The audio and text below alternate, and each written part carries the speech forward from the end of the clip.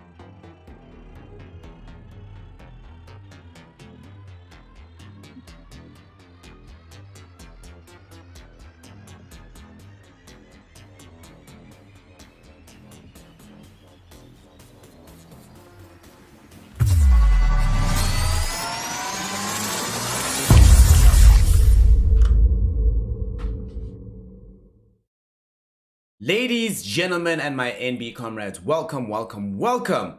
As we are finally going to feast our eyes on some Dota 2 action for the day. We are in the playoffs. So it's going to be lit, it's going to be fun. The group stage shenanigans are over and done now, and now it's going to be up to the teams to show us who is the best of the best of the best. It is a double elimination bracket, so losing in the upper div won't necessarily be the worst thing in the world. You still get another roll of the dice. However, given some of the teams, especially in round 2 of the playoffs, in particular Viking GG and the Chicken Fighters, formerly known as High Coast Esports, you kind of want to be able to get yourself the best foot forward as soon as humanly possible. So let's see which one of these sides is going to be able to achieve that for us today. I'm your boy Snare. If you haven't already, and make sure that you are following the channel, subscribe as well. And subscribers, apologies for the tardiness, but today is when the full release is going to be coming out of the bonus content. I apologize, there were some updates that I needed to make it all perfect, but y'all gonna love what I have to bring y'all, so just keep your eye out on your email inbox. What I've decided to do with that is I'm gonna release the content early and then release it like a few days later for everybody else, so you get bonus content early on before anybody. Now, with all that being said, all that have been covered, time to get into some dotes. HF going up against the side of No Bounty Hunter. One of these two squads is going to go up tomorrow to play up against Viking GG. The other will be our first entrance into the lower bracket. Let's see what the draft has been offering us so far. HF responded to the first overall Grimstroke pick with a Mars Lina. Interesting that they didn't decide to go for Mars Phoenix, but given that No Bounty Hunter picked Juggernaut anyway, does seem like they had tools to be able to deal with that Phoenix if it was the case that it came out. On the side of HF, they also went for this Oracle to follow up the Lina with. So you have yourself some bonus heal. Beyond the bonus heal, the main thing that I think I like about this Oracle is that it opens up options for other heroes down the line. Probably is still going to be this Lina in the mid lane, but could see like a Huskar safe lane, a Leshrac safe lane. What other heroes benefit like a lot from Oracle? Troll safe lane, that's still in the pool. Oh no, it's banned, it's banned, it's banned. No Bounty Hunter decided to remove that.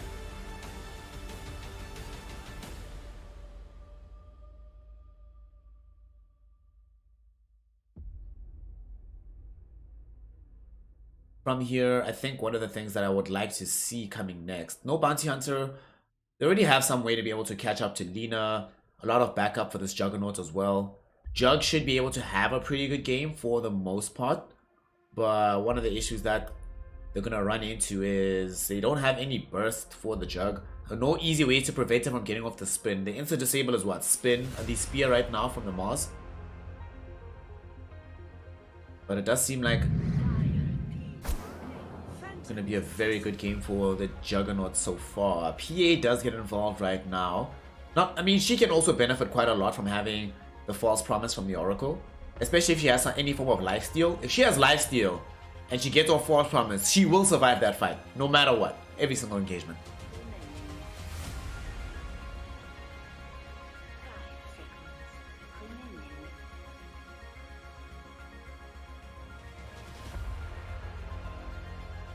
Nah. Jeeves, we're live, bro. Jeeves, we're live, bro. Just delayed on stream. Just delayed on stream.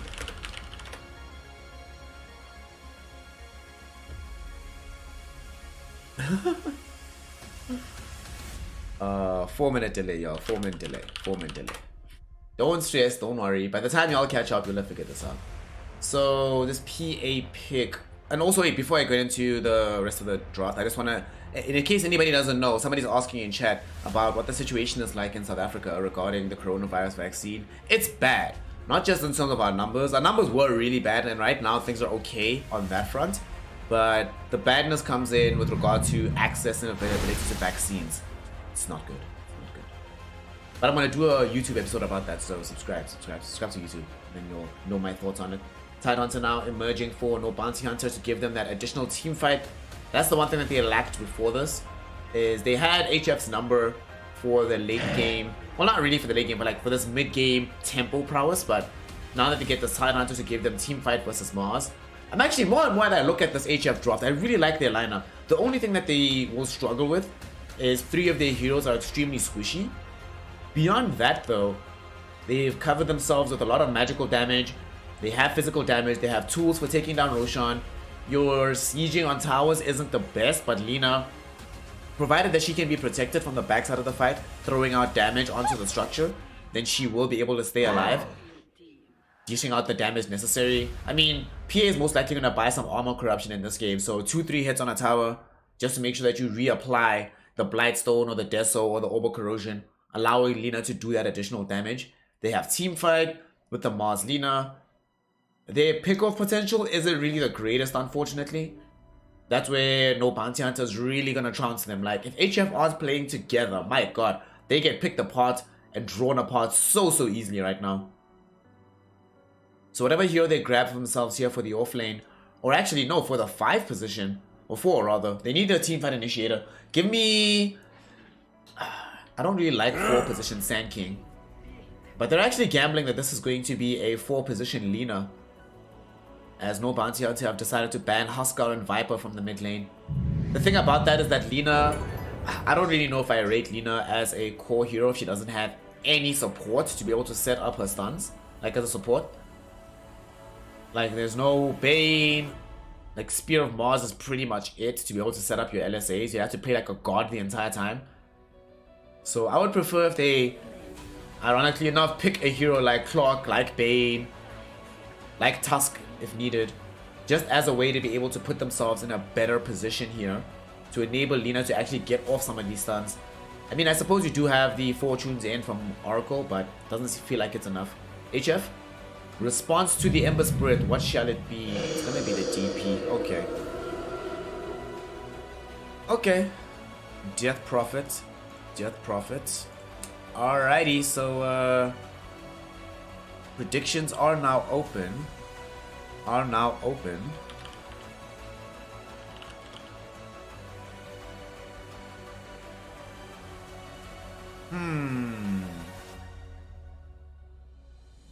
Johnny99, regrettably, I do not.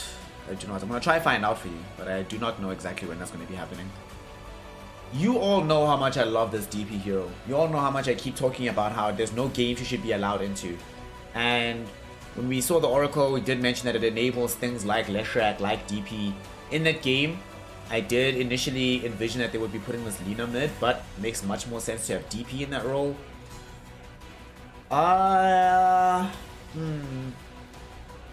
So now they have teamfight through Squad X, or more teamfight, right, to combo up with WannaCry's Mars. Even more potential to take down the Roshan. The lane is fairly decent versus Antaki. It's not the best. Ember Spirit's just fine there, but it is DP. DP just farms. I don't know. How is this gonna go? This is... I would like to say... Actually, no, let's see what y'all say. First. Oh wait, no, by now, since I've opened the predictions, by now we should already have them finished up. So, yeah. I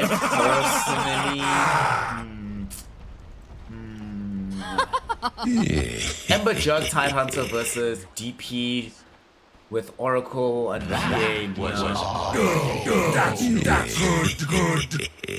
Alright, I'll actually be straight. I'll be straight with you. I prefer, personally, I prefer the draft that I see from HM. Back to finish this later. It's But all I think falling this into place. No Bounty Hunter team is better. Honestly, they're gonna somehow make these 4 melee heroes work somehow. That's gonna be hilarious. Flash. Him, Hustler, and Link. I believe between Hustler and Flash, I think is where the most trouble is gonna come in for the side of HF. Hustler, one of the reasons why I imagine they also wanted to take this Lina off the mid lane is that it's much harder to play Lina versus this Nyx Assassin, because she's so much squishier than the DP. DP won't die even if you get like solo Vendetta ganked, provided you have Spirit Siphon. You can more or less survive half these engagements, at least long enough to get off the Yules. Whether or not you survive after that is a different story. And then, of course, Flash is going to be a real pest in this game, applying Ink Swells onto these key targets. Making sure that there's an Ink Swell onto a Juggernaut or onto an Ember Spirit makes all the difference in the world. Also, why is my cursor being caught? I thought Dota 2 had fixed this. And there we go. Don't want any cursor capturing here. It wasn't Dota 2, that was old OBS. It's their fault. So now here we are, ladies and gentlemen. We are into the game. Game number 1.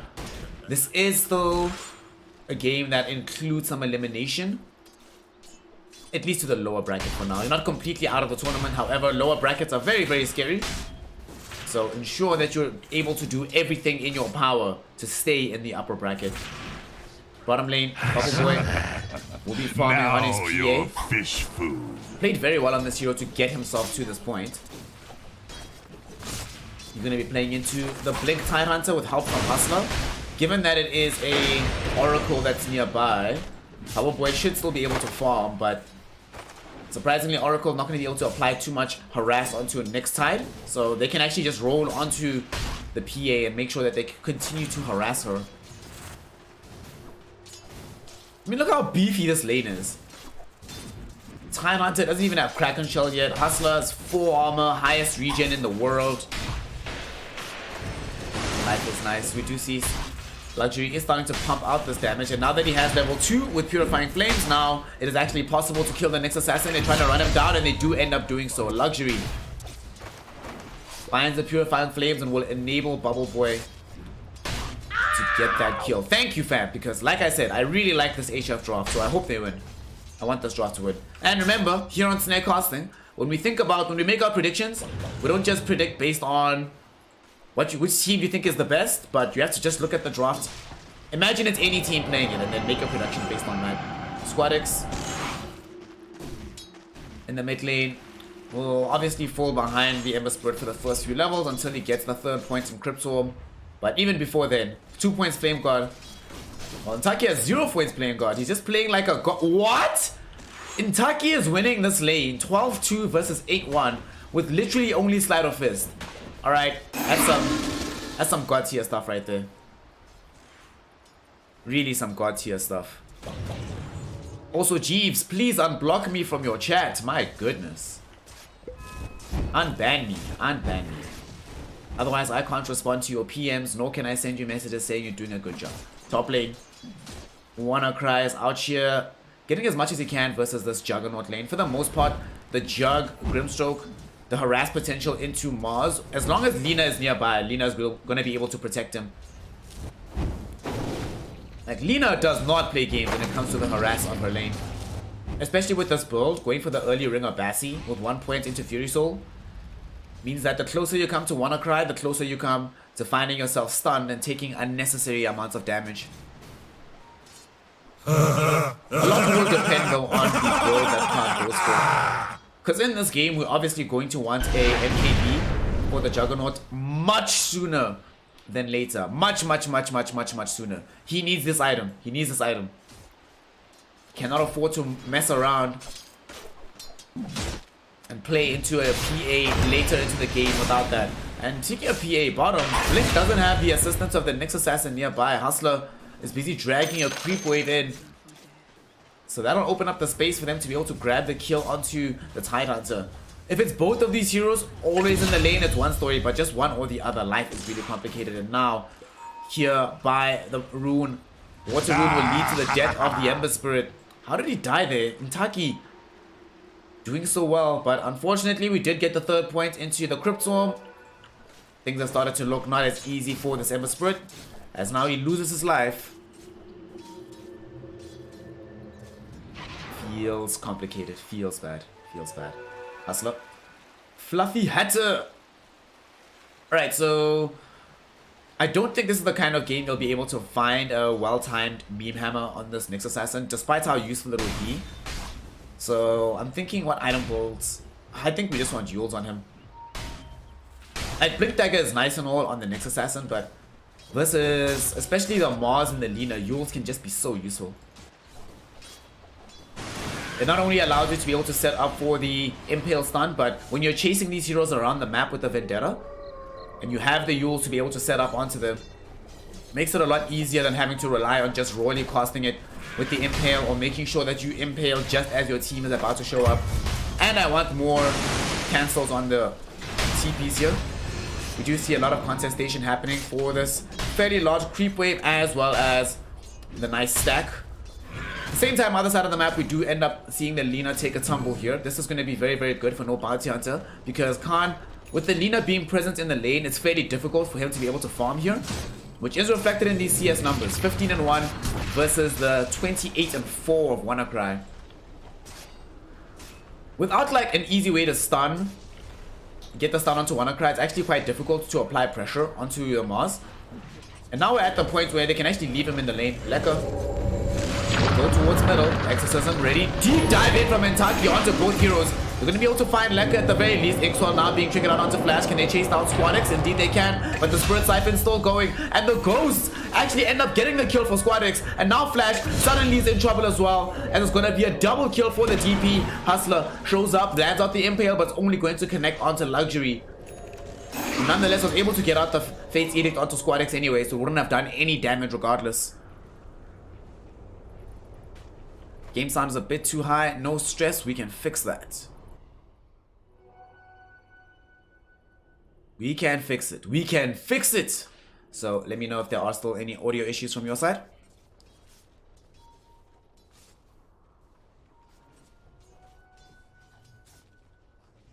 Top lane. Like I was saying earlier, Khan definitely does need to be finding the MKB in this game. So the question is if he believes the Battle Fury will be the best vehicle towards that end, or if it's going to be the Maelstrom.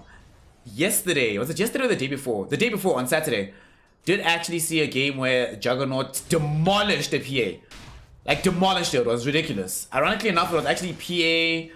I think she didn't have the mods on her team, the mods on the other team. They will ravage onto the PA down bottom as they're trying to find this kill onto Bubble Boy. Beautiful save coming in there from Luxury. Fate's Edict with the Purifying Flames should be able to keep Bubble Boy alive, and they committed the ravage for this. Now suddenly Blink has to back. He knows that if he stays forward in this lane, Oracle will just come in, Purifying Flames you, and you are going to die. Top lane, we do finally have them get a kill onto WannaCry. Doesn't even cost them having to use Omni Slash there. However, without Lina being nearby, they recognize that they can actually use the Inkswell spin combo to secure the necessary damage to find that kill.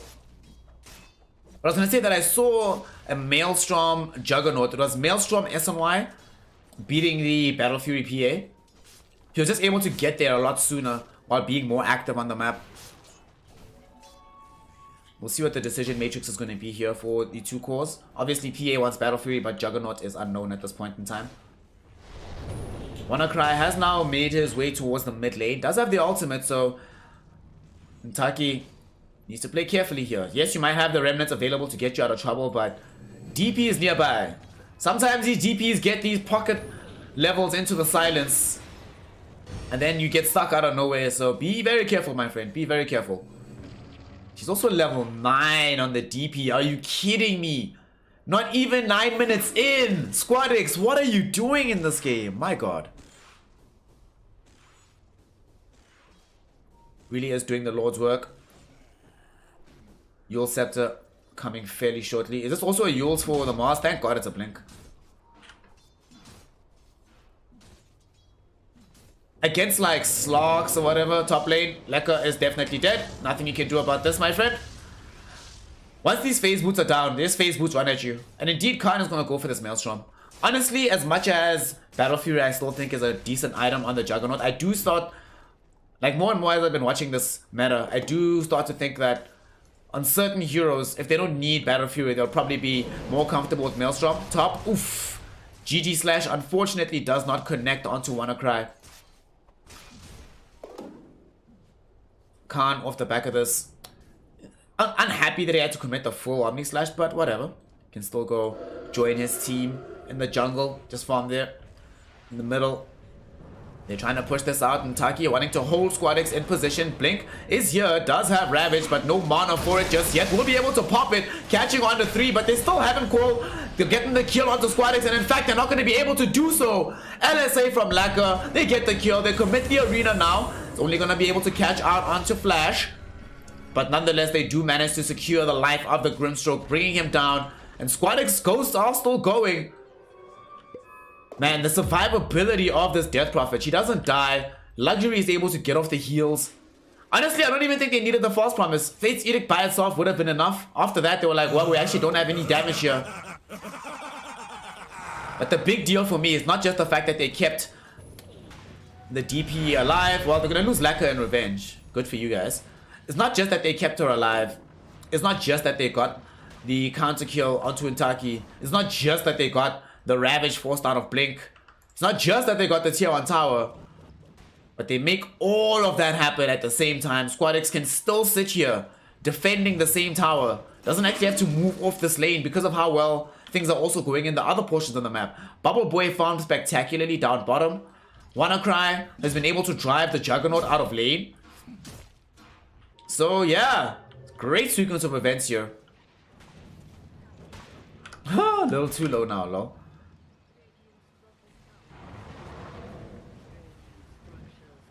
Hustler. First vendetta of the game will be triggered out right now. They're going to attempt this chase onto Laka. Laka is level 7. Inkswell used up right now. They should be able to find the stun. No, they don't find either. Nor the stun, nor the Inkswell. Intaki will go in for this. And they do find that fight. But now Intaki might be in a little bit more trouble. Nobody's on the other side, however, to be able to hold off the approach. They might get Hustler. Impale will catch him.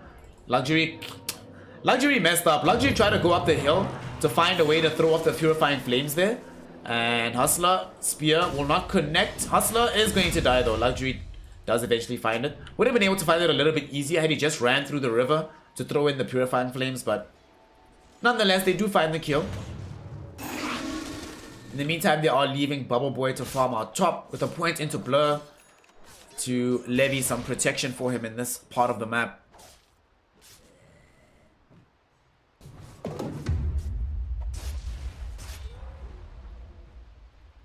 Khan almost has access to the Maelstrom, but does have access at the moment to the Omni Slash. So they ideally would want a target to be defending out front. They can secure them and then turn that into a tier 1 tower. However, HF are playing very, very safely.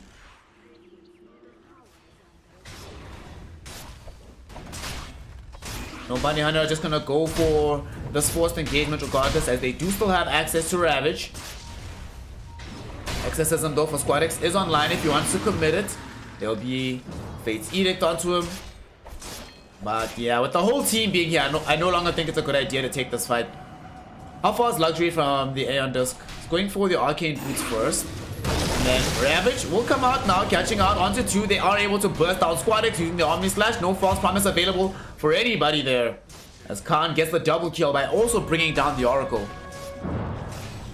Jump forward. Looking for this Lina. Laka in a lot of trouble. Spear back will try save her, but the spin from Khan. Between himself and Hustler, they get yet a third kill. And no Bounty Hunter can now start turning things up. There are no defensive abilities or items available just yet from the side of HF outside of this false promise. So the Yules from DP isn't there. Oh, she does have it actually, but she didn't use it before she died. I don't think Lina has anything near Yules. We just got the Blink from Mars, so obviously there will not be a BKB anytime soon. And we just got the Battle Fury for Bubble Boy. So that also entails that there will not be a BKB for quite some time. As a result of this, for the next while, it does feel really dangerous for HF to fight if the Ravage is online. Fortunately, it is the biggest spell they have to worry about. Omni Slash is very scary, but they can do stuff about that.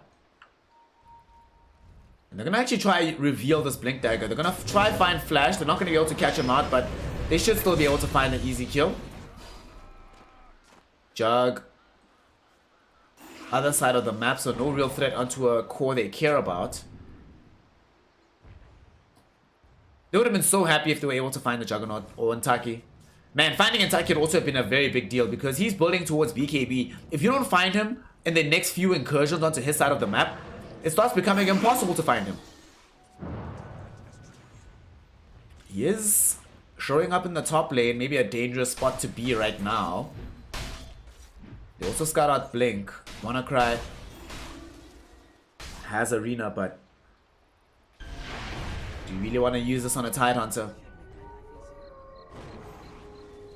I love that Blink is building the Vlads in this game to ensure that Khan will have the necessary additional damage. He's going for SNY next. Or just Manta? I think Manta is probably better, right? So he can get out of the DP silence.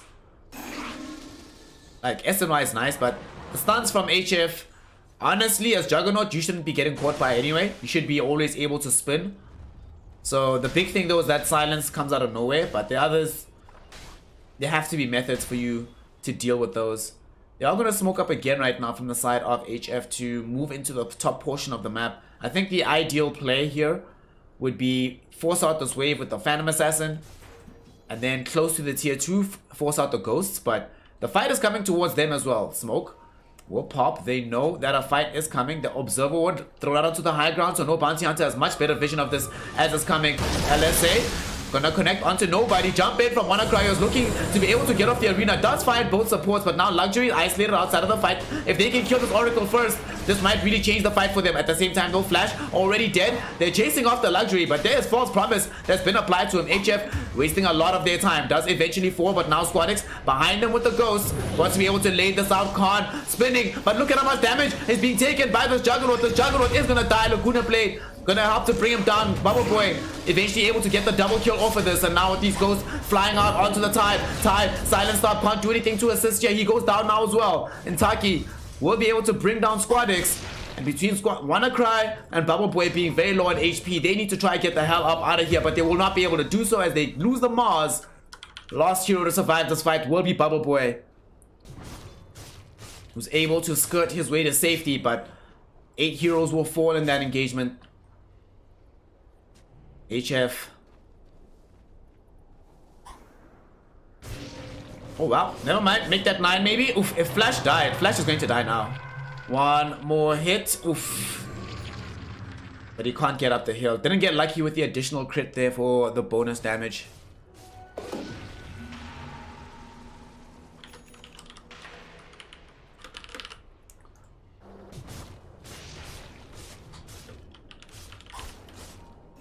Oof, well, that is the kind of fight that HF will be hoping to not necessarily repeat. On the bright side for them, the crucial hero for me that you do not want to survive these engagements is the Juggernaut for no Bounty Hunter. So every time Khan dies, I guess you're more or less okay with that fight. You're not happy with it, but you're like, it's okay.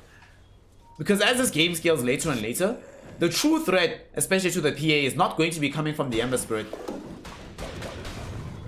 He's going to be helping out, but it's going to be the Juggernaut later on in the game, who actually is going to go for the SNY. Like I said, I would personally prefer Manta, because the disables and the debuffs that status resistance will help with aren't that scary in this game. You know, if you have Manta for spin, we're going to lose Hustler here. Bubble Boy will just pick that up. Does now have Deso off the back of that. So now start building BKB, I imagine. Is it BKB or Basher? In this game, playing against Ravage, Ember Spirit, Grimstroke, I personally would buy BKB. However, we have been seeing that a lot of these core heroes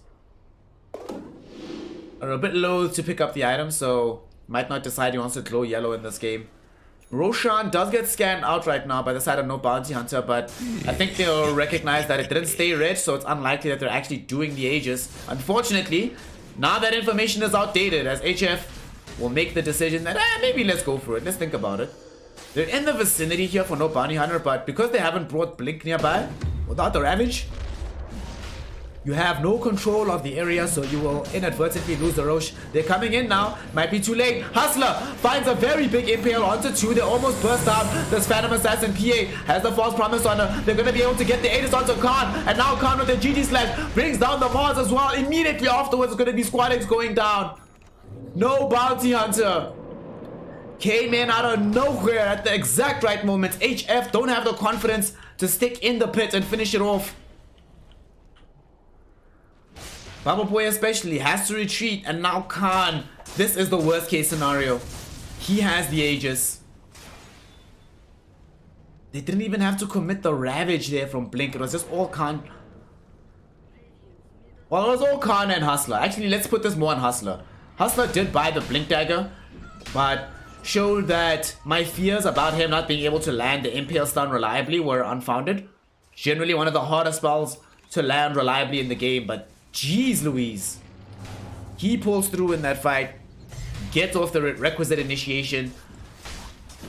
And now, yeah, sure, it might be showing only 1k gold lead, but it feels, like I was mentioning earlier, still so difficult for them to decide to take any of these engagements. Top lane, Bubble Boy is going to die. Bye-bye, fam.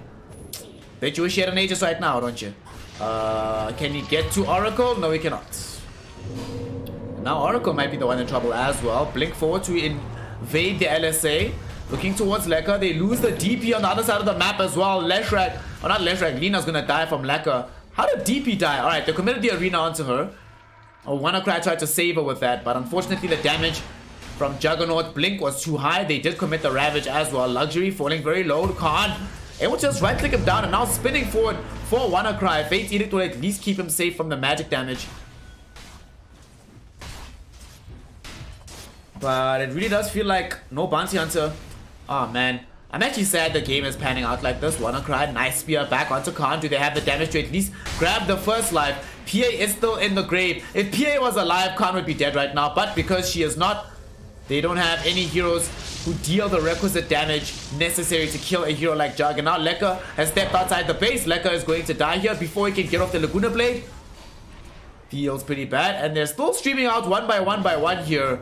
This is a recipe for disaster. They will end up losing the first life of the Juggernaut.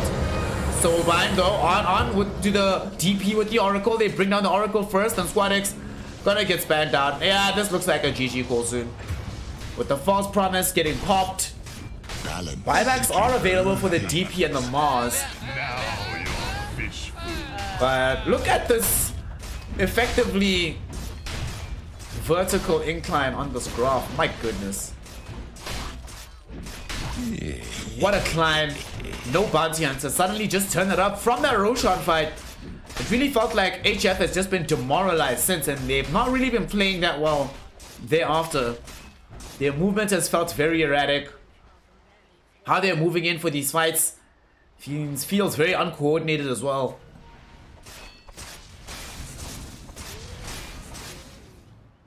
These things do start to happen when games of Dota fall apart, but my goodness, in what fashion HF has been able to watch themselves falling apart in real time. For example, this move that WannaCry is making now, why is he doing this? They have zero vision. I mean, look at the vision that they have on this side of the map, right? They don't have any vision here. Bubble Boy is sure pushing out that top wave, but behind him there's no vision. They know for a fact that it's very unlikely no Bounty Hunter would just leave this area alone. The area that still has a tier 1 tower for them to claim. And the one place in the map where they've already lost a tier 2, there's no way they're going to leave that lane and play away from it. So you just can't roam up there without any vision, fam. Sorry. Gets caught out. They plop down a ward there as well from no Bounty Hunter in the process. 23 minutes in. 9k gold lead for no Bounty Hunter. Are any of these neutral items even going to help from HF? They've got the Aquila on the deep, on the Phantom Assassin. SquadX has the Van Brace on the other side. Bullwhip for WannaCry. Trusty Shovel for the Oracle. And the Quicksilver Amulet for Lekka. But that's really about it.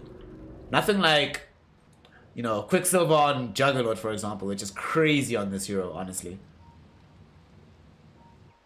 Dragon Scale on Blink. Really? Are you kidding me? Make this hero even tankier? Alright. Cool, cool, cool. Soulbind. Flash. Okay, gets brought down. This is good. This is good. If they can kill Blink here, then not only do they get this kill, but they can also reclaim control of this side of the map. Now they're gonna see if they can do this though. Blink. Gonna take a while for this to happen. Does destroy a courier on the way out, but there's absolutely no way he survives this. Yours up into the air. LSA will be there and they do finally grab him. Goes the way of SquadX. This will give time to de-ward here on the high ground. Maybe plant a ward on the other side as well, potentially. Just so you know the next time they go into the Roshan pit. However, that is a fairly substantial W. That's just been picked up right there for the side of HF with that kill onto the Tidehunter. The big thing that it buys them is time. Time. This PA, it is still possible for her to win the game for you. Especially since Juggernaut hasn't gone in directly just yet for this MKB. He wants the Scotty first. He's gonna be such a tough candidate. It's still possible for Bubble Boy and Squad X to win the game for you, but now you're going late game. To see that victory, we need like Shiva's Hex on Squad X. We need like BKB Abyssal, maybe even with Satanic on Bubble Boy. Do not envision that we're going to be having a scenario where simply by virtue of time increasing, they just win. Nope, they're going to have to farm their hearts out. So, need every tool in the inventory. However, here comes a fight which, if no Bounty Hunter have their way, might just be the last one. There's only a single buyback remaining on the side of HF. So let's see how this fight goes. DP, Squad X will still be alive. WannaCry is gonna be in. There's a Ravage catching out onto 2. BKB was activated by Squad X, and the BKB from Bubble Boy as well is able to burst out onto Flash. Buyback instantly from the Grimstroke. They also managed to lose this next assassin as well. Khan caught with the LSA. No Aegis available. Tries to spin away to safety. Not gonna be able to do so. Finally brought down by Bubble Boy. Intaki getting the kill to at least turn this into a not completely lopsided engagement here. 3 for 1 at the very least, but nonetheless, that huge 1. HF. BKBs changed everything. BKB for Squad X, BKB for Bubble Boy. Speaking of Bubble Boy, he is in a bit of a bad place right now. So bind between himself as well as the DP. Do they have the false promise? No, they do not, because Luxury is dead. They managed to burst down the Mars. WannaCry is gone. Next to go is going to be Bubble Boy. Laka will join them all in the grave as Intaki picks up a triple kill off of that. Remnanting forward, they get all their spells out. They recognize that without their BKB, suddenly these heroes are so much more squishy. Alrighty, so it doesn't seem like our main man here, Bubble Boy, is fully interested in winning the game. It's a little bit overzealous. Should have recognized that the reason you did so well in that previous engagement, my friend, was being a Super Saiyan. Once you're out of Super Saiyan form, yeah, back. Back. You can't take this fight. Well, it's fairly substantial. Look at this. This is actually kind of funny. It was going so well. The comeback was already available, but HF, maybe they already decided they want to play game 2. Gonna end up now losing the tier 2 tower. No Bounty Hunter will have learned their lesson from the previous fight, and will promptly decide not to engage. Rather decide to go back for this Roche. They have the AoE Anchor Smash. Or the building Anchor Smash rather, not the AoE one. Gush Anchor Smash is sort of AoE, but not really. But Anchor Smash affects buildings from the shard. Any other interesting shards that we've seen picked up. Grimstroke of course has his. And they do pick up the Aegis yet again onto Khan. What did they have this time around? Did they have a shard or...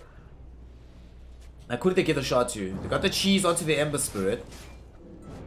And they gave Juggernaut the shot. We see jump in now, Bubble Boy activating the BKB. They want to try and take this fight. Exorcism is activated. WannaCry looking for Flash. Not able to find him just yet. They do get him eventually. Backside, Omni Slash flying out between the two supports. Khan will find a double kill. Blink Ravage with the Soul Bind onto WannaCry as well as onto Squad X. Both of them stunned up. Both of them ravaged up. Both of them slashed up.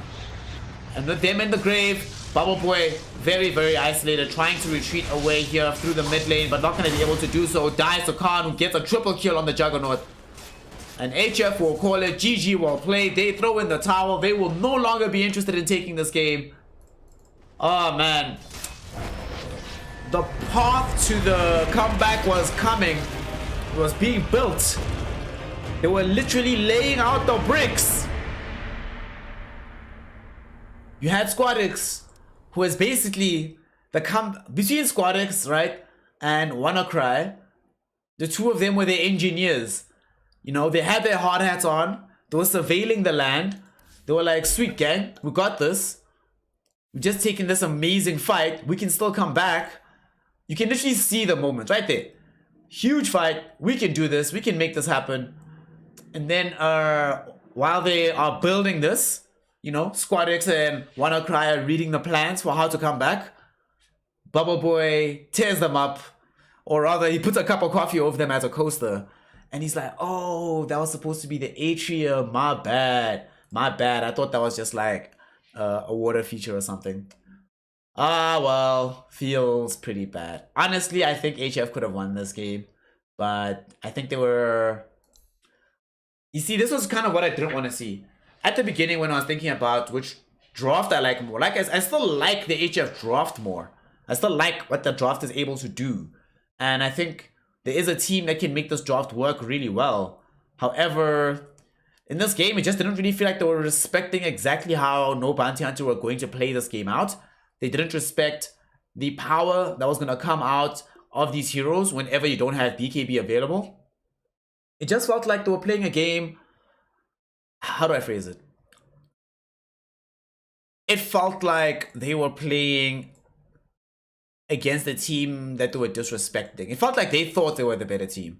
You know, if this was No Bounty Hunter playing in somewhat of that fashion, it might be a different story. However, when you're the team that you know for a fact, look, for a fact, you know that you're the underdog. You know that you're the team that needs to do something special in order to be able to make this work.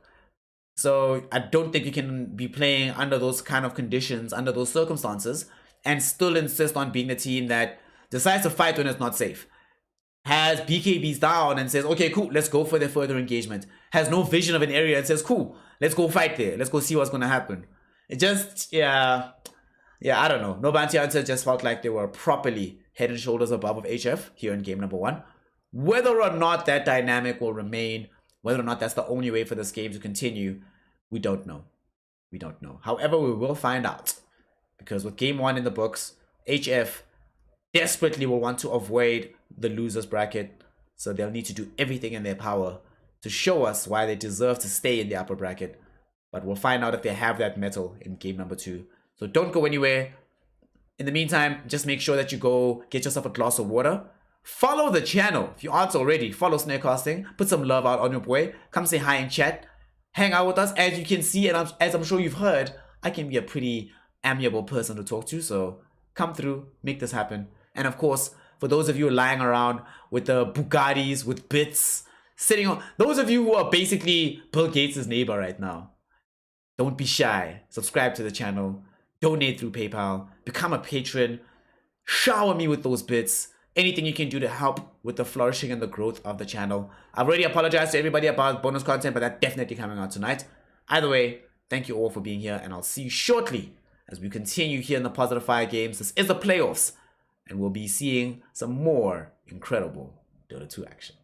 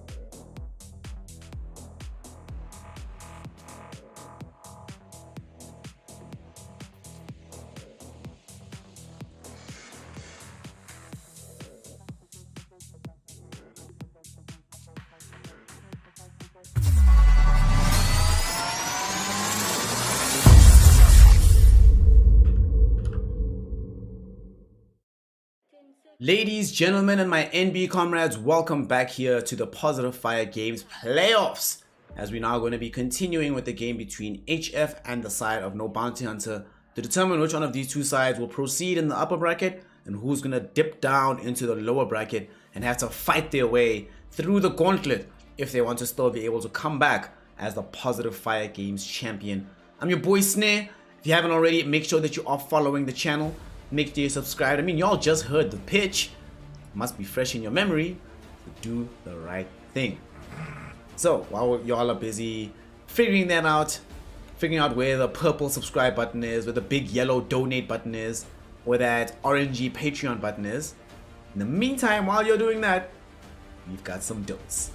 No Bounty Hunter playing on Radiant side at this time around. Still HF are going to be on Dire, so a young side swap. But it is still Dire side with the first overall pick. HF will decide to steal away the Flash Grimstroke. Make sure that not only do they get the Grimstroke away, I think it's more crucial to be able to make sure you have something to use this with. It was clearly very effective in the previous game for No Bounty Hunter. Here for HF, what are they going to roll it with? So Grimstroke Doom in the lane. It won't be in the lane itself, I imagine. But later on, obviously you get access to double Doom. Depending on what spells Doom is able to get from the creeps. If you get a good soul bind, it can also nicely set you up for a nice Centaur Conqueror stomp. We'll see if that becomes something that HF utilize in order to take their team fights. On the other side for No Bounty Hunter, they went for the Puck Nyx Assassin as a answer to the Grimstroke. Major map presence, lots and lots of pick off. I imagine that this Puck is going to be buying BTs in this game. Nyx Assassin just scouts you out, and then wherever you are, yeah, Puck just makes your life a living hell thereafter. They get themselves the Undying here in the off lane, or as a support rather. I doubt it's an off lane Undying.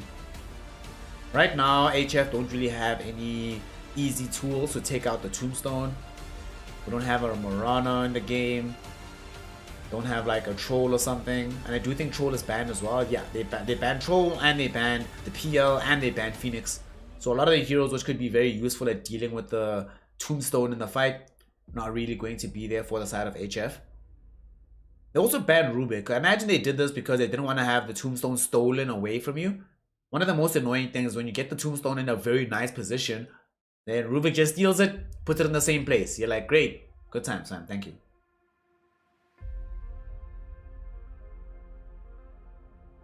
HF, what's the response here? We still need a 4 position for themselves.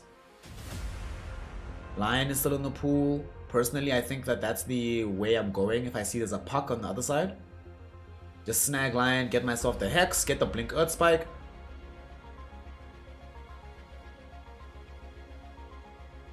And you already have the Grimstroke, right? I can imagine a world where you get like the double Finger of Death and you feel very good. I actually wonder, does anybody know about this mechanic? If you soul bind 2 targets, and then those 2 soul bind targets both die to the soul bind Finger of Death, do you get 2 stacks of the finger charge, or do you only get the 1? That's an interesting question. Somebody answer that for me. Because I've definitely seen Lions getting those kills, but I haven't actually paid attention to if the stack is going up. HF right now will pick up the Storm Spirit. I mean, now I definitely want Lion, right? I know that the enemy team won't pick it, thankfully, if I'm playing on HF. Because they already have the Nyx Undying, but this might also bait out them seeing what the offlane hero is going to be. Because they have to imagine that it's going to be the Khan last pick for No Bounty Hunter. But when did they pick the Jug? Didn't they pick the Jug around here last game, and then they went for the Ember Spirit last, right? No, Ember was on the other side. What did No Bounty Hunter pick last? They picked... No, it was Ember, it was Ember.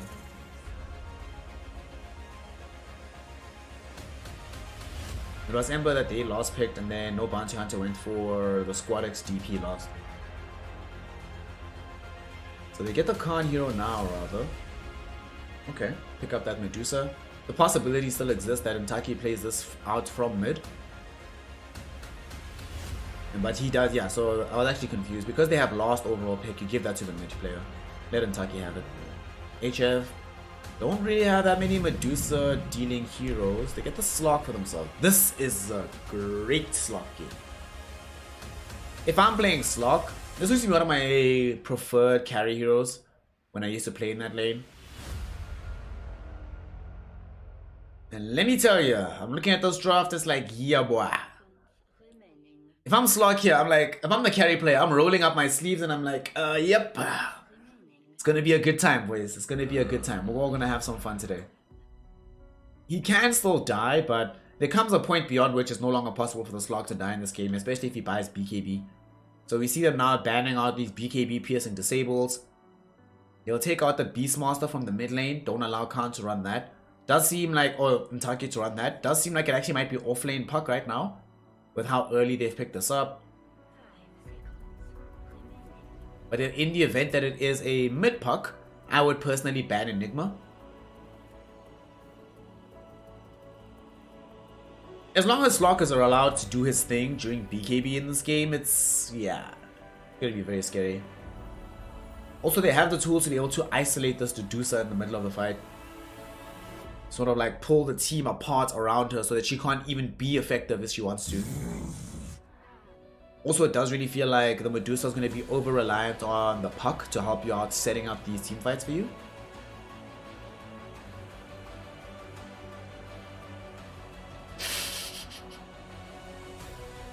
Doom Grimstroke auto win, Lamau.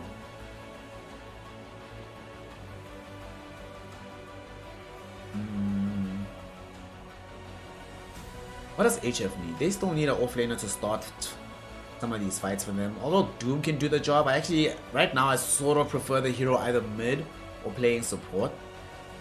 Because I think it's mostly about the Doom now more than the hero being super effective with Devour. But they have so many options. Just think about right now, what support heroes good against Medusa and pick that, honestly. They could honestly, I know I've been saying this the entire time, but I still like Clockwork. Maybe they go for the Enigma and they feel they can get away with the greed. Because Doom will always be able to find his own farm. You have this Enigma as well. Because right now, what do they have to cancel Black Hole? They have Dream Coil, Impale. Once you get BKB, nothing. You know Medusa's going to get a lot of stat items and start tanking up. So Midnight Pulse can be very, very effective at getting her into an uncomfortable position. If you drop Midnight Pulse in the middle of the fight, even if she has Stone Gaze, she can't come into the fight anymore. There's like this large area which is no longer available for the Medusa to walk through.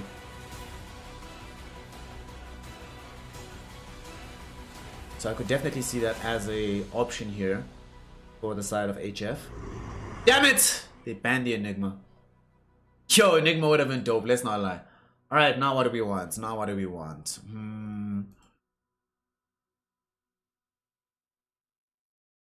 I think a hero you want that does similar things to what Enigma would have done for you from support. Can they get away with Skywrath Mage, actually? That's a hero we've been seeing a lot more of. And I think this can actually be a very good game for the Skywrath Mage. You absolutely want a Silence versus Puck. Well, it's the Lion, yeah, whatever. I mentioned this like 8 picks ago. Fine, go Lion, cool.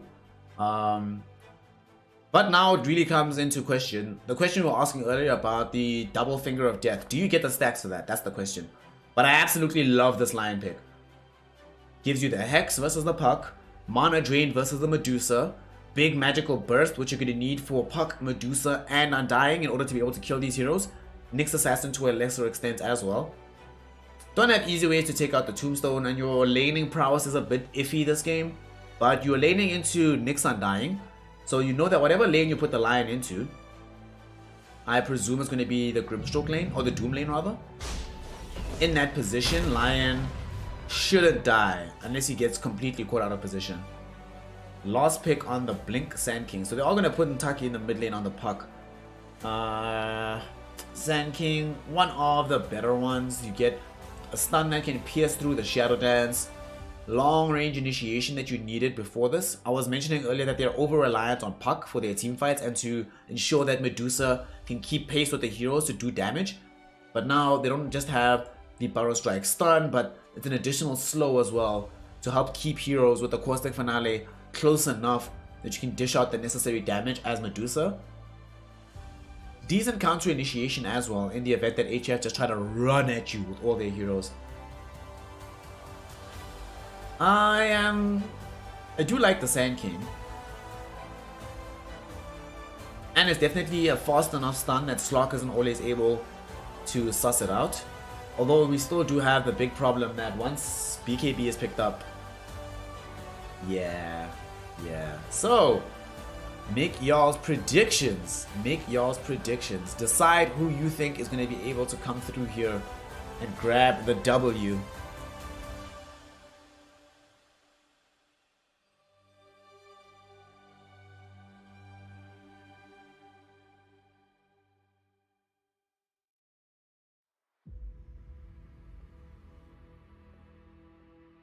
Update scoreboard.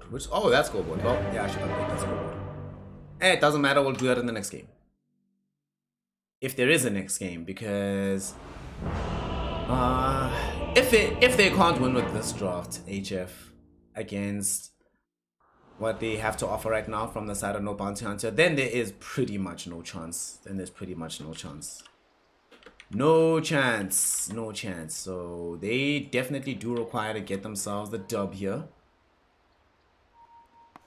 No hells. The greatest tragedy of our eon. This feeling is its joy. And here we go. Ntaki able to get off. Man, got here so quickly, using the Illusion Orb right to close the gap. Wow.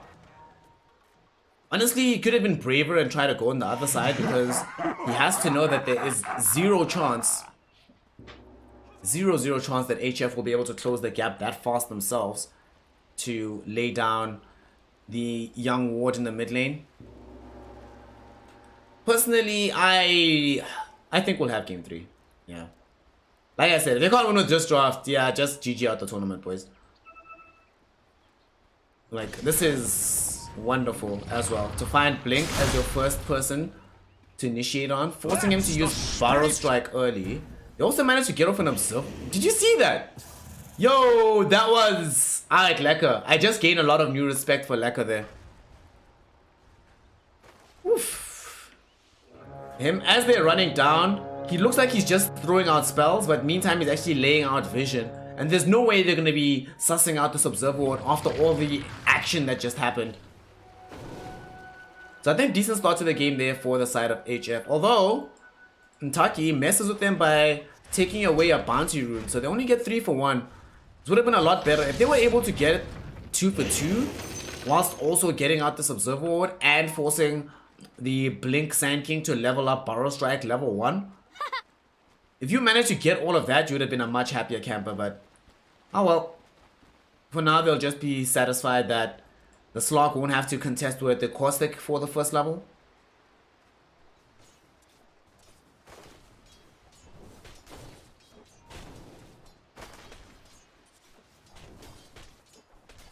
Oh boy. Because he knows that it's Burrow Strike leveled up, he doesn't actually have to go for Pounce level 1. He can actually kill. Blink is dead, dude. Yo. Is Hustler gonna die too? No, he won't die. But I cannot tell y'all enough how much as Sand King you need to make sure that you can threaten the Slog in this lane, either with the Caustic bounces or with Sandstorm or something. But if Bubble Boy knows that he literally has zero reason to be afraid of you, what we just saw is gonna keep happening. So this top lane, Bubble Boy, let's hope he can make the most of it.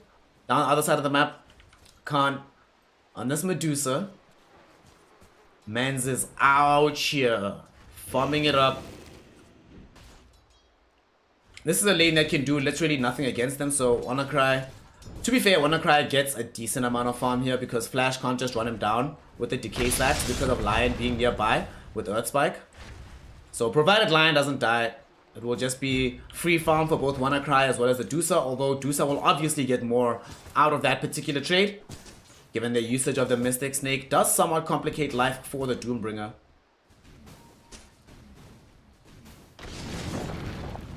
Doesn't even seem like they're... Like, look at Lekker. Lekker knows what this lane is going to be about when he's not even bothering to put a harass onto Dusa. He's like, why, dude? This is just a waste of my time. Let me harass the Undying. Maybe put some of these creeps low enough so that WannaCry can bring them down easily. Speaking of, he's going to nicely set up for Flash to get brought down by WannaCry. And that's the kind of job that this line should be doing. Don't waste your time.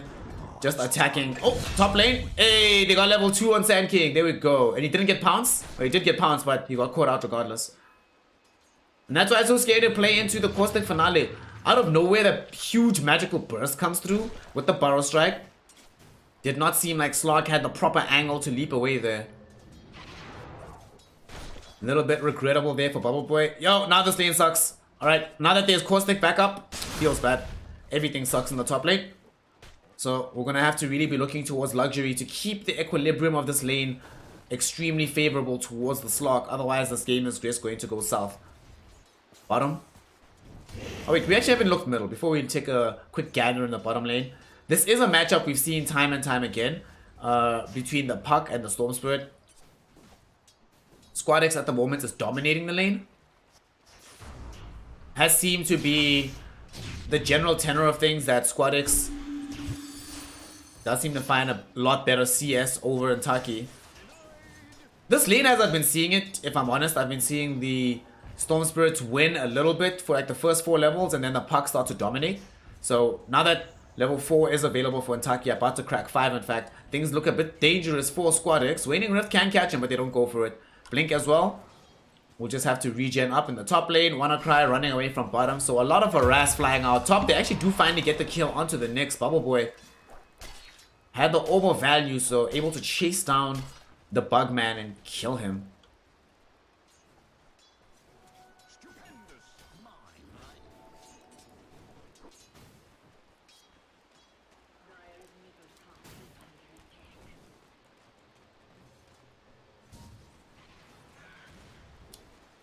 Bubble Boy, Bubble Boy, Bubble Boy. We need the full power treads from him. We're going to be able to get it.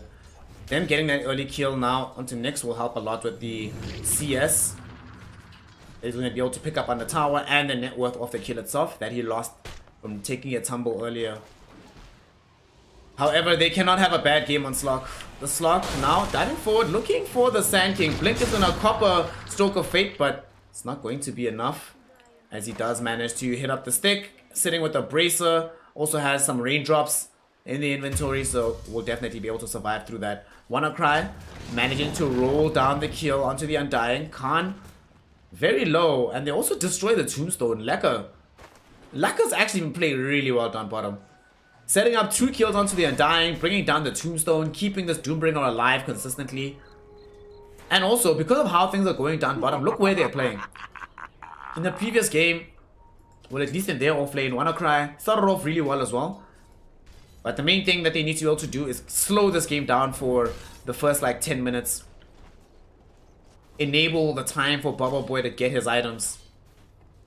Definitely going to be a Diffusal Blade picked up early for the Slog in this game. I think Echo Diffusal sounds very good to me. Echo Diffusal BKB, let's go.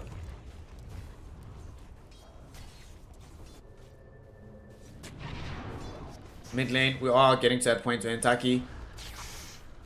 I imagine it's probably going to be slightly ahead on net worth, yeah. The big thing as well though is that because Puck is level 6, once he hits level 7, for me that's the danger level of this hero. Every time I see it, it starts to look crazy at level 7, because at level 7 is when you start moving on the map. We'll miss out on the bottom regen rune however. But I would not be surprised to see them show up to the Puck, try to help him get going somewhere on the map. Bubble Boy won't have pounds for another 5 seconds, so they can't close the gap onto the Sand King. Alright, Taki 7. These side lanes need to start watching out. Squad X actually made the first big rotation, finding Flash on the Undying, managing to bring him down. Without the Undying nearby, I don't think you want to move bottom as the Puck, so I think top might be the place where you want to try. And top, speaking of, Bubble Boy in a lot of trouble here. Stroke of Fate will slow down both Hustler as well as Blink. That 100% saved Bubble Boy's life. Without that slow, they definitely kill him. Like 100%, this is a dead slug. And there might be a dead Grimstroke in return for this. They're actually going to lose WannaCry down bottom. Indeed, Taki did make that movement to that side of the map upon the return of Flash on the Undying.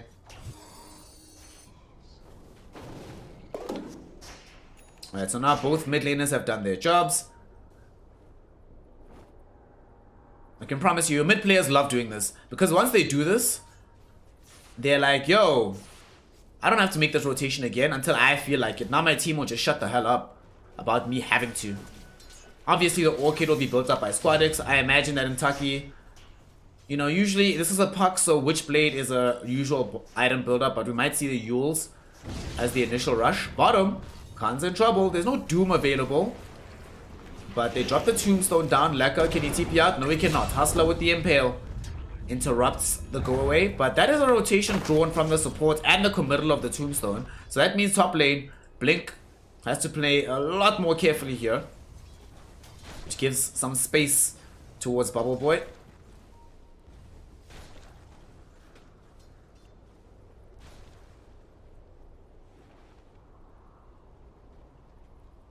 Thus far though, really is feeling like, oh, top, nice dust with the pounce. Inkswell will trigger. I'm not sure if they have enough damage. Blink was being kept alive by the raindrops. They will now have expired. One more right click is all they need from Bubble Boy, and he will be able to find it. Third perma Agi stolen for the game for the Bubble Boy.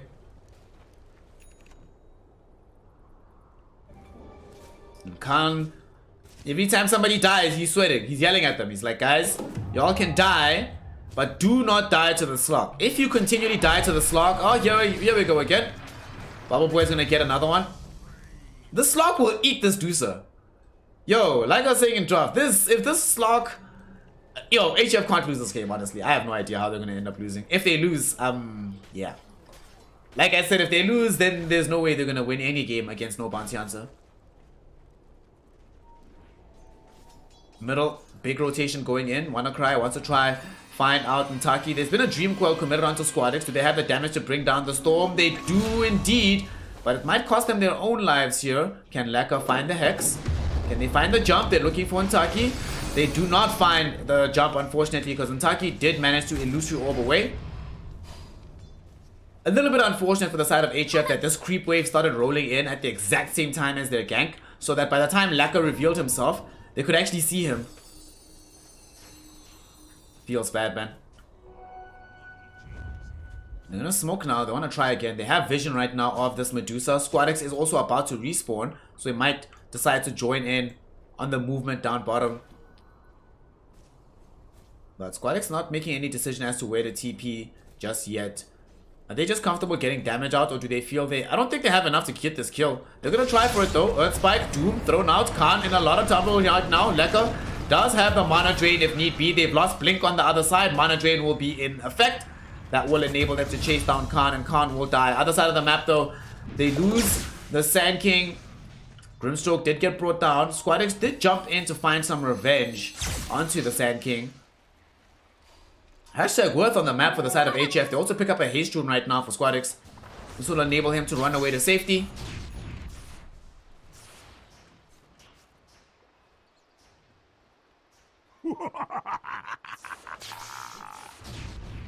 Alright. So they get the kill on the Medusa in her own jungle, make it less safe for her to farm this side of the map. And then they get the revenge kill onto Blink top, force out the Tombstone, and force that bad fight whilst there's nobody available to come help Medusa. It was 2v4, I think, in the top lane, and then 2v1 in the jungle. So HF very happy with the sequence of events on the map, especially as it pertains to Bubble Boy, who didn't have the hottest start farm-wise in the world, even though he's been getting kills on kills. So now it can dip into the jungle, start farming that Diffusal Blade. Take advantage of this jungle while it's still possible, because after they take this tier 1 tower, suddenly the jungle's been cleaved in two. And Bubble Boy has a harder time moving about. Bottom lane though, Blink is probably dead here. Barrow Strike forward, that was the miss. Oh! That Barrow Strike saved them. Actually, I'm lying. I was about to say Barrow Strike forward might have been the mistake, but instead, it took him out of range of this Dust of Appearance that Luxury ended up popping. Inadvertently ends up saving his life. Blink, when he watches this replay, will be like, whoo! I dodged the bullet right there.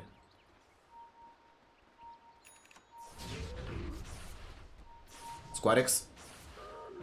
Closer we get towards the Orchid, the more dangerous this game feels for the side of no bounty hunter. We're still far away from having Manta for Khan.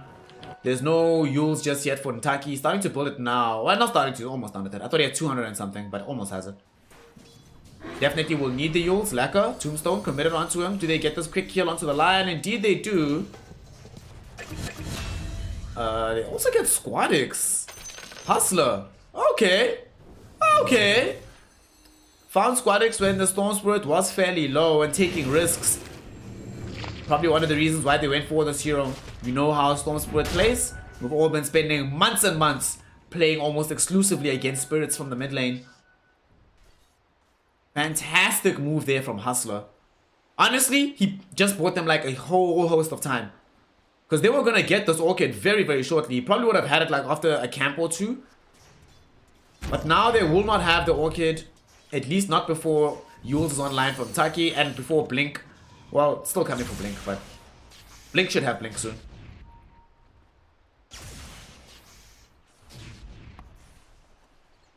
Big smoke here from HF. Bubble Boy. He wants to be the one at the forefront of this movement. Laka is here as well. They might not have the Doombringer nearby to apply the full Doom, but they do still have the Phantom's Embrace. Smoke pop. Khan's been spouted. Khan's is dead. Khan is dead. Finger of Death will be there. Phantom's Embrace, so there's no Stone Gaze. Easy kill. Easy kill. Medusa, bye-bye. More agi for the slog. Hustler, what are you doing, mate? There's going to be the Soul Bind onto Hustler as well as Blink. The two of them are in a little bit of danger. Earth Spike will come out from Laka. The double stun will come through from it. And Blink will Burrow Strike forward, but he's now the one that eats the Phantom's Embrace as a result of this. Yet your failure. They end up getting 3 kills here on the top lane. At the same time, middle, WannaCry and Squadix managed to get the Doom out onto Intaki, and they brought down Flash as well. It's a global team wipe here for the team of HF. Woo! They're turning up the heat. Their push sucks, so they're not going to be able to get the tower. Stone Gaze already committed. Gonna keep Bubble Boy. Will he pounce? Yes, he catches this Medusa. Stone Gaze already down. Medusa's dead again. Bye-bye. Bye-bye. Yeah, definitely tip. Tip. Everybody tip. There you go. There we go. That's what I like to see. You definitely need, when you are playing as against the Medusa, as the Slok lineup, to always be killing this hero. Slok, look at him go. Shadow Dance now activated. Can he get out to safety? Meme Hammer will hold him in position. Okay. Look at Slok go equals look at Slok die. Mega kill streak given away. It is fortunately for him only the Nyx Assassin that picks that up.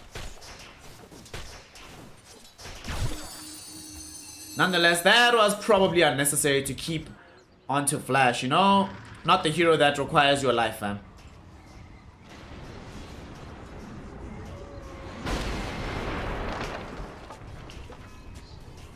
Tion Tower middle is going to fall. Thanks to this early meme hammer from Hustler, they do have some of that bonus damage. WannaCry also get Dream Coiled up. Why were you staying there, my friend? Alright, we're starting to see a little bit of the shades of the HF we saw in game number 1. They definitely have been playing way better here in game 2. However, not everything is cleared up just yet. WannaCry, odd positioning from him, gets himself killed. Bubble Boy, very odd aggression from him, gets himself killed. Let's hope the two can calm down, breathe, and take us into this game 3 that we so desperately want today. Taki will go back for the Witchblade after getting this Yule Scepter. So, got the defensive item first, which I definitely am a fan of when you're playing against Doom, Lion, Grimstroke. And then can now start getting some offense going for his team. I think a lot of this for the side of HF, for them to win, it's going to be a vision game primarily. Make sure that you can prevent any exploitation from Intaki and Hustler. Fortunately for them, you are playing with Slok, so this hero is free dewarding on the map, which will make it a lot easier to position yourself such that that danger isn't really that much of an issue. They are going to find Lion in the trees, okay. Don't know how they got that right, but they got him. Leka, can he TP out? No, he cannot. No, he cannot. No, he cannot. Really did try to, but was not going to be able to achieve that end. Although at the same time, the time that they spent bringing down the line enables HF to grab the tier 1 in the mid lane. In fact, they're not done. They want to jump back in. Squadix, do they give him the Grimstroke Inkswell? They're going to rather give it to, well, nobody, because they have enough damage to just burst Blink down without it. Okay.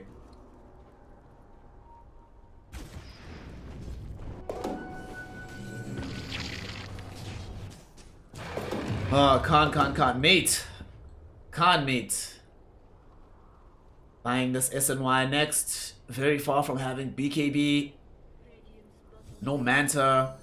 Yo, this is so... The silences in this game are going to be so scary on the Medusa because they're just going to prevent her ever from being able to get off the Stone Gaze. Especially because she's building SNY. No easy way to get out this Orchid. No easy way to get out the Phantom's Embrace.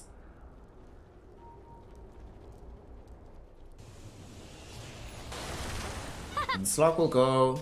Instead of Echo Diffusal Basher, it's gonna go Diffusal SNY Basher. Or maybe SNY... Like, if you go this build, then I'm not sure you need... You definitely go Basher. Maybe you go Skadi next. You just, like, stat up. Make sure you just never die during their ultimates on the side of no Bounty Hunter. Speaking of no Bounty Hunter, they need to watch their positioning here, as a fight might come from behind. Blink, is Blink going to die? They're looking for the Doom from WannaCry, but really don't want to have to commit that just for Blink. BKB now will be popped. They get the Abyssal Blade and the Silence out, so the Sand King not dead just yet, but he might pop from the Soul Burn, and indeed he does. Squadix. Now, do they reach forward? Dream Coil flown out. WannaCry still has the Doom available. He's silenced up right now. Can they kill him? They get the Impale out onto him, and they do manage to find his life before he applies the debuff. So with both offlaners gone, neither lineup seems like they have the appetite for a further engagement. Although nice Hex with the Earth Spike. Only going to catch on to Medusa because the Yules was there for Intaki to keep himself alive on the high ground. Bubble Boy will have to Shadow Dance and get out. Squadix out of mana, in a lot of trouble, but does manage to TP out to safety. Okay, so Shadow Dance used on one side, Stone Gaze on the other, a BKB charge used from HF, both offlaners die. That's fine. It's fine. The greatest tragedy of our eon. Also, this Yule Scepter actually kept Intaki alive. That moment here where they got the 2-hero Earth Spike onto the Medusa, or just the 1-hero rather. If it caught Intaki as well, you will notice that this puck is not particularly tanky at this point in the game. Top lane, they are going to find Bubble Boy. Can they kill him? Yes, they can. No BKB available yet from the slog. Oh boy. And also, why was he here? Yeah.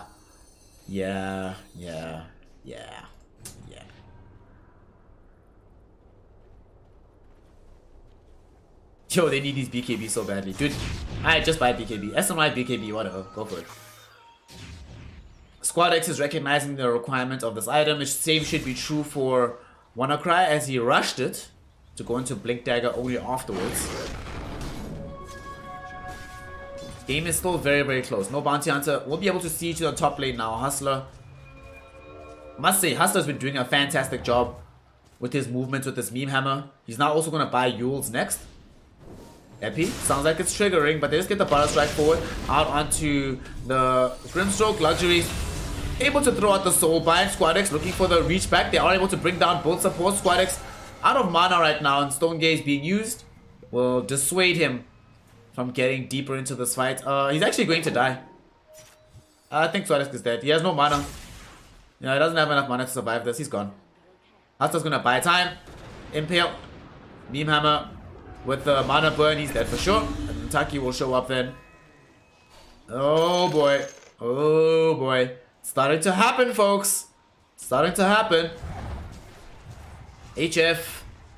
Yet again, just making some really bizarre decisions on the map. Why would Squadix jump in there? Oh my god. Alright, I think the team should just pass a rule that nobody willingly jumps. Like the Slog and the Storm are literally not allowed to be within 500 units of enemy heroes until they finish BKBs. Hell no. You aren't allowed to be in 1,500 units of enemies. If I do this and zoom in all the way and I can see an enemy, you're too close until you pick up the BKB. Here they come though from the side of no Bounty Hunter, all smoked up. Looking to try catch somebody. Intaki. Smoke will pop. Will reach forward. They find a quick jump onto the Grimstroke. Guys, this is not the fight. Blink will find himself losing his life though. Okay, never mind, it is the fight. And Squadix decides to jump in onto the high ground looking for Flash. They also find a nice Hex out onto the Lion, and Taki doomed up. The puck now immediately zoned away from this fight. Khan does pop the Stone Gaze, Flash falling somewhat low. Bubble Boy trying to chase him, but the Stone Gaze or the Medusa doing so much damage. Khan just throwing out these right clicks. Remember, there is still a Tombstone on the high ground doing the Lord's work in this fight. So just with the 2-2 trade, HF should just decide to back off from this one. Yeah, they weren't able to reach the Tombstone and do anything about it. Next fight, I would actually like to see that after Squadix gets the first jump, once he isolates the location of the Tombstone, just get there and kill it quickly. Because if it's on this high ground position, if he's there, it also means nobody can deal with him either. However, Khan, we've gotten to that point now. Is this a that can't be a 4 butterfly. No way. What? Alright, Khan has 4 butterfly. And because this Slog ended up dying in some crucial engagements, doesn't actually have access to the BKB just yet, nor will he be able to quickly finish off the MKB either. Khan can just get into the river. This HF lineup might have missed the window. There were like a lot of moments where it was really possible to very easily kill this Medusa, but making that happen sometimes requires team coordination. And unfortunately, does not seem like HF have been able to achieve that this go around. If they can stop this Aegis. In the previous game, the game sort of was taken decidedly away from them when they lost the first Aegis fight. And they got Khan the Aegis on the side of No Bounty Hunter. No Bounty Hunter obviously hoping to replicate that success. This time around though, they're the ones initiating this fight. So HF, an opportunity might be there for them to try to turn this. Regrettably, Doombringer will not have Doom right now. Now almost has Blink Dagger. Are there any Centaurs nearby even? Nope. And the thing is, they have to go now. I don't think they can wait until 24. If there were Centaurs nearby, then you're about to... Oh, there is one. There's a Centaur on the far side here. If you devour the Centaur Conqueror, it probably gives you enough gold for your Blink Dagger. And you have the War Stomp and you can go for it. But unfortunately, because of how far away that Centaur is, it's gonna take like, what, 15 seconds to get there from where he is, maybe even longer. By the time he gets there, he still has to devour the damn thing, have the Blink Dagger delivered from the base, put it on his inventory, then get in on the fight. So can't really rely on the Blink there. But because they don't have BKBs on the Storm and the Doom and the Slog rather, then they actually can't get involved in this fight. So they have to let this one go.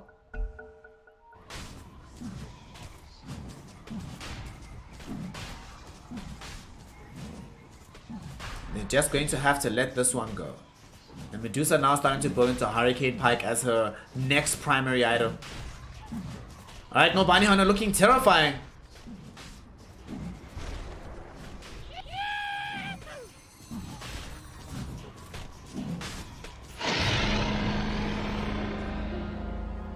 There is the Aegis.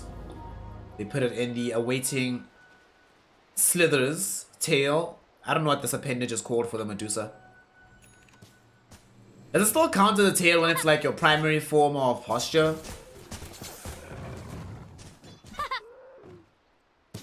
I don't know, actually. Any zoologists in chat can let us know if it still counts fully as a tail. If it is also, if it's your primary source of propagation as well. Because, like, it's not like we call... Like, if this was a snake, we call the tail part of a snake a tail. But we don't call the entire slithery appendage a tail. I don't know what it's called.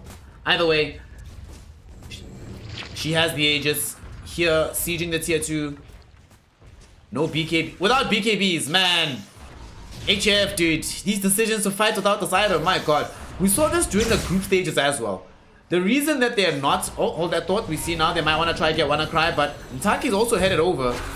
Hex, just to try and delay this next assassin. They just want to escape right now from HF. I think that's all you want. Just get out. Just get out. Just get out. But yeah, the reason HF aren't at the top of their group, they were able to beat TPB. They were able to get themselves a victory over Hippomaniacs. But they lost 2-0 against Into the Breach. And the reason they lost is because of an insistence, or rather being very slow to pick up these BKBs in games where it's absolutely necessary. Finally have Squad X's one, but Bubble Boy, his timing is being messed with right now. They're a bit in an awkward position at the moment. But if they can find this BKB, that is going to be huge. They do find Luxury, and he's going to die. Yep, bye-bye.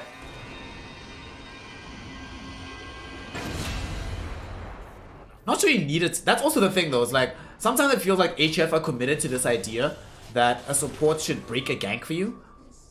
Sometimes you know they're coming, just leave.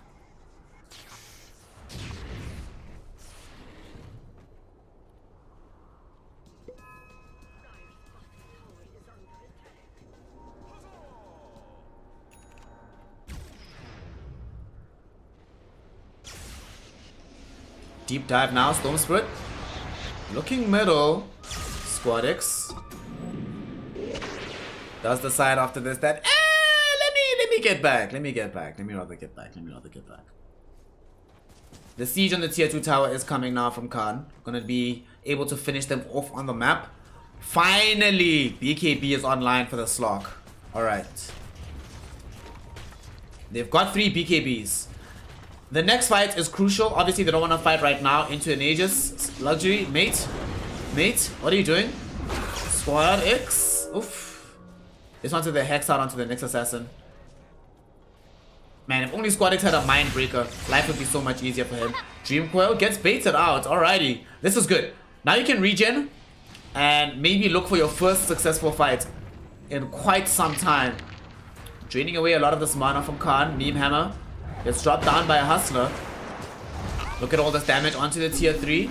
Oh, BKB is available from Squad X, but they do manage to cancel out the zip back. He pops the BKB now, wants to stay at the forefront of the fight, turning onto Blink. Luxury does die, but with the jump in from Bubble Boy, they do find Blink. And Khan might not be in the best position possible. Squad X does TP home to safety. Bubble Boy. BKB is still available for the Slok. Don't doom the freaking next assassin! WannaCry, what the hell are you doing, mate? They're all going to be able to get the Hustler killed. Does he have buyback? Yes, he does, in case he wants to come back into this one. Bubble Boy still has the BKB, but ideally needs to find somewhere where he can regen back up. He's starting to build into that NKB as well. He's back up to full, and they have to back away from this fight. WannaCry in trouble, might end up dying here. Khan will find the push away with the Hurricane Pike. Flash bouncing forward. They do get the Hex out onto the Medusa. Buyback will finally come in from the next assassin, but it's a little bit too late, my friend. Flash is gone. Ntaki jumping back onto the Lion.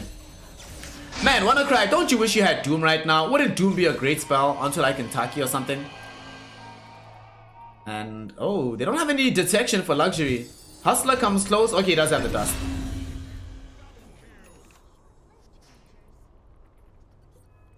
Does have the dust. Alrighty, they take that. There is buyback on the Lion, no buyback on the Grimstroke. But no, Bounty Hunter did not lose the first life on the Dusa, so they don't want to try and take this fight. They're going to jump back in. Squad X with the gang. Who they're going to be able to bring down first? They take the first life on the Medusa. No! The Aegis just expired! That's the real life of the Medusa. Medusa's gone. Now suddenly Hustler won't be able to escape either. And Taki, can he do this all by his lonesome on the park? WannaCry might be the primary victim here. Not going to end up getting brought down. His allies gathered up around him to ensure his protection. And they succeed in taking away not just the Medusa's Aegis, but her actual life. What timing on that jump. Moments before they expire on the Aegis is when HF decided to make that move. And this time it is successful. They pick up a bunch of gold off of that. Defend the high ground, which is the most important thing. And they do it without having to commit the lives of Bubble Boy and Squad X. Bubble Boy, in fact, has been building into this NKB almost immediately afterwards.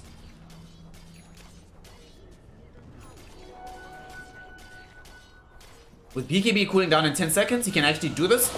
Yes, it's very cocky to be here right now, but if you still have the Shadow Dance here, level 21 on the Slok right now, yeah, you can do this. He also went for the additional Dark Pact damage, because lots of times in these engagements, the Dark Pact has been what's been helping him kill Blink, what's been helping him make sure that those final instances of damage actually come out onto the Medusa Mana Shield.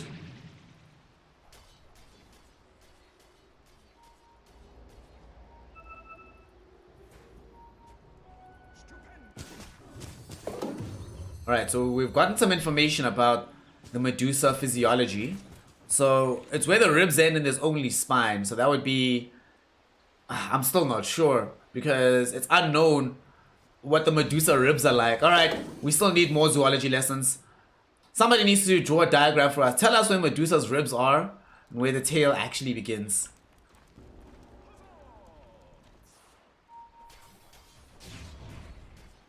So HF are finally starting to play a lot more closely knit together on their side of the map. Because a lot of the times where they'd be this close, it would be in scenarios where they're moving on the opposing side. But this time they're doing the right thing. Laka getting closer towards having this Aghanim shard. That mana drain is going to be very useful. Not just because obviously mana drain is amazing versus Dusa, but because it allows him to position better to be able to secure the mana drain on Dusa. When you know that the multi-drain will come through the channel, then you can start putting yourself into little nooks here, You don't have to target the Medusa directly, but target the heroes around her and you still get the same effect.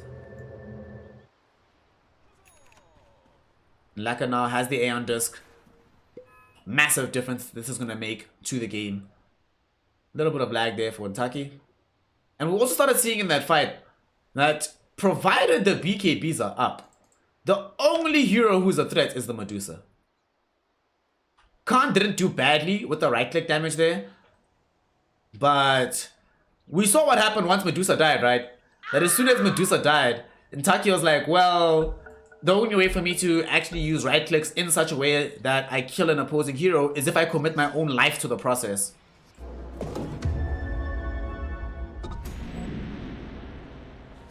No Bounty Hunter will steal an outpost right now, denying away some experience away from the side of HF.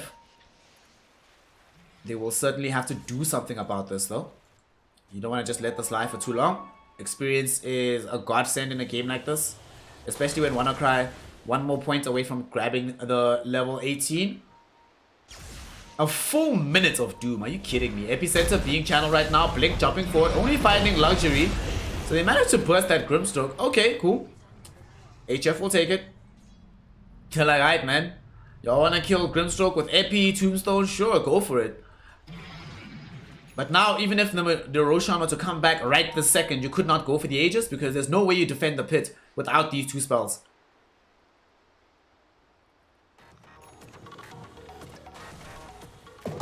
Khan does have the Daedalus now.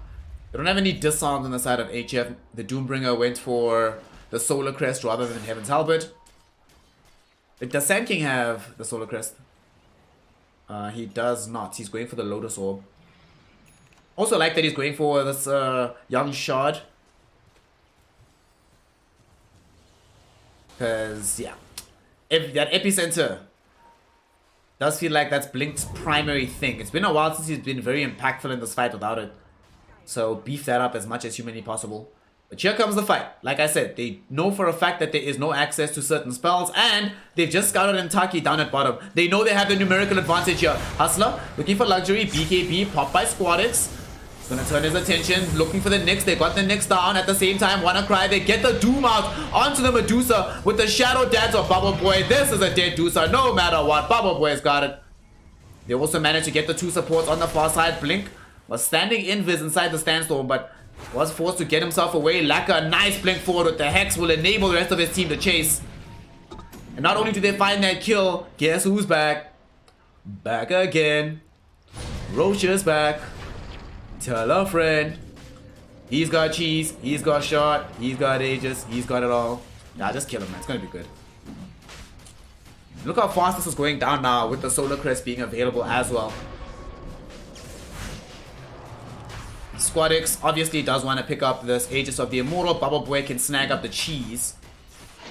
And they also should give the shot to Slock. Give the shot to Slock. That's what I like to see. That's what I like to see. Now you can get that Young save. So not only is the Shadow Dance going to be instrumental to making sure that Slock never dies again, but the Shroud, yo, against Puck, in particular against Medusa, because if I'm looking at the damage now, oh, we also see Flash caught out again. He's fairly tanky and they don't have vision of him right now. And Taki will go in with the Dream Coil. is their damage. Bubble Boy looking for the backside. Squadix, once Hustler will be able to find him. Dual BKBs pop by the two cores.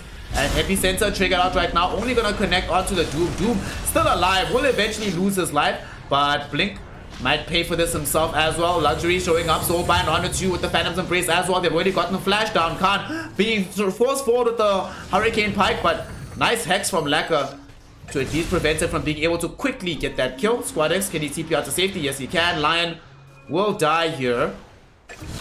Medusa's damage just way too high here on the high ground. Alright, good fight there for the side of no Bounty Hunter, but very, very good to get all these hero kills. Sadly, Khan wasn't there from the beginning. But yet again, we see that HF being a little bit cocky here.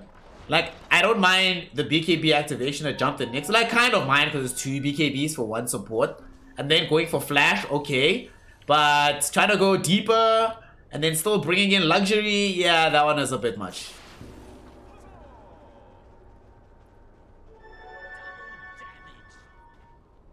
HF, certainly a team that could use more discipline that time around. Get a bit of a spanking, but we still do have Slock, top net worth in the map. If you can get on top of the Medusa, she dies every single time, and not in a short space of time either. Not in a long span of time, rather. Doesn't take very long for the Slock to muscle her down. There's a smoke up from no bounty. Smoke does get popped by the Slock. Slock, mate. Feels bad. Feels pretty bad. Feels pretty bad. Well, he actually knew they were there because his Shadow Dance passive got disabled. So he had to have... Yeah, and maybe he thought it was an Observer Ward. And he wasn't certain whether or not they were actual heroes. But they kill him. He does have buyback. Doesn't want to have to use it, of course. But it's available if needed. Squadix jumping in. There's going to be the buyback. Do they have these hexes out? They get off the Aegis Light. Bubble Boy now wanting to jump onto the Medusa. Medusa's been silenced up. Medusa, can she lifesteal? Back up. She's trying with the Moment Master. It's not going to be enough. The Doom helps to get her killed. Medusa's gone. Lion's dead. Now, with the Slock being out here, activates the cheese. They can't get the kill onto Bubble Boy. Blink England in trouble. Bounce upon right now. Can Ntaki survive this as he watches the rest of his team getting brought down? WannaCry will at the very least take a tumble for this, however. So it's not going to be a free fight right now for the side of HF. They're moving forward. They get the kill onto Hustler and Taki. The pounce will not connect onto him, but they find the Mindbreaker Silence. Do they have enough damage? Ntaki trying to get out. Ntaki is going to get pounced. Ntaki is going to die. Squadix with an ultra kill on the Storm Spirit. Sorry to disappoint you. Phenomenal buyback there from the Slock, coming in at the exact right moment in that fight, and they turn everything around. And Squadix, did you see the intelligent play from him? He saw what happened in the previous engagement down bottom, and you realize one of the problems with why they're still in this game at all is because Medusa was very, very concerned with hanging on to the Aegis instead of just ensuring that they win the fight. And Squadix this time around will not make that same mistake. He dives in, has his own life forced away, sure, but opens up space for the Doom onto Medusa, Slock to buy back and get these kills.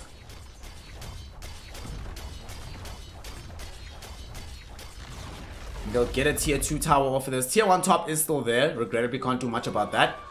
But are they really going to find a tier 3? They want this Undying. Flash in trouble. Flash taking a lot of damage. Flash is gone. And now Blink also silenced up by this Orchid. Do they have enough damage to bring him down? Indeed they do. A double kill for Bubble Boy. Khan has revived now. And the Medusa slithers out of the Roshan. Slithers out of the fountain. Will be enough to zone back the rest of HF. But they should take this outpost, yo. You're here right now. There we go.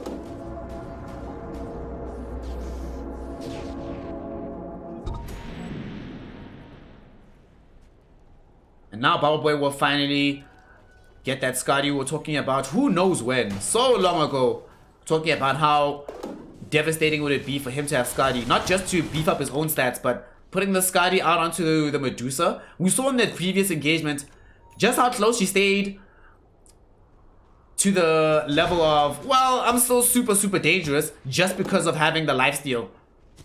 However, when that is being drastically reduced, will actually make it a lot easier for them to kill her, even after they pick up the Satanic on the Medusa.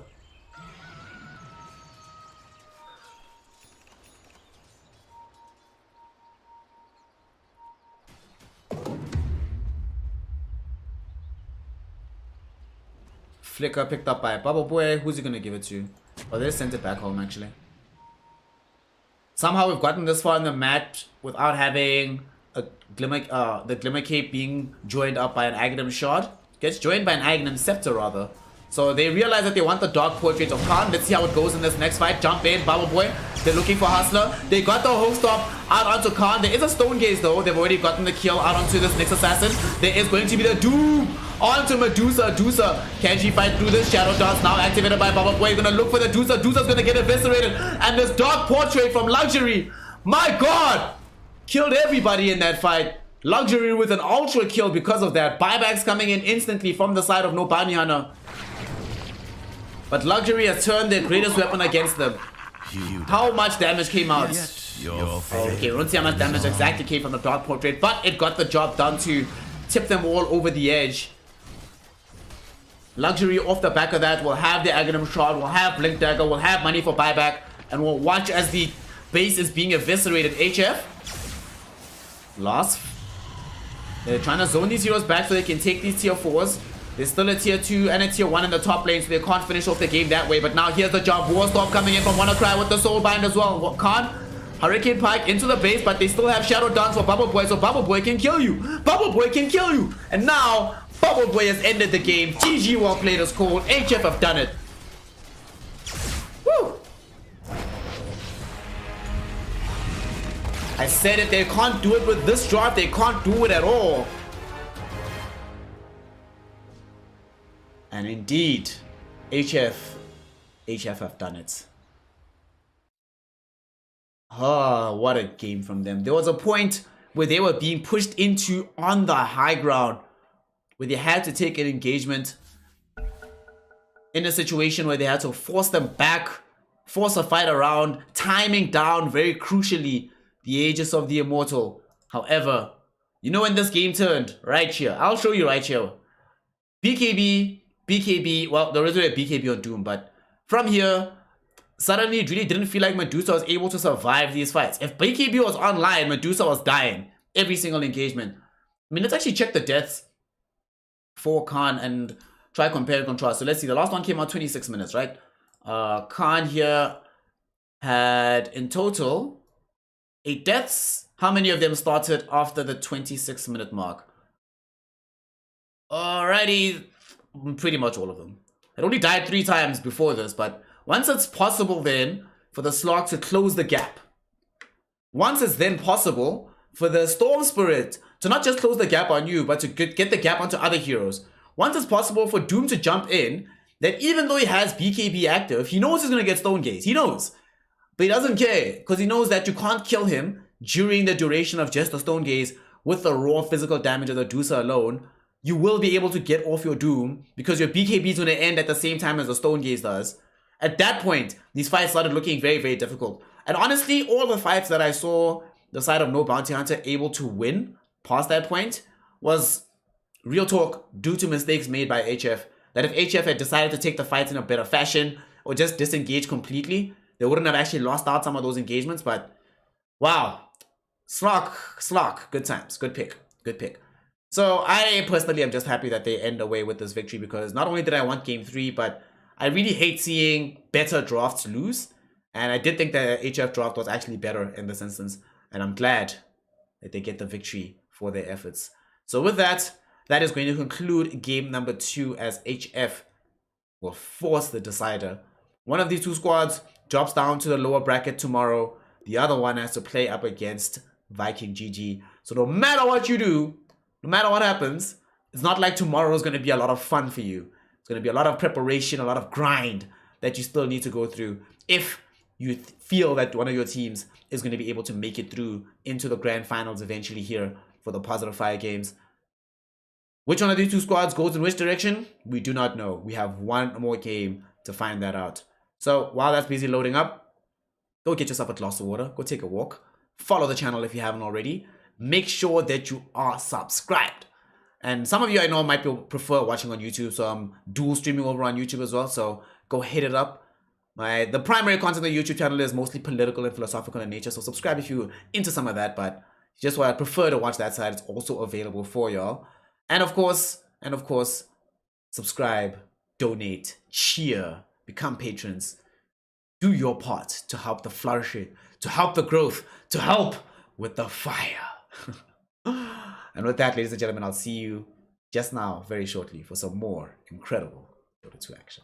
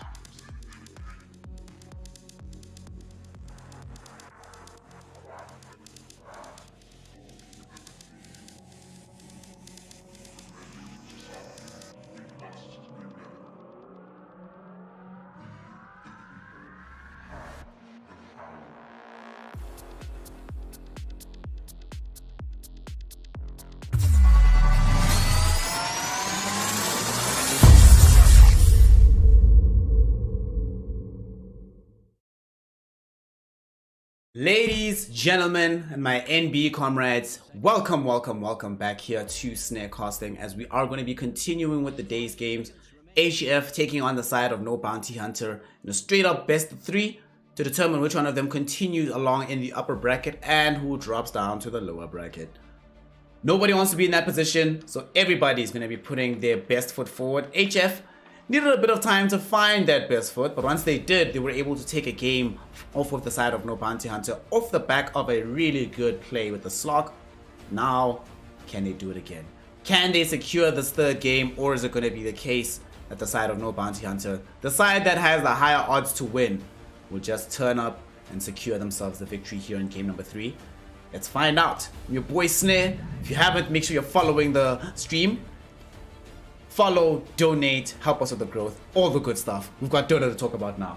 HF playing on Radiant side, Void Spirit Lion opened up their draft in response to a Earth Spirit on the other side of the draft here for No Bounty Hunter. They followed that up with the Warlock, and now they got Sand King. So No Bounty Hunter just going all in on the team fight. Probably feeling to themselves that in game 1, one of the reasons we did so well was because of how well we were able to conduct ourselves in these engagements. So now you have Fatal Bonds damage, the Magnetize with Fatal Bonds, all of that with Epicenter. They're looking at this HF draft and it's like, well, nobody really buys BKB here, nobody really buys Pipe. Like Void Spirit can buy BKB, not the happiest camper in the world to do so. You probably have to go like Axe BKB though. I don't think you'll have that much of a choice.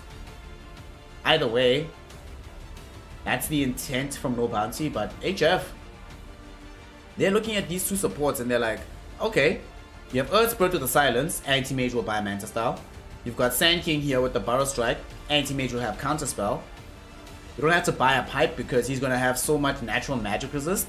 He'll have the Abada nearby him to give him the Aphotic Shield in the rare event that he actually gets caught with the Sand King. Thus far, there's no answer for Anti-Mage. Okay, alright, this is good, this is good. Whew. I don't like watching Anti-Mage games without an answer, so I'm glad that they have one. Is it the best one? Who knows? But it is, they have one. They have one. They have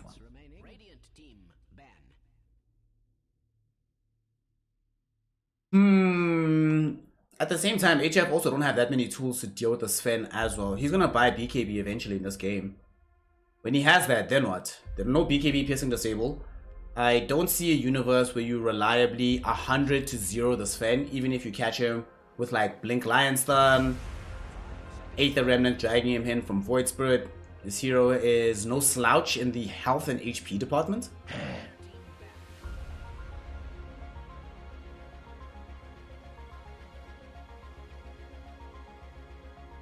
Really does feel like it's going to come down to Sven versus Anti-Mage, although we haven't seen what is going to be played through the mid lane for Ntaki. You will have to pick this hero now, as HF, they still do have the option to decide that Void Spirit will rather be played off lane by WannaCry and then leave Squadix another pick for mid. I personally prefer mid Void Spirit. So Bounty, yo, that Pango ban is actually fantastic. Actually fantastic. That is a good Pangolier removal because Pango, with what they have on the side of HF, would have destroyed them from No Bounty Hunter. Also love that they removed the Doom. They're like, nah, bruh. They actually banned so many heroes that have been involved in this series so far. There's no Mars, no Slok, no Jug, no Doom, no Puck, no Ember, no Grimstroke.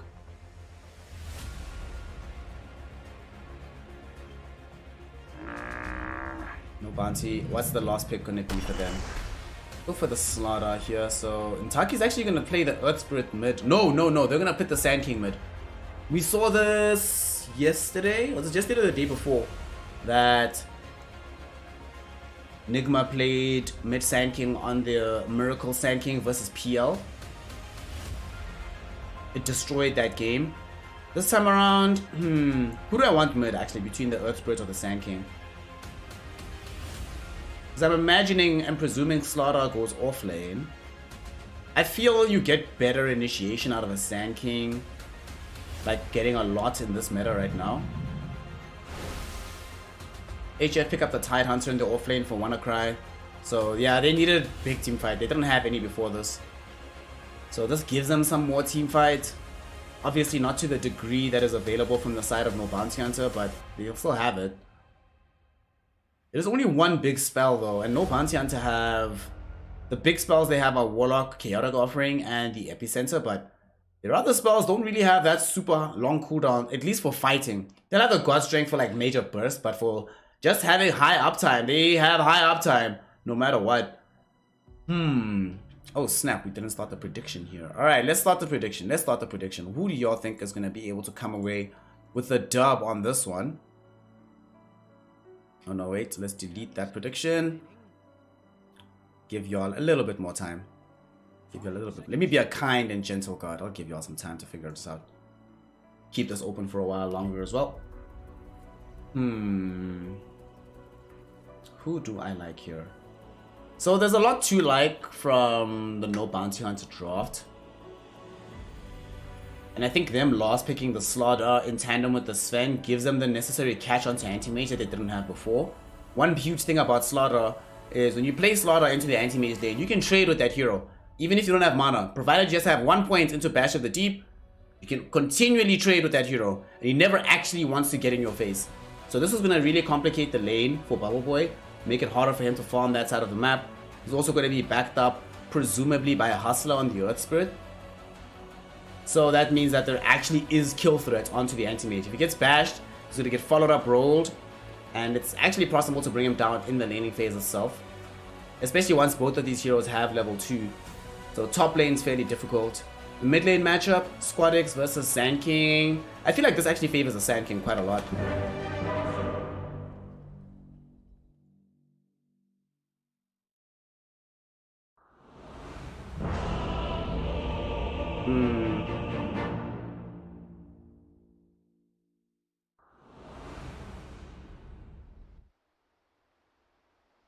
I'm still really digesting.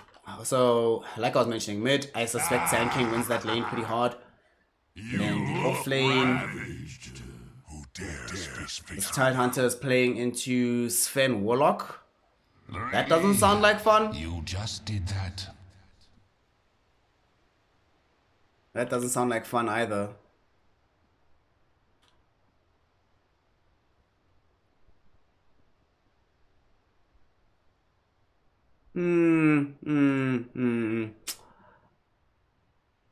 Yeah, I think HF are gonna find themselves going down to no Bounty Hunter. It's gonna be a 2-1. I feel like the Slaughter's gonna have too much of an impact as well in the offlane.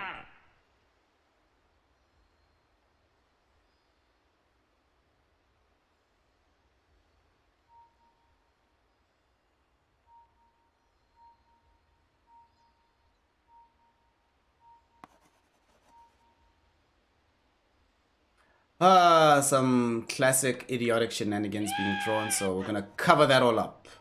Grow up, gentlemen. Grow up. Grow up, grow up, grow up. One thing that No Bounty Hunter especially has over the side of HF is their team fight. Just obscene. Chaotic Offering, Sand King, Earthshaker, just doing their thing. If Blink gets an early Blink Dagger in this game, good God. Good God.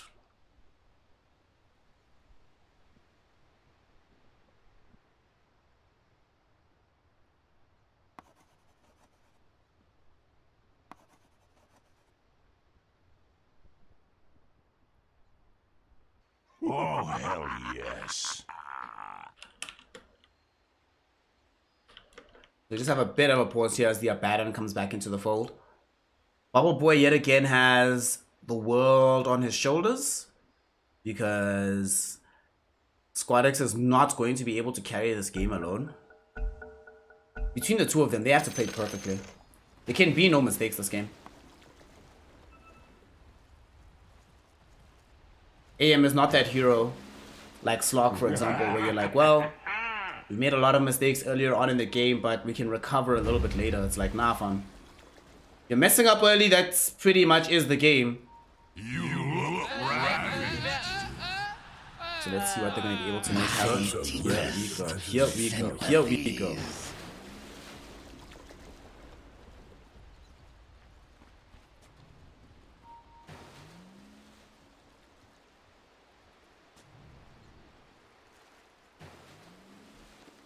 HF. The smoke maneuver. Not going to be able to catch just yet.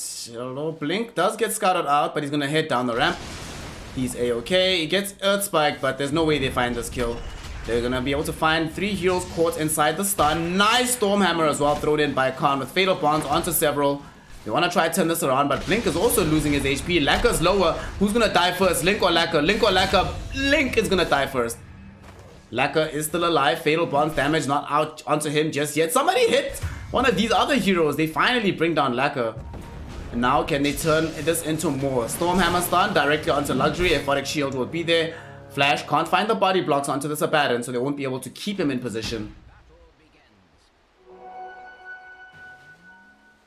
So they're going to find themselves only able to grab the 1 kill.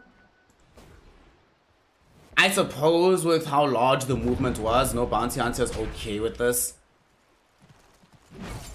It yet again, just like in the previous game, forces out quite a lot of subpar level 1 spells from the side of no bounty. Force them into level 1 Fatal Bond, which sucks. Level 1 Crush is not the greatest. You prefer level 1 Bash. Because now you can't trade effectively with the AM. As soon as Mana Break is up and he sees the Slytherin Crush has been used, he's like, sweet, I can get further forward in that lane. And they're running this as an aggro lane for now, leaving the Sven alone in the top lane. Wait, why are they leaving Sven alone top? Do they not have TPs to get there? Well, Hustler just got the quick TP kill. I think they probably want to be putting more pressure onto AM, supposing that Sven can catch up a little bit easier later.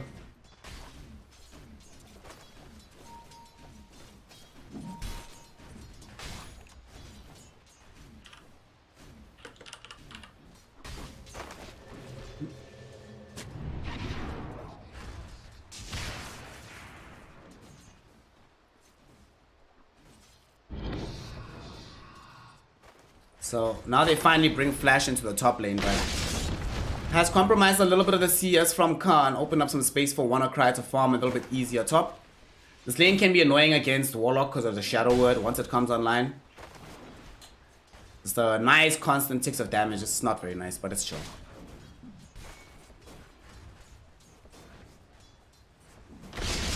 Amir Sina Evil.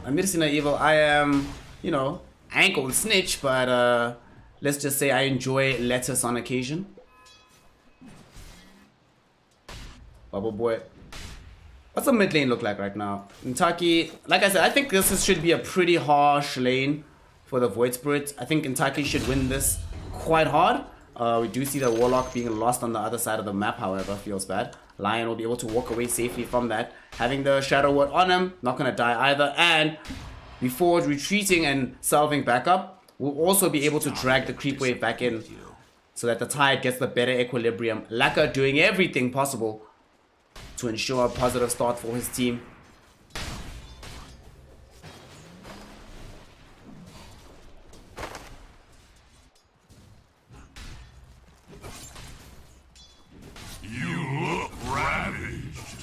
Link. Looking for Luxury. They get the Slytherin Crush. Do they have the damage? Rolling Boulder through. It's gonna be enough for them to bring down Luxury. Now that they have level 2 on Blink, this lane is no longer fun for Anti-Mage. This starts to suck, honestly. This really starts to suck. Not a lot of fun to be had anymore in this lane for the AM. It's been a good time for him. The one bright spot is that Blink is unlikely to buy a very early regen item, whereas as Anti-Mage, you don't really mind rushing Ring of Health. AM? Okay, they do get the kill. Luxury has Curse of Avernus, so they were able to trigger it out, get the additional attack speed out onto Blink, and they bring him down. Unfortunately, Hustler was not there. If Hustler was there for literally anything, whether it might be a Rolling Boulder, a Boulder Smash, whatever, we're looking at a dead Bubble Boy Anti-Mage, but he is able to heal back up to full thanks to the salve brought in, and everything's looking peachy.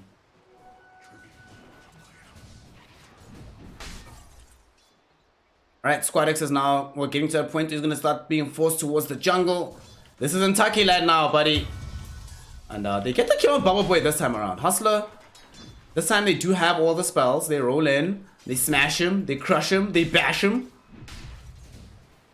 And it's enough to bring down the Anti-Mage. It's not going to be the last time, ladies and gentlemen, and my NB comrades. Not the last time, not the last time. It's going to continue to happen in this game.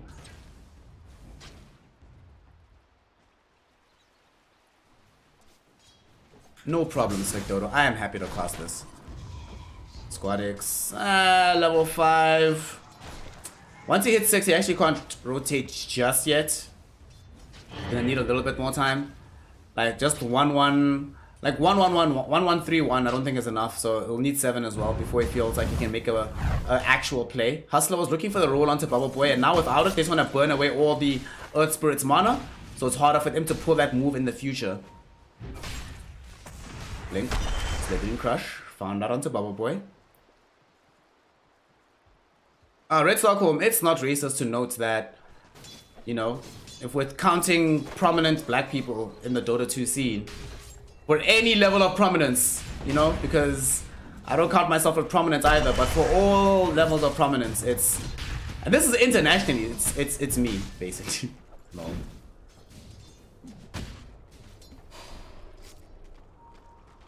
Literally do not know of anybody else.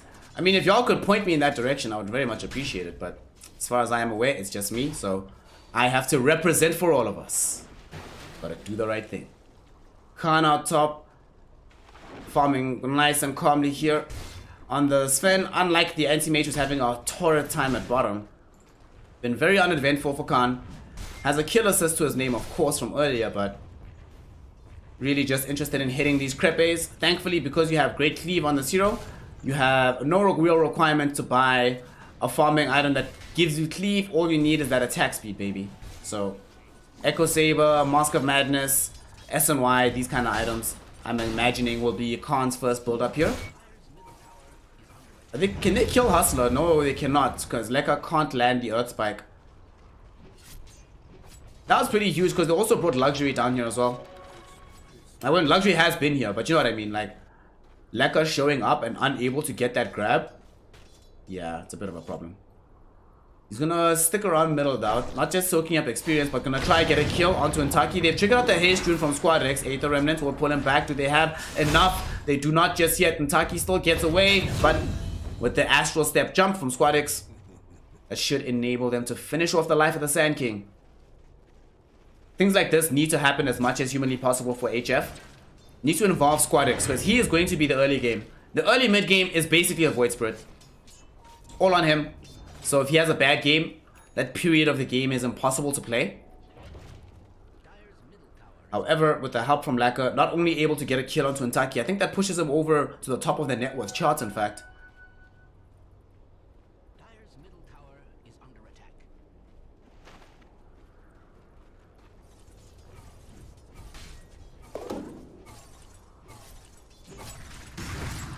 Erstwhile Anti-Mage just continues to get as much as he can down bottom. He is at the very bottom of the overall net worth. Bubble Boy? Mate? Yo, Hustler almost caught him. Yo, if Hustler was a little bit faster on the fingers, he actually would have caught him with the Geo Grip, and we'd be looking at another death on the AM. Because he doesn't have boots. Blink has power trades. Blink would 100% run you down and kill you. Also, look at the difference in these net worths. Man, this lane sucks. I remember when they first made the change of the Slaughter. Top, hold on. Flash, no. He's fine. When they first made the change for Slaughter to make this Bash to the Deep like trigger off the hits, I remember the first time I played Anti-Mage in this lane. And I remember how it was before, where it was like, unless Slaughter got really lucky, this lane was the easiest thing in the world. Because you don't want to really be leveling up that old Bash early. You know, it was a good time, but now it's awful. It used to be that Slaughter only got scary at level 6. Now he's scary at level 2. How is that fair? Going forward now, they get the bash and they find the roll, but Aphotic Shield from Luxury blocks off most of the damage from Bubble Boy. And he does now have a Ring of Health just passively for the lane. And top lane though, there's a deep jump. They want the Sven. Do they have the damage to bring him down? Tidehunter looking for it. Sven gonna fall low. Sven will die. The upheaval from Flash is doing a decent enough job of slowing down these heroes, but not enough to hold them all in position. Lekka will be the one that gets sacrificed for this as the Void Spirit, having made his first huge rotation. Squad X goes top, gets Sven. And that's going to make a huge difference in this matchup. And he's gonna go for the Aghanim's route, so Ags into BKB. Presumably thinking to himself, well, if I can silence off all these heroes before they can get off any of their spells, every single fight for them is lost because they are wholly reliant on their magic damage for quite a long time in this game until Khan becomes a major threat with the damage of physical. He's going for Echo Saber first. Nah, that's fine. Still gives him the attacks that he needs. Echo, SNY, BKB, I'd be happy with. And then into Daedalus.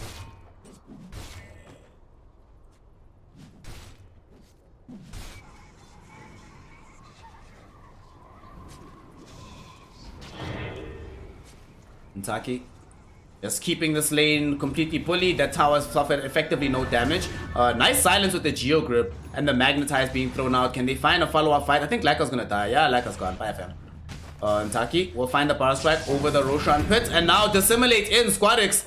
This might not be where you want to be, my friend. Oh, the Roshan Bash actually keeps Khan from being able to go deeper into the fight as he'll rather just back away. Aether Remnant, throw it onto Ntaki.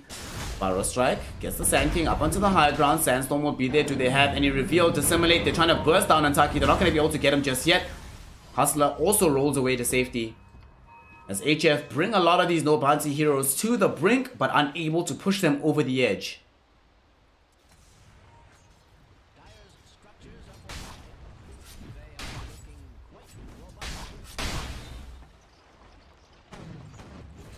Bubble Boy. Obviously just going to be farming towards having the Battle Fury as one does on these Anti-Mage. Deciding right now if he wants Raw Battle Fury, if he wants the Power Treads first. Mid lane, and Ntaki is going to survive actually from the Burrow Strike. Does eventually get brought down by the Finger of Death. They did also use their Chaotic Offering. WannaCry throws out the Ravage. Only going to connect on the 2. The Hex is going to be there from Laka, but Laka will still die. Aether Remnant though has pulled back Khan on the Sven. But he's inside the God Strength right now, so maybe not the easier target to go on. Slowed down by WannaCry with the Gush. They have him on the high ground. They've isolated him. They've killed him. And Squadix has a killing spree now after bringing down the Sven. Fantastic fight from HF. First, they find the Sand King here in the trees. Well, they almost got him escaped. Finger of Death brings him down. And then the follow-up fight allows them to take down the Sven as well. It looked really rough for HF at the beginning, but good God. They end up not only taking that engagement, but they draw the entire team of No Bounty Hunter to that side of the map. So Bubble Boy, very similar to what we saw in game number 1, was able to spend all the time just farming top by himself. Opted rather to go for the complete Battle Fury first instead of finishing Boots. Just has Gloves of Haste, should be good enough for now.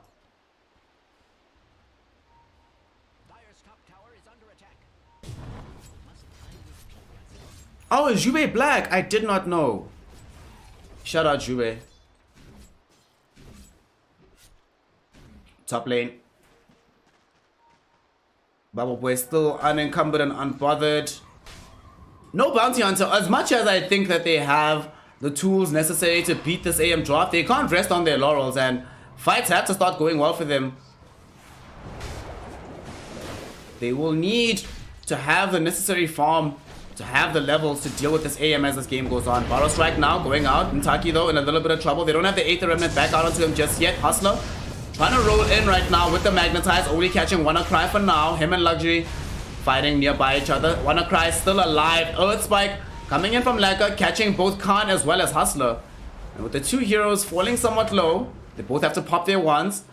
Perhaps they decide this might not be the best fight for them to take. Observer wards nowhere in sight. So vision is really rough to come by in this engagement. Blink also doesn't have a Blink Dagger, so their only source of initiation is Ntaki rolling in, or they get off a very nice Storm Hammer. They are going to be able to turn back around onto No Bounty Hunter with the Earth Spike. 2 caught underneath the tier 1 tower. It's going to be enough for them to bring down Sven as Squadix also able to make sure that they drag him in. Squadix does die for this and now roll in. Going to be a Ravage catching out onto 3. Are they going to be able to get that many off of it?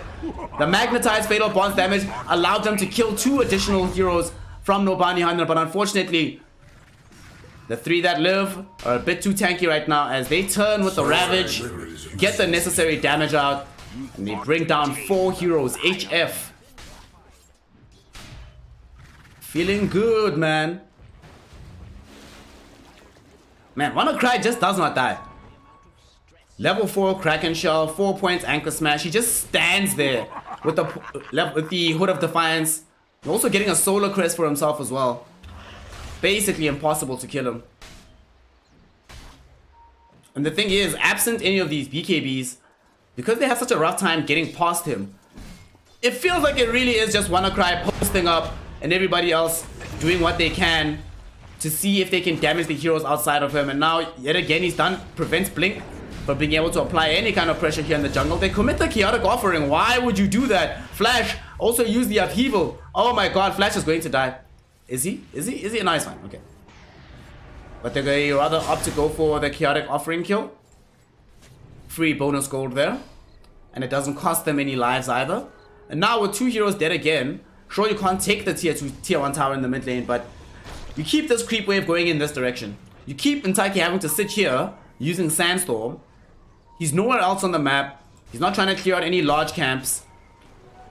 So now you've pretty much forced no Bounty Hunter into a position where the game is only about this Fen getting super farmed.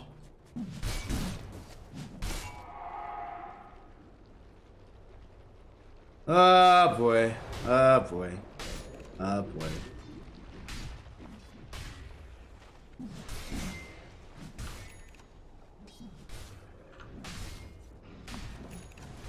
Can't. Still wants SNY. Fam, you need BKB, dude. Oh god, they need BKB so badly. Other side of the map, we see they are smoked up here for the side of HF, looking for maybe Intaki. They're not going to be able to find him, however. I say that, but he came back to farm. He came back to farm, so now he's dead. Now he's dead. Yeah, okay. Okay. I thought he was gonna just escape there, but because he came back to farm, he's gone now. Yet again, more space being open for Anti-Mage, and he just continues to try catch back up.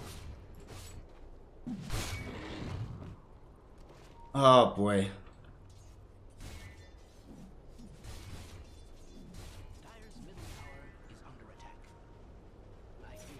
Without, oh, they're taking this tier 1. So there's a silence out now onto this Warlock. Warlock will get himself killed. He actually went for the Orchid instead of BKB straight up on Squadix. And it has been working out, given how quickly... Oh yeah, he didn't go for the Ags, yeah. Okay, cool. I was about to say, I'm shocked at how farmed he is if he has Aghanims and Orchid, but I am definitely in favor of 1 item into BKB. I think was the maximum amount of greed allowed for Squadix here. Truly has been playing phenomenally. I did mention that his team is going to be unlocked by his mid-game prowess, and he has not disappointed. 5, 1, and 6. It's clearly made all the difference in the world at this point. Hustler. Oh! Does manage to get out of the roll. Whew.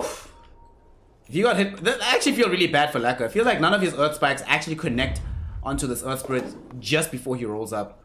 We'll have another opportunity now though, as his team is going in for an engagement. Squadix is at the phalanx of this, leading in. Ooh, Intaki fast with the fingers there, able to get himself out of trouble.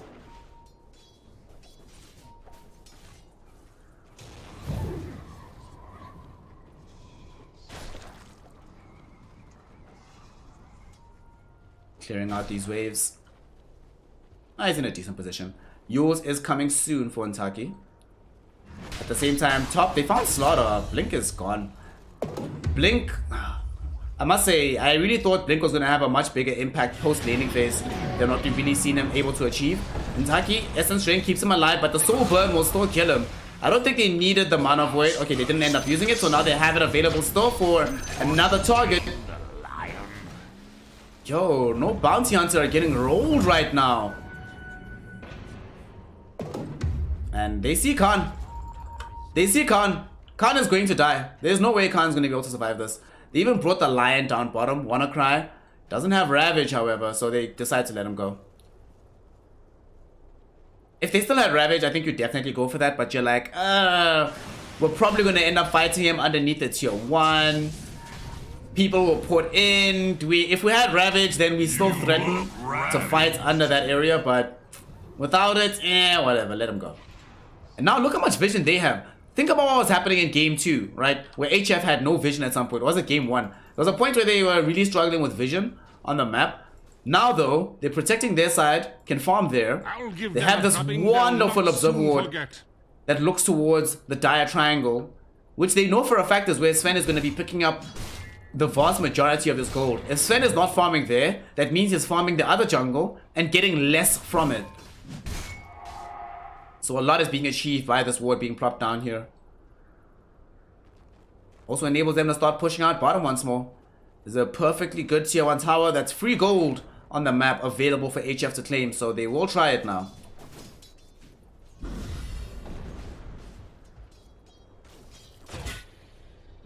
And there's the jump onto Hustler. Quick kill, quick grab. The Orchid Malevolent Soul Burn will just kill him off.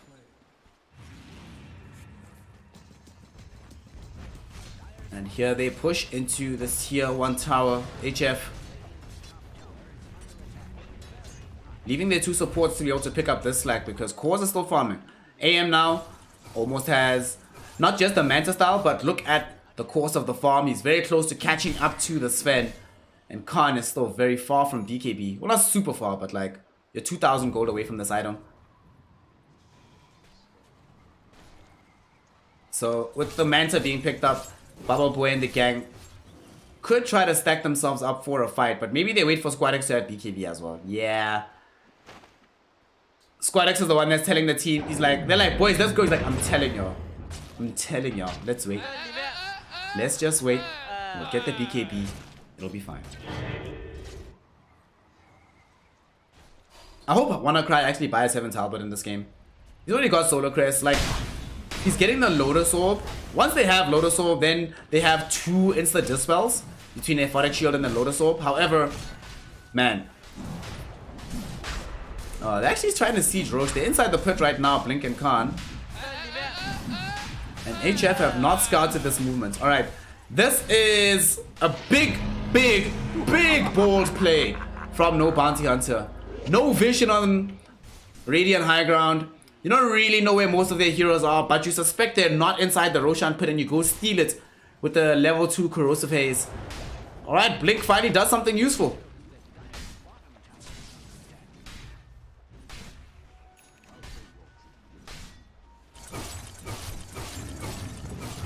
That's gonna give them not just the Aegis onto Khan, gives them time to finish off the BKB without fear of being eviscerated in the process. Because right now they just picked up the Manta for Bubble Boy, so they wanna go, HF. They all wanna go. They have the Manta on him, almost have the BKB for Squad X. He basically has the gold now. So yeah, man, I'm wanting to go if I'm them. And at least once you get the tier 1 tower, that's the full gold for the BKB effectively. Bubble Boy wants Butterfly. We're gonna be quite a while until we have NKB on the Sven. And now, worst has come to pass. Bubble Boy is officially the net worth leader in this game. I personally cannot believe an anti-mage was allowed to get here in a game that has Slaughter, Sand King, Earth Spirit, and all of them have mobility spells and or blinks. So I am, yeah. I find this very difficult to believe what I'm seeing, if I'm honest, but I'm seeing it regardless. They're smoking up right now. They finally decide they want to try and make something happen. They do have the Aegis onto Khan, so that will replace the requirement of the BKB at this point. They desperately need Blink to be the one that leads this though. But again, look at this. Where's the vision? What do they see? What do they see? How do you take fights? You've smoked up right now, but to where? Where do you go? You have no vision anywhere on the map. There's still tier 1 towers you have to take in middle. You can't really go into Radiant Jungle right now. Obviously, Radiant Triangle is out of the question, so what did that smoke really accomplish for them? Honestly, that smoke was just 25 to 30 seconds of not farming.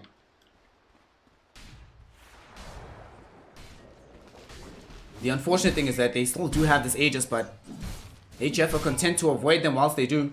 Especially because they know for a fact that in these future fights, the only hero they need to worry about is Khan. Blink, yeah, he'll have BKB, but do you care that much given how this game's been going? Especially since his BKB is about to get delayed, buddy. About to get delayed. Well, that's a bit slower on the BKB, isn't it? Now, they're gonna just begin pushing the tier 2 tower in the top lane. Curse of Avernus will trigger out onto this, so destroying this is not gonna take long whatsoever. Tier 2 tower is gone. How farmed is this Tidehunter? Lotus Orb, Solar Crest, Hood of Defiance, Phase Boot, and now he wants to build a Shiva's God. Okay. Alrighty. Sven is not gonna have a game anymore. Feels bad, man. They're gonna at least get Lacquer middle. Don't commit the epi for this. Come on, man. Alright, now that they've committed epi for this, Lacquer, he doesn't even die. Ravage committed onto the two of them, and Taki's gone. Bubble Boy also here right next to the Sven. So Khan, BKB is triggered, so we'll be able to TP out. But look how much damage he took during that. Of course, now Antimate wants to queue up the Basher after he finishes off the Butterfly. No Bounty Hunter. No Bounty Hunter. Woo.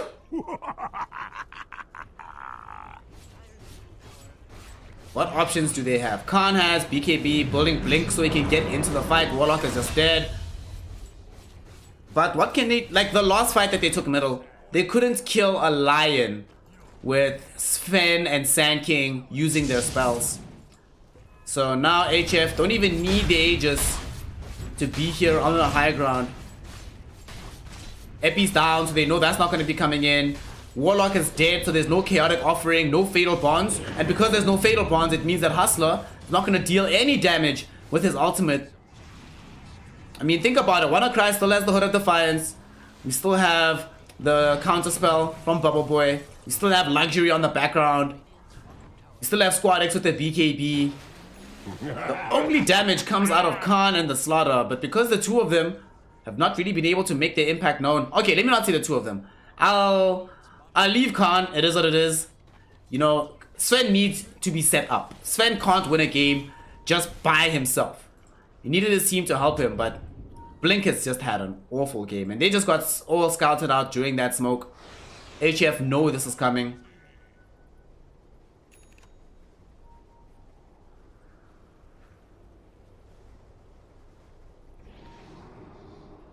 Blink trying to move forward with the squad, but there's nothing to find. This is what, the third smoke gank this game that goes nowhere for them in a game they can't afford to be doing nothing.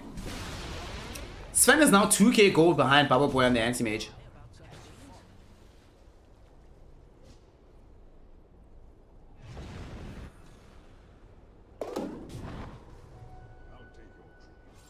This game is looking phenomenal right now for the side of HF. 9k gold lead for them. The experience. Oh my goodness, 14,000. Okay. Ooh. And AM has cracked level 20, so he got himself the additional Mana Void stun talent. So if he is able to use the spell, whatever hero it catches will die. Every single time.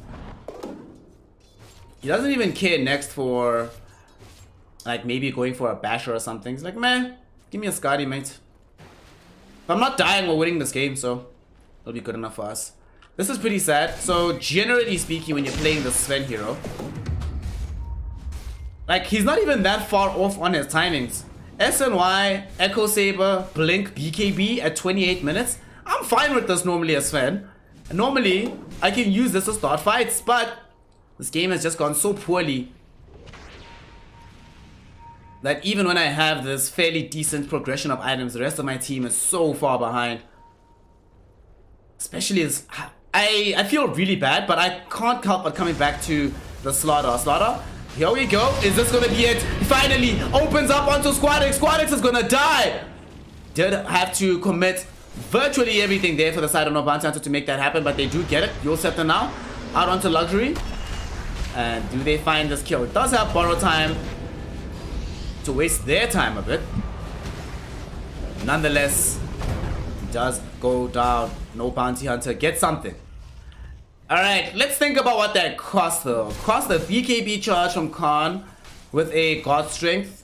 Cost Chaotic Offering from Flash. It cost the BKB charge from Blink. It cost Epicenter from Taki. I'm not sure they needed to commit all of them, but given the way it's been going, they felt like they had to. And indeed, for the first time in quite a while, they're able to get themselves 2 kills completely unanswered. And they're not done just yet. Blink, they found Laka in the mid lane. Alrighty. Alrighty, Blink is trying to redeem himself here. His primary target is this anti-mage, but take what he can get for now.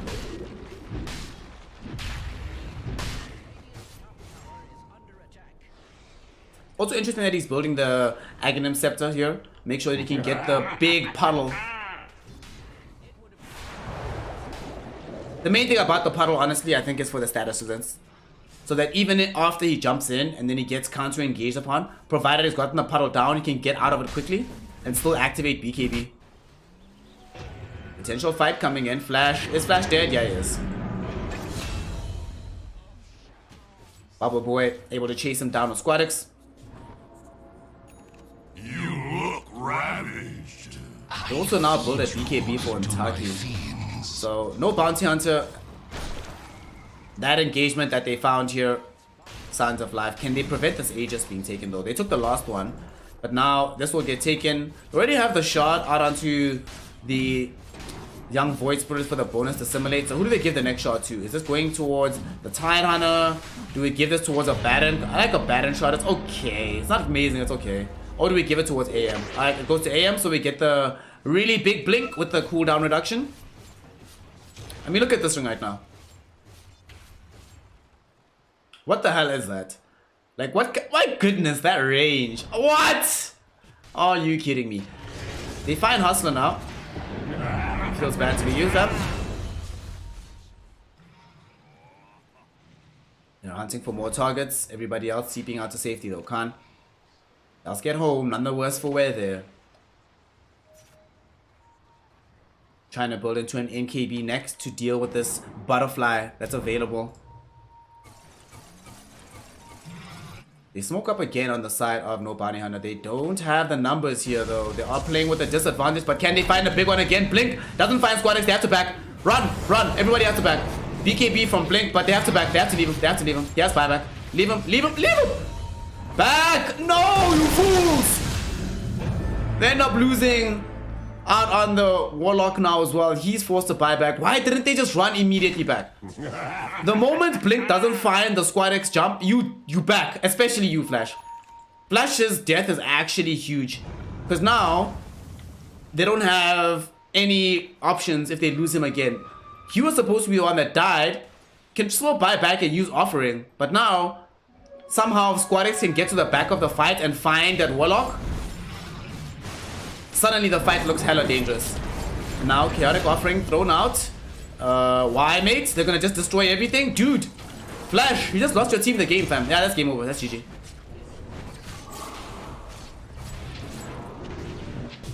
Literally no longer possible for them to take. Without Chaotic Offering, Upheaval, and him having buyback still, I actually don't think they can take this. Intaki doesn't have buyback either, and he just died in that last jump. So now, no Bounty Hunter have to be thinking to themselves, how much real estate are we going to lose? We're hoping for only 2 lanes of racks. Fortunately, we still have a tier 2 bottom, so unless they go for the jugular, we are still in this game. But game number 1, we saw it was the side of HF that made some fairly questionable mistakes that led to their downfall, and now no Bounty Hunter in game number 3 deciding to pick up that mantle. Buyback only on the Sven and the Slaughter. Dire's bottom tower is under attack.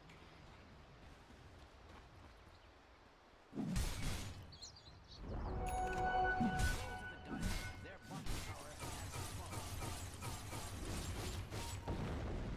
Bubble Boy. Radiant's top tower Basher up. It's only gonna now start building a Skadi. They're gonna pull Vlad's out for luxury. Alright. Vlad's at 30 minutes for the past 5 ever. Yep, username checks out. Username checks out. The question is, can no Bounty Hunter, can they hold on to this last hurrah? They've got the MKB for Khan. He realizes that having buyback when nobody on your team does either is pointless. So he buys out completely for the MKB. In the event that they can actually catch Bubble Boy, they can kill him. But that is a big if, because Blink has not been on point in this game. Let's see, can he find Bubble Boy? To be fair, it's a lot more difficult to be playing this when Luxury's in the background waiting to just purge off any and all the stuns, and after they picked up a Lotus Orb as well. Now they've taken the tier 3. Rax being seized upon. Can they take this fight? They're jumping in. BKBs are available. And Sante going in with the epicenter. The Ravage does come out. They've already lost Flash. Nobody got stunned up really except for Squad X, who now activates BKB. They're looking for Bubble Boy, who's going to try man up against Khan. Khan is going to die. They don't even take the first life of Bubble Boy. Luxury is nearby with the flags, with the miscoils, with the aphotic shields. It's enough. It's a GG is called. HF have done it. Woo! What a victory. HF have not only been able to bring themselves back from the brink of defeat, because let's be honest, game 1 didn't inspire a lot of confidence in the squad. Made you think that perhaps this is not the team that you think about as best poised to be able to go forward, to be able to grab these major W's, but they did it. They did it off the back of Anti-Mage. I'll be honest and say Bubble Boy played okay, I think. I don't think Bubble Boy had an amazing game. I think Squad X had an amazing game on the Void Spirit. I think Luxury had an incredible game on the Abaddon. But I also think No Bounty Hunter kind of played really poorly here, considering what this team is capable of. And especially considering the laning start. Given how Slaughter started this game, and what Slaughter was supposed to be able to accomplish in this game. In particular, reliably, not just locking down Anti-Mage, but giving you the necessary vision of that hero. But there were so many fights where they not only had no vision, but no damage at all.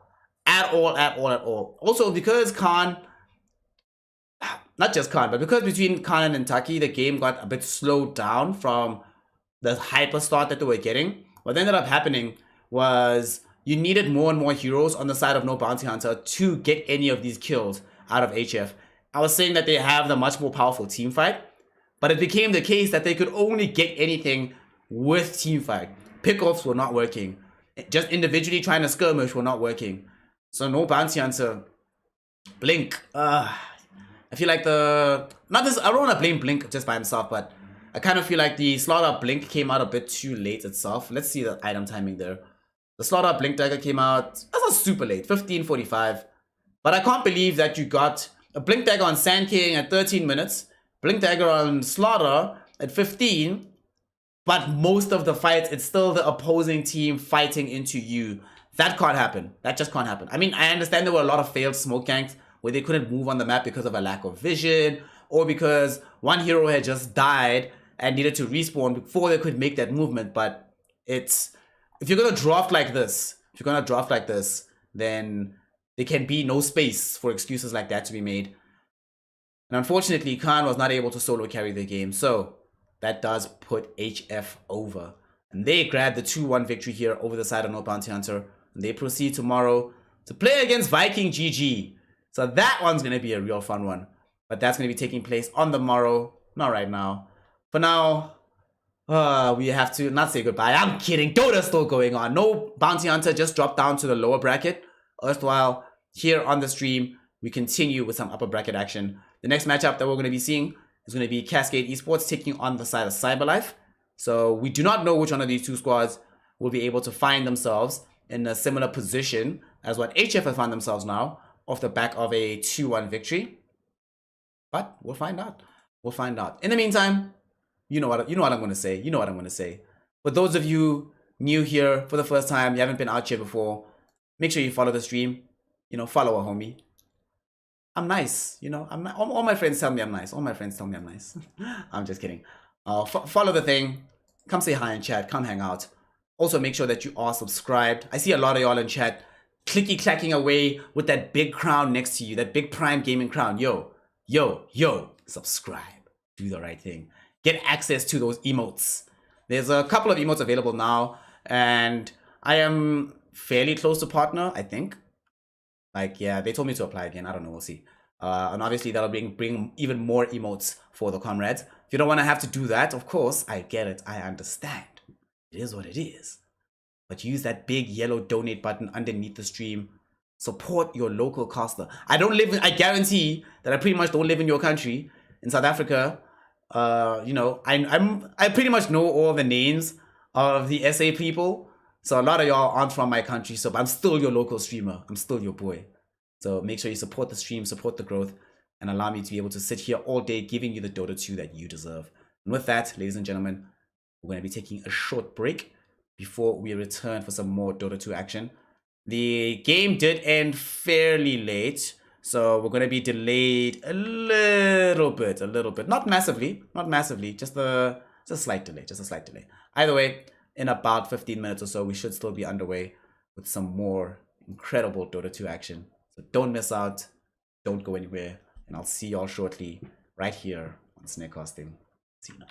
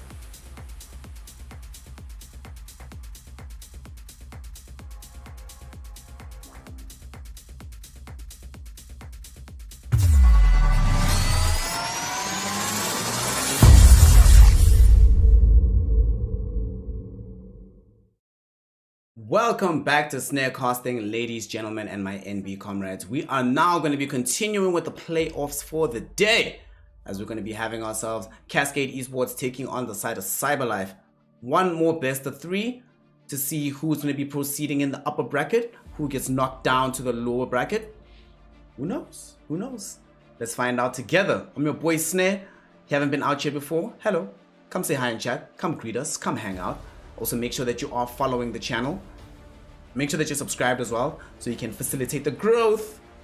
Keep this going. Make sure that when my mom calls me up and says, hey, how's things going? I'll be like, not now, ma. My audience is busy. My audience needs me. My audience is keeping me prepped up. My mom's like, hey, man, you gonna get a promotion? No, because I work for the Dota 2 community. Even better. Anyway, with all of that preamble out of the way, Cascade Esports taking on CyberLife. We did just see a fairly exciting BO3 between HF and No Bounty Hunter. I wonder if they'll be able to replicate that kind of performance here today between CyberLife Esports and Cascade Esports. We are still in the first couple of picks. The first overall pick of the game was this Death Prophet. Yeah, that should never be allowed. Personally, y'all know my opinion that I think Death Prophet is a hero that should just never ever be allowed to play Dota 2. You just keep her out at all costs. She does get involved in this one, however. What this primarily means for us in this situation is that you have good team fight, got a way to take down towers, you have a solid mid laner. Cascade immediately respond with Earth Spirits, and then they get the Venge. Now this Venge, yo. Cascade have gone on an incredible run with the Vengeful Spirit. In fact, it's largely responsible for the fact that they were able to come out into the playoffs anyway. It just looked so good. Ironically enough, the one game that they played it and got shut down is the game they ended up losing, which got them second in the group, having them now play up against CyberLife, who did come out first. And DP Timber with Lion, lots and lots of damage here. I love that they went for the Timber Saw. Was a bit open of a Timber pick, as you didn't know what the game was going to look like. It has drawn some responses from Cascade, with Bane, Shadow Fiend. Ways to kill Timber are now available. Ways to do well in the lane against DP are available. Does force them to have to consider and put resources into dealing with the Timber. Now, in fact, what they could even do is keep DP as like a 5 position. I don't like it, but it's an option. 5 position DP, 3 Timber. You put this Lion on 4, and now you've seen so many heroes from Cascade Esports that you can start picking at your will. You pick up this Lina. Who gets to Lina? Earth Spirit's the only one that can maybe on occasion roll onto Lina. I mean, we'll see whether or not Cascade have recovered their performance on Venge and use that as an initiation tool. And now they have magic damage that they didn't really have before.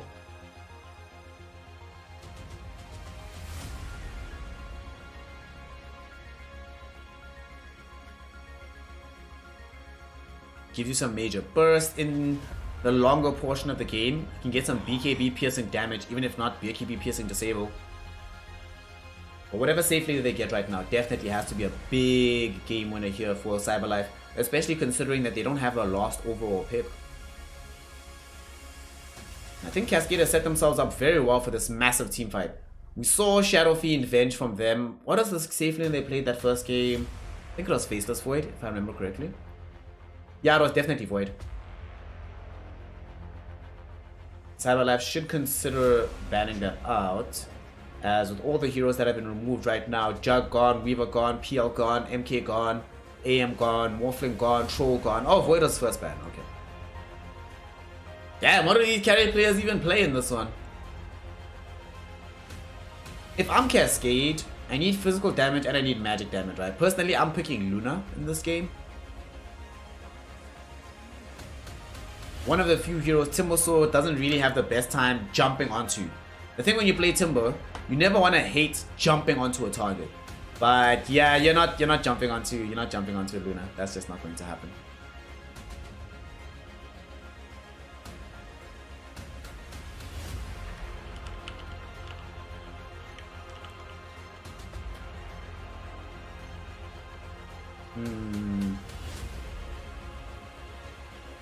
Is Lifestealer in this game?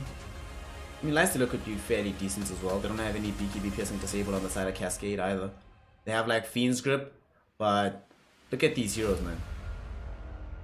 DP, Lina, Lion. Yeah, you can cancel that Fiend's Grip very, very easily. Also, I think they're trying to make it mysterious where Lina or DP are going. They banned Terrorblade from Cascade, so Luna, Ursa, Lifestealer. What else? What else? What else? I don't think Sven is very good here. Maybe Wraith King, actually. 10 seconds remaining. They do have fairly good setup on the side of Cascade for a next fight, but Lycan. Okay. I'll be honest and say I did not see Lycan coming. How do I feel about Lycan for Otaka? I mean, this is the kind of game where Lycan can just run over you, because there's not that many things to stop him on the other side from Cascade Esports, but the hero doesn't feel very strong right now. It feels so weak. I mean, without Necrobook, man, this hero feels so bad. I will, yeah. I believe like in pub play, Lycan has a sub 45% win rate or something like that. It's like crazy low. They go for this last pick Slok as well now. Without that much lockdown for the Slok either. And I like Slok into Lycan because Lycan generally, though yeah, you'll buy BKB, you use those charges, you chew through those charges fairly early on in the game when you do get that item as the Lycan. So what ends up happening often is that Slok has that available to root onto you when you're in Shapeshift. Prevent you from just being able to do whatever the hell you want. This is peculiar. What will we have here? I'm a little bit uncertain as to which team I actually prefer from these drafts.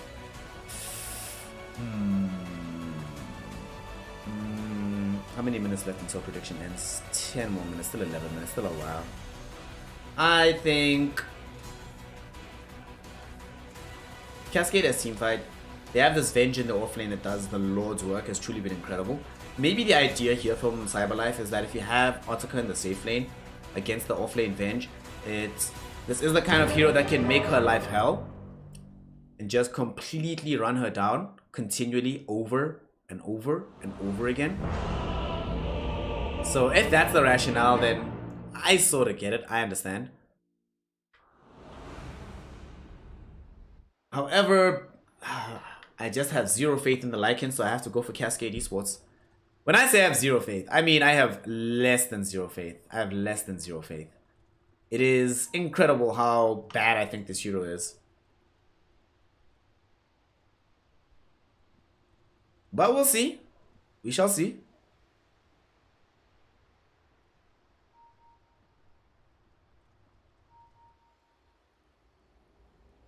Personally, I'm just excited to see the emergence once more of this offlane Venge. Stuff looks amazing.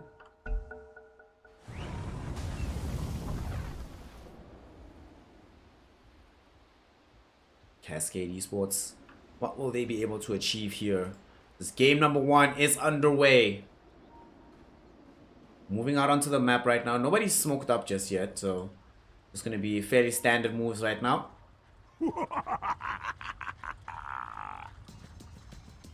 Also, indeed, they have decided to play this 5 position DP as Phil has decided to take that one up, and Bombadil will go mid on the Lina.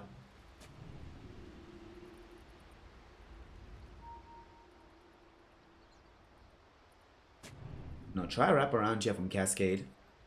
On the high ground now. Jasp hasn't laid out a ward just yet. Vision does pop. They know someone's around here. They don't see any targets just yet. The roll, they catch out onto this Lion. Beautiful Earth Spike from him. It's actually going to keep him alive, and they actually get the Wave of Terror. Or not the Wave of Terror, the Crypt Swarm with LSA onto a billion heroes. And they just burst down the Bane there. My god. Okay. The Wave of Terror was in the opposite direction, but look at the damage that went out. And the timber chain through as well from Politeri. Did quite a lot in there. Body blocks of the Lycan Wolves. Shisui is going to die.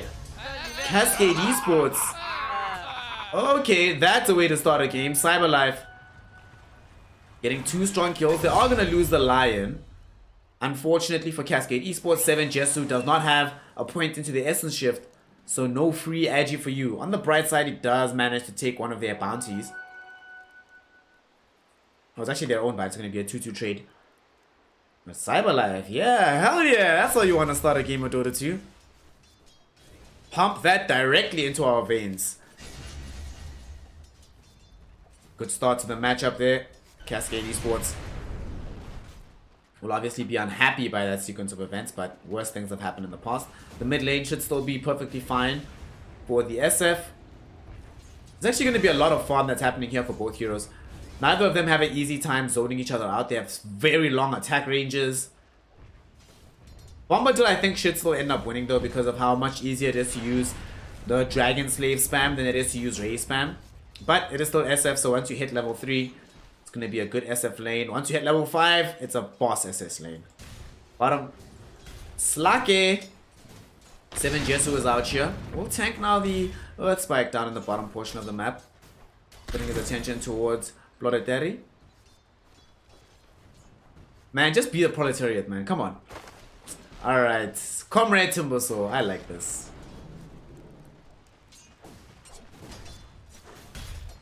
The one big thing as well about this Cascade draft is that their team fight is atrocious. They just do not have very good team fight. Really reliant on being able to pick off several of these heroes. Bane finds a sleep onto the Lion just to try and make sure that Desp can't really participate in zoning back 7 Jesu. For these first couple of levels, you really want Slock feeling free to go and stack up some of this Essence Shift. But as we start getting pointed to reactive and whirling death, yep, bottom lane also starts to become a bit of a complication here. And over on top, this is for me the biggest question mark of the entire game. Lycan being picked up in the safe lane despite having no access to the Necro Book. We'll be going for the more old school Helm of Dawn build.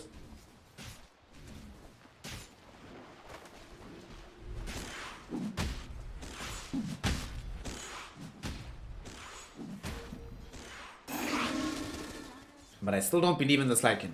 Honestly, I think Lycan is that bad that even despite the fact that Cascade will have a rough time in team fights, despite the fact that they don't have the easiest time pushing down these buildings, just don't think Lycan is good. But we'll see what ends up happening with the hero. Bottom lane. Yes. On the Lion, a fairly deep chase onto him. He will have some spells back in a moment. Can go forth. Pounce will be there. And, oh, nice Earth Spike on the 2. He still will die here. But, okay. Oh, man. Timbersaw's like, oh, wait, dude. I have no problem with you feeding away your life on the other side of the map, but also taking the core hero with you. Do that more and more often, please. Make my life easier.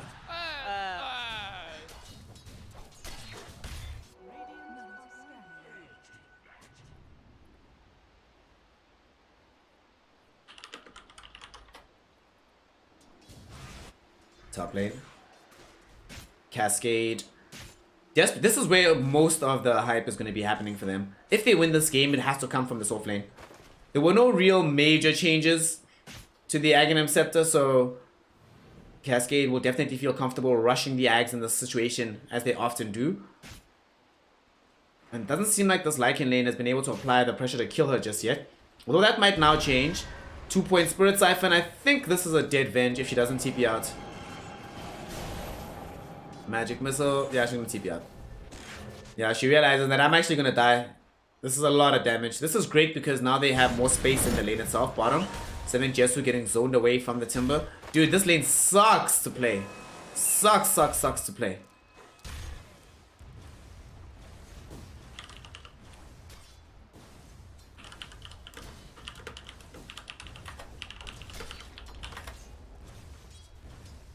Bit unfortunate there. Mid lane. There's a big farm trade in between the SF and this Lina. I kind of wonder what the build is going to be for SF in this game. Are we thinking Yules, SNY, BKB? Suppose if you have Yules, then it's a way to catch out this Lycan, because it's going to be a little bit of time before Lycan wants BKB himself. I highly doubt we'll see Helm of Dom into BKB. It's possible, but I think they'll start having some damage issues at that point.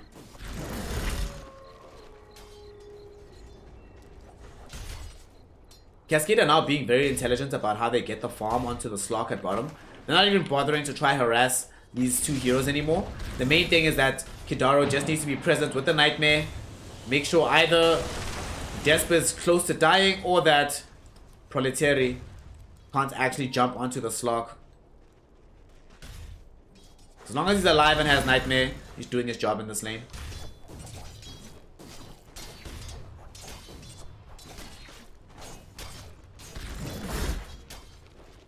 Proletary. I would like the early pickup of Lotus Orb in this game. Because if he has... like if he goes like Hood of Defiance, Lotus Orb, yeah, then suddenly Bane Elemental does nothing anymore with Fiend's Grip. So let's think if we can pick that up. The Requiem channeled middle from Shisui just to zone back Bombadil and Phil so they don't keep the pressure going onto Kaori. However, here comes some Cyberlife heroes. Kaori doesn't have the role anymore, will end up taking a tumble. 3 heroes being present in the mid lane, enough to secure the kill that they need. In a very decent position for themselves right now on the side of Cyberlife. This mid lane, however, Bombadil and Shisui, the two of them do continue to trade. Both are level 7, or just Bombadil for now. Shisui just cracked it. However, it's only going to be Bombadil that can really help out by making a rotation. Although, one might be happening bottom. 7 Jesu in a little bit of trouble. Nightmare out onto Proletary. They want to try and maybe bring down this Timber Sword. They can get this kill. That is huge. They're going to get the double because they just got the Urn charge out on Kaori. Oof. Desp will die as well, taking a tumble. A double kill for the Slog, also giving him Agi stacks. Good times. Suddenly the way this lane was going, which was, in all honesty, not well, instantly turns around there as the Fishman not only securing himself the kill, more time to farm, and he's gonna build into the Diffusal Blade in this one as well. He's playing into Timbersaw, so Diffusal Blade will be fantastic.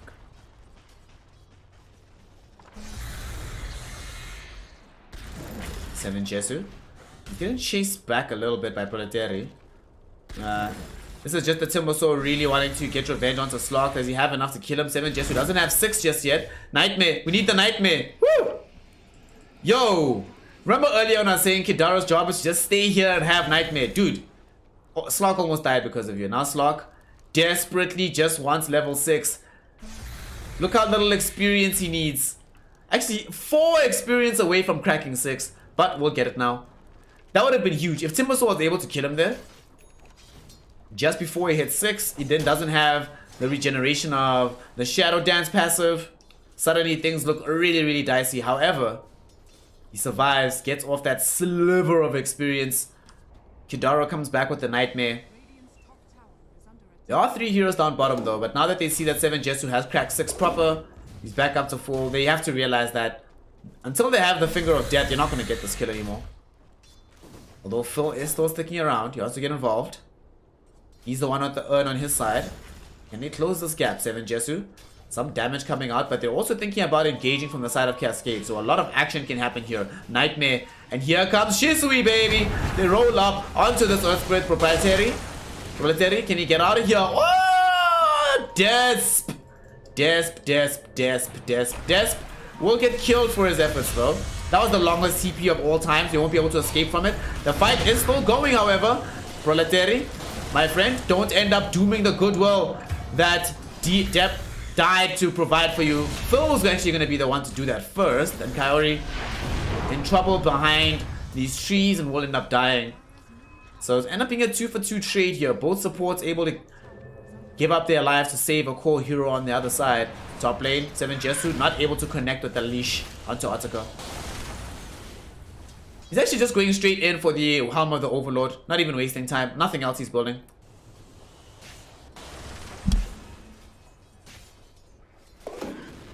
I am... yeah, how do I phrase this? I think Cascade should have been able to kill that Timbersaw. But he went back in. And the second time around especially, that should have been a death. But Shisui did get distracted at the beginning of the fight. Wasn't able to go in straight with the razors into the engagement. The big play though is going to be Desp on the line. Opening up space with the 3-hero Earth Spike. Enabling the further escape. And now that they're going to leave Shisui down bottom. Venge will soak up the experience at mid. Do they want to try go for another grab here? They do have Geo Grip, but I feel like if they roll him, then kick him back towards the SF, that might really make a difference.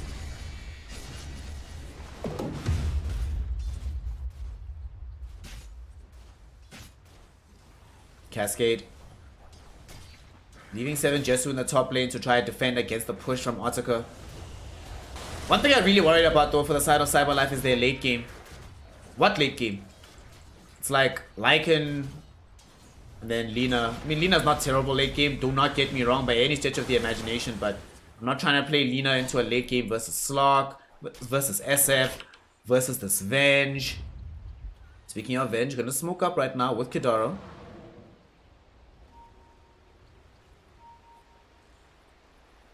Oh god, no way, no way. Are they gonna find Otaka? I don't think they see him right now. But they see something dying there, so they know that there's a fight this side of the map. This is the perfect place to be. Slok is also nearby. Fiend's Grip will be there. Do they have the damage? They're trying to lay it out. And they actually do have the damage, yeah. They have more than enough. Nightmare will be there. Wave of Terror gets silenced up, so they prevent the final right clicks from coming in. But here comes 7 Jesu. Between himself and Kidaro, easily able to clean that one up. And Shadow Dance has to be activated by the Slok. He's scared of being fingered. Doesn't know that the finger is not online from Desp.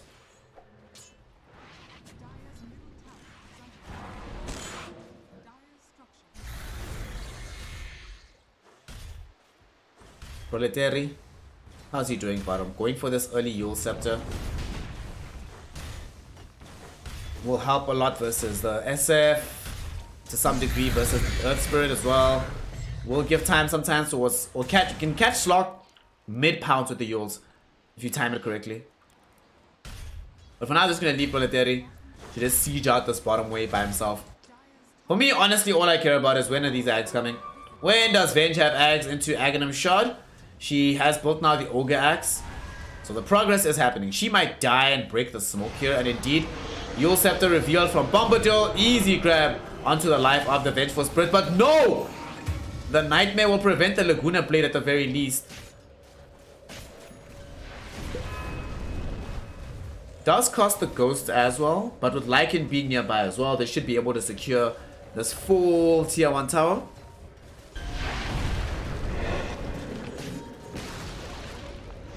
They want to go for more as Kidaro also getting used up. The roll in from Kaori. 2 heroes caught inside the Earth Spike, and now both of them will give up their lives in that situation. Desp on the line, and yet again doing the Lord's work. Gonna be a double kill for Phil as he's also able to bring down this Earth Spirit. But man, what a stun from Desp. And they dominate that fight from the side of CyberLife. The Ghosts go back to heal Phil. Otako is nearby, so he got himself some farm and experience. Not that far away from the Helm of the Overlord. Just a couple of more camps and he'll have it. In fact, he's also going to try to steal these Ancients. Will they be able to do so? Top 7 Jesu. Earth spiked up. Does manage to dog pack the way to safety.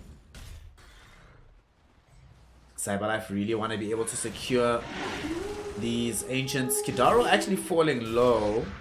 That's a brain sap up to stay alive. They're actually going to die here. They've got the Crypto from the high ground. They don't even need that because Desp pulls through with the finger. They just zap him down. Very easy kill there for them to be able to pick up.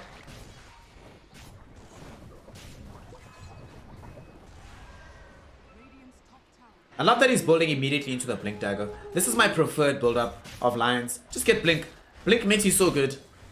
Like, the difference between this hero pre and post Blink is night and day. I suppose we see the same rationale coming from Cascade, but with regards to Aghanim Scepter. As they now have the second one. Venge trying to get to that point. They're gonna smoke up now on the side of Cascade Esports. They don't have much vision on the map right now. Bring out some wars. They saw the Dragon Slave, but as they get closer, they'll realize that she has already retreated.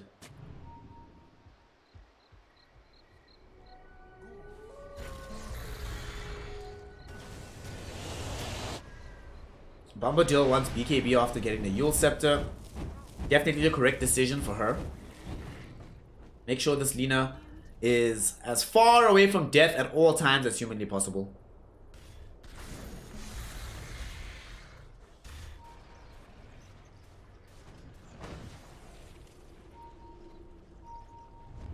We're gonna smoke up now though. They have this Yule Scepter again from Bombadil at the ready. So does Proteri have his. So two forms of being able to toss these heroes into the air. Venge, yet again, going to be the one that gets caught out for this one. Although I don't think they can afford to keep losing this Vengeful Spirit. They need her. They need her. They need to come save her somehow, but they're not going to be able to. They have to abandon her to death. And she's going to get brought down here.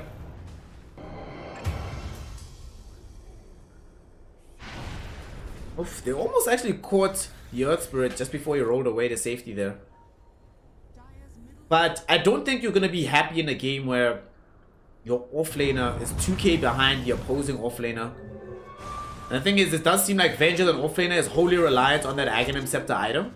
Without it, doesn't seem nearly as good. Atsuka trying to chase down Kidaro with this Helm of the Overwhelm. Here we go. Requiem triggered out by Shisui with the Fiend's Grip as well onto Atsuka. But they do not have enough confidence to jump back in on that one. Kidaro is just going to die in the trees. Has drawn way too much heat towards himself. And Atsuka's going for the AC next. So Helm of the Overlord into AC, into I do not know what afterwards.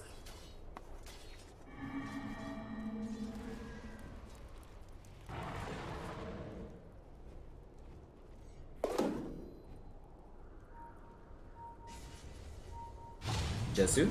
That's fine, Bombadil, and they should be able to actually get this grab onto the Lina. Wave of Terror was there, LSA keeping her alive. Magic Missile does come out after the swap from the Venge. But now suddenly, Phil and Proteri will be able to chase down the Vengeful Spirit. Man, need that Axe. Aghanim Scepter, such a requirement. Nightmare, out onto Proteri, but this is just to make sure he cannot keep the further chase going.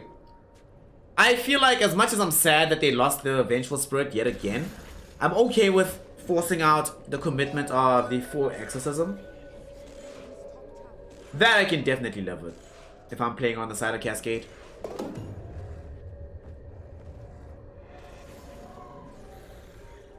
Bottom. Proletaire is going to die here. There's no Fiend's Grip, but that does not mean that they lack the necessary damage and lockdown. You did mess us up a little bit there, but it's fine. The kill's going to be gotten regardless. Yule Scepter is going to waste a bit more of their time.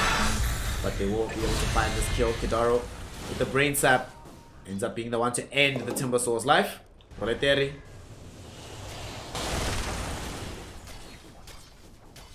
Betraying his comrades in the revolution by going back to death. I'm kidding.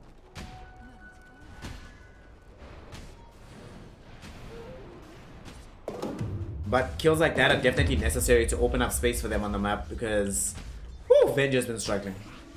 The only heroes who haven't been struggling are 7 Jesu Slok, who almost has BKB, and the Shisui SF, who actually does. Lina's also about to get her BKB, so we're going to have 3 BKBs on map at the same time. But for me, the biggest power spike is now the availability of the Blink Dagger for Desp. If he's able to catch the Slok in particular out by surprise, they can kill that hero.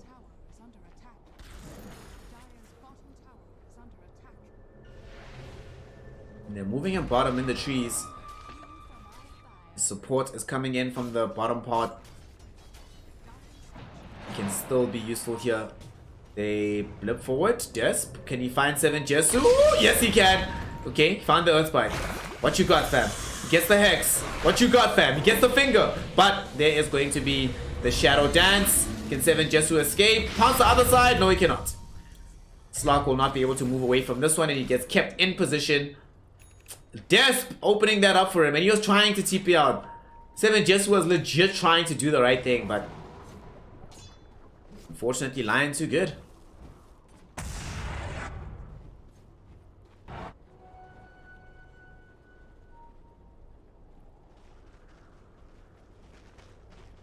Right there, Rick. Looks like he wants Lotus Orb, I think. What is it? Let's see. Oh, Hood of Defiance, okay. Oh yeah, he didn't have the hood yet. Yeah, he needs Hood of Defiance, definitely. Joe looking for a quick grab onto Kaori. Doesn't even need the Laguna, even though it came back off cooldown just as he threw in the final right click. Oh boy. Ooh boy. Ooh boy. Gonna lead them to be able to take this tier 2 tower in the bottom lane. Man, y'all are about to lose the Lycan. Feels bad.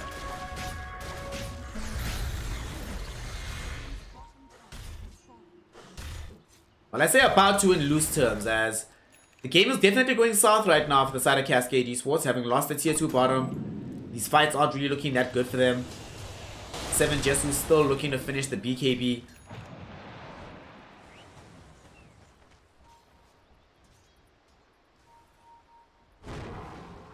So Cyberlife looking good, looking good, looking good, looking good. See now, quick burst away of this creep wave. Very easy for them to remove. Now they're gonna smoke up, head out as a crew. They want the Roshan, I imagine, but you need to pick off one of these heroes first. 7 Jesu. He's like, it's not gonna be me, fam. Find one of the homies. It's gonna be Venge. Is she going to die here? Yeah, the creeps are gonna chase her down. She does have the Aghanim Scepter, however, so that means that she is still useful in this fray. Well, unless they chase down the illusion, and she's gonna be able to keep the illusion alive. Now middle, there's gonna be a leap. 7 Jesu able to leash out onto the Timbersaw. Timbersaw is going to die. Bomber Joe with BKB active, trying to fight around here, but we saw some of this damage. Now here's the swap from the Venge illusion, came back into things. The full exorcism was popped, but it's not going to be good enough to dish out any reliable damage in that engagement. Kaori will die to the Laguna Blade, but 7 Jesu able to bring down this Desp on the Lion. The illusion from Vengeful Spirit is still alive here, so as long as it's nearby, the Vengeance Aura helping out quite a bit, as well as this wave. But she's back now. BKB picked up by 7 Jesu. There was a very scary moment in that fight where Lina was fairly far forward. Like, she's here, right, with BKB active. And then she takes like 3 right clicks from Shisui and loses like 400 HP. She's like, whoa, I am getting back. Thank you very much.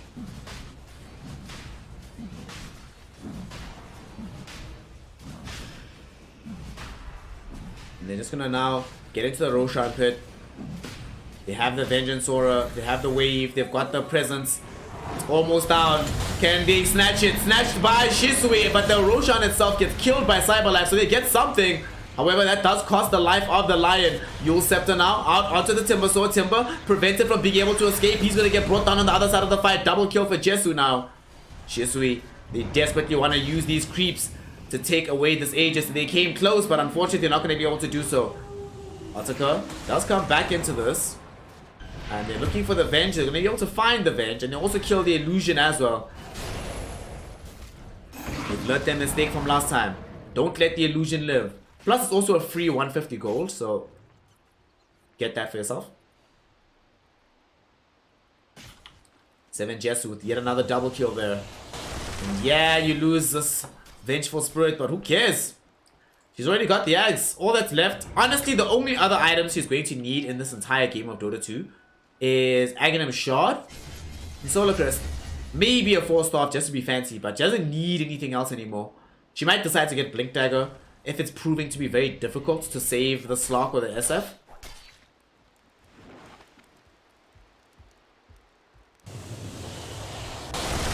One thing that also scares me, that Cyberlife is 5k gold ahead, right? But a large bulk of this gold lead is sitting with this Lycan, who, absent the Zoo, man, doesn't really feel like a game-winning hero. Like, this Zoo was okay, the Helm of the Overlord Zoo, but can you just imagine that last fight with Necros? Oh, top lane, Slark in trouble. Can they kill him? No! Slark somehow stays alive. Oh god. Okay, Kaori. Okay, Kaori. Kaori did everything possible there to make sure that that outcome is achieved. They're looking now for a potential Nightmare initiation, Otaka. Is he gonna turn back into the fray? 2-0, silent stop. Ghost Scepter will be there from Kidaro, just to make sure he can TP back to base safely. Will be followed by the SF. Neither of whom have that much appetite to be ran down by a ravenous Lycan.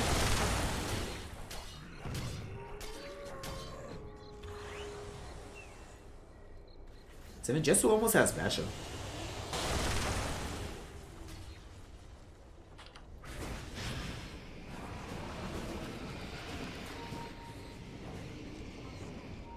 They might try to jump on this SF down bottom, and indeed they do. Earth Spike will find him. He is still gonna live not that much longer. It does end up dying. They burst down the Vengeful Spirit as well. They're trying to take out the illusion. Nightmare will save the illusion for now.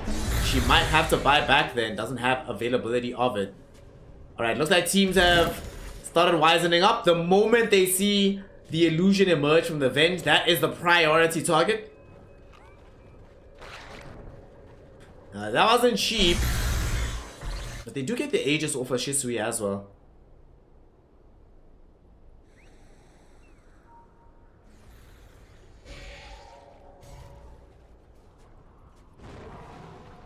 Double damage. Gonna get picked up now by the Lina, I imagine. And there is opportunity to maybe go into the Roshan pit, but they might decide not to pursue it at the moment.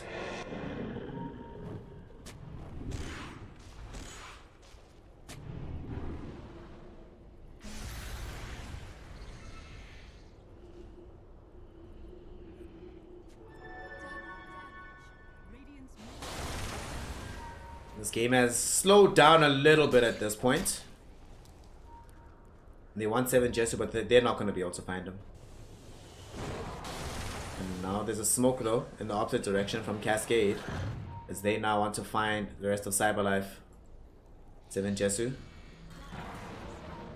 They have to know that there's no way that a Slock is running by himself without any allies behind him. Unfortunately, Bombadil way too speedy. And Desp has Blink Dagger. Although Desp got found in the trees regardless. Okay.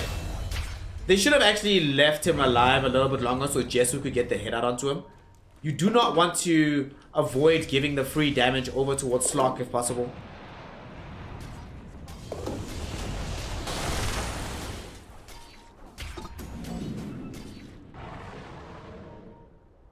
Game being kept very close.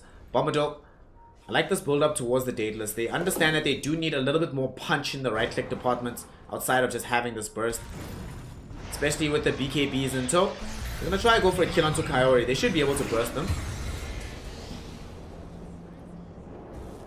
And bottom. Oh, here in the mid lane, we do get a kill onto Kidaro as well. Fighting next to where the tier 1 tower used to be. There's the BKB available. Slock gets saved a little bit longer. And they want Otaka. Otaka's on the wrong side of the fight. In the meantime though, BKB will be popped. Bombadil does somehow manage to stay alive. Timbersaw gets brought down. Next will be Desp.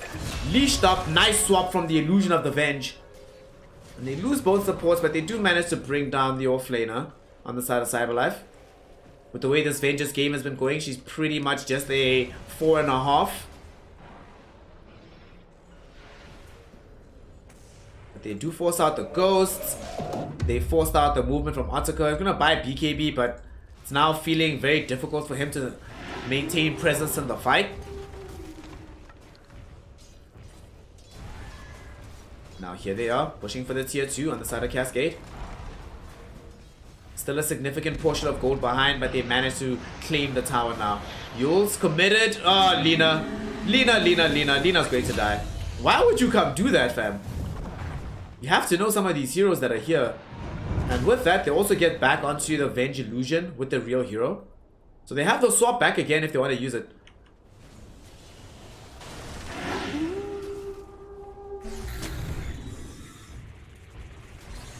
Queued up the items we mentioned earlier. Solar Crest Shard.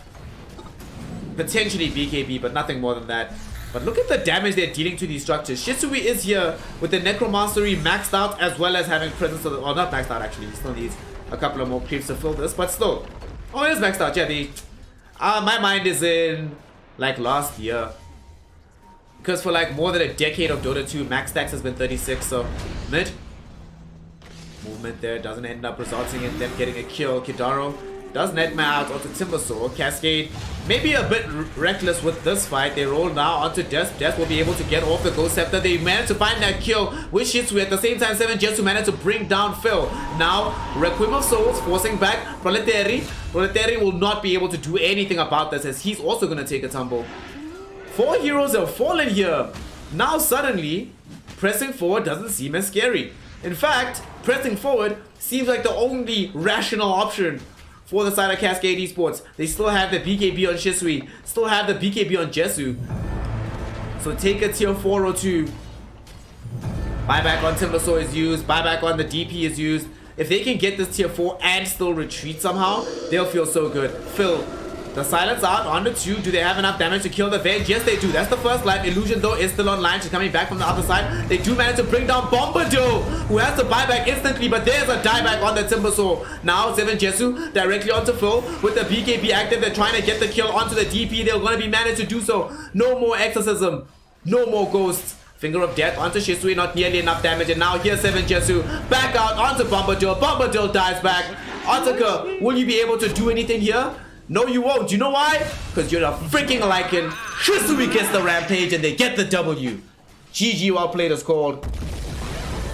Cascade have done it.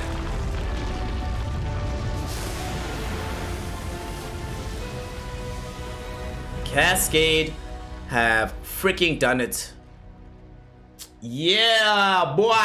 Yeah, boy. Yeah, boy. They definitely cover themselves in glory in that instance. Coming away with the dub. Oof, Cascade Esports. What a game. What a game. What a game.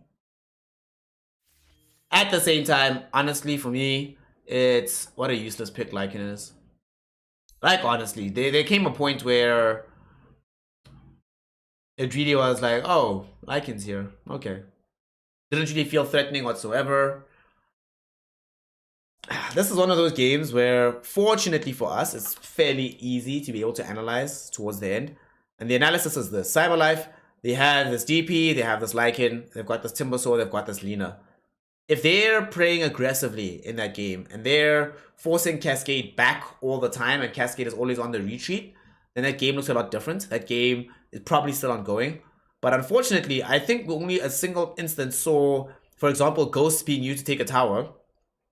We saw Roche once where they were able to get involved in a fight around that area, but didn't really feel like this is, I don't know, there's something about the speed they were playing that didn't feel right for this kind of draft from Cyberlife Esports. So it ends up regrettably going into the bin for them. And also, I think, confirming that God Lycan sucks, dude. Wow.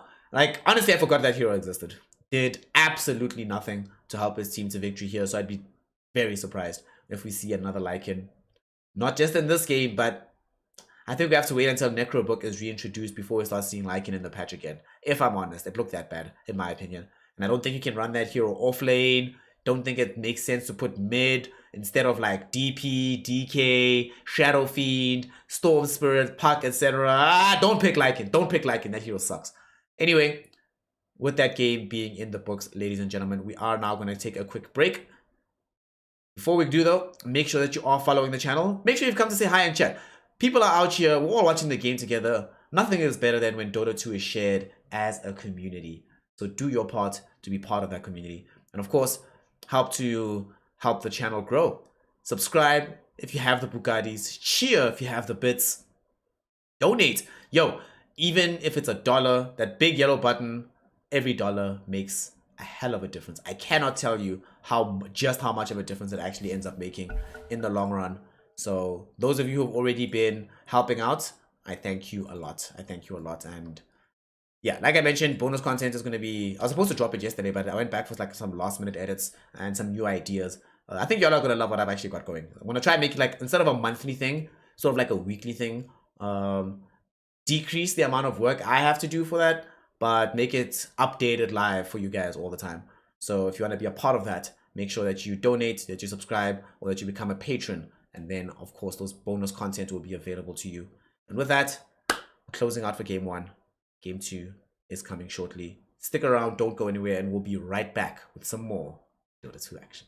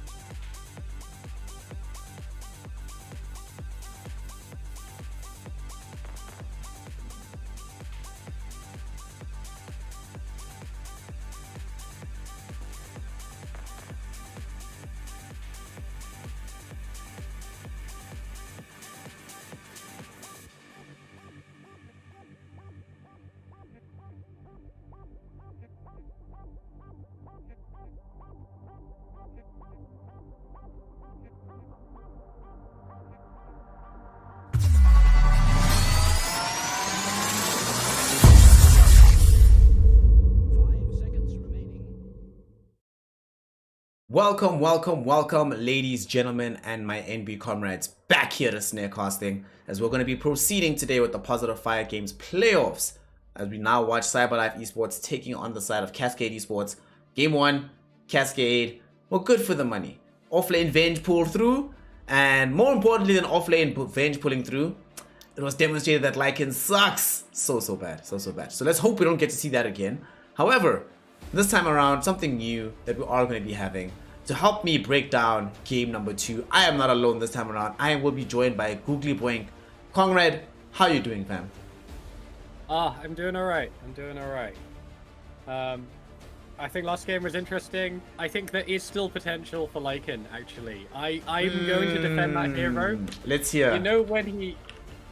in the off lane, getting Ags for his carry. It was done a few times last patch, before the Necro Book was removed. They were picking Lycan, they weren't even going for the Necro Book, they were getting an Ags first to help out a less mobile melee carry.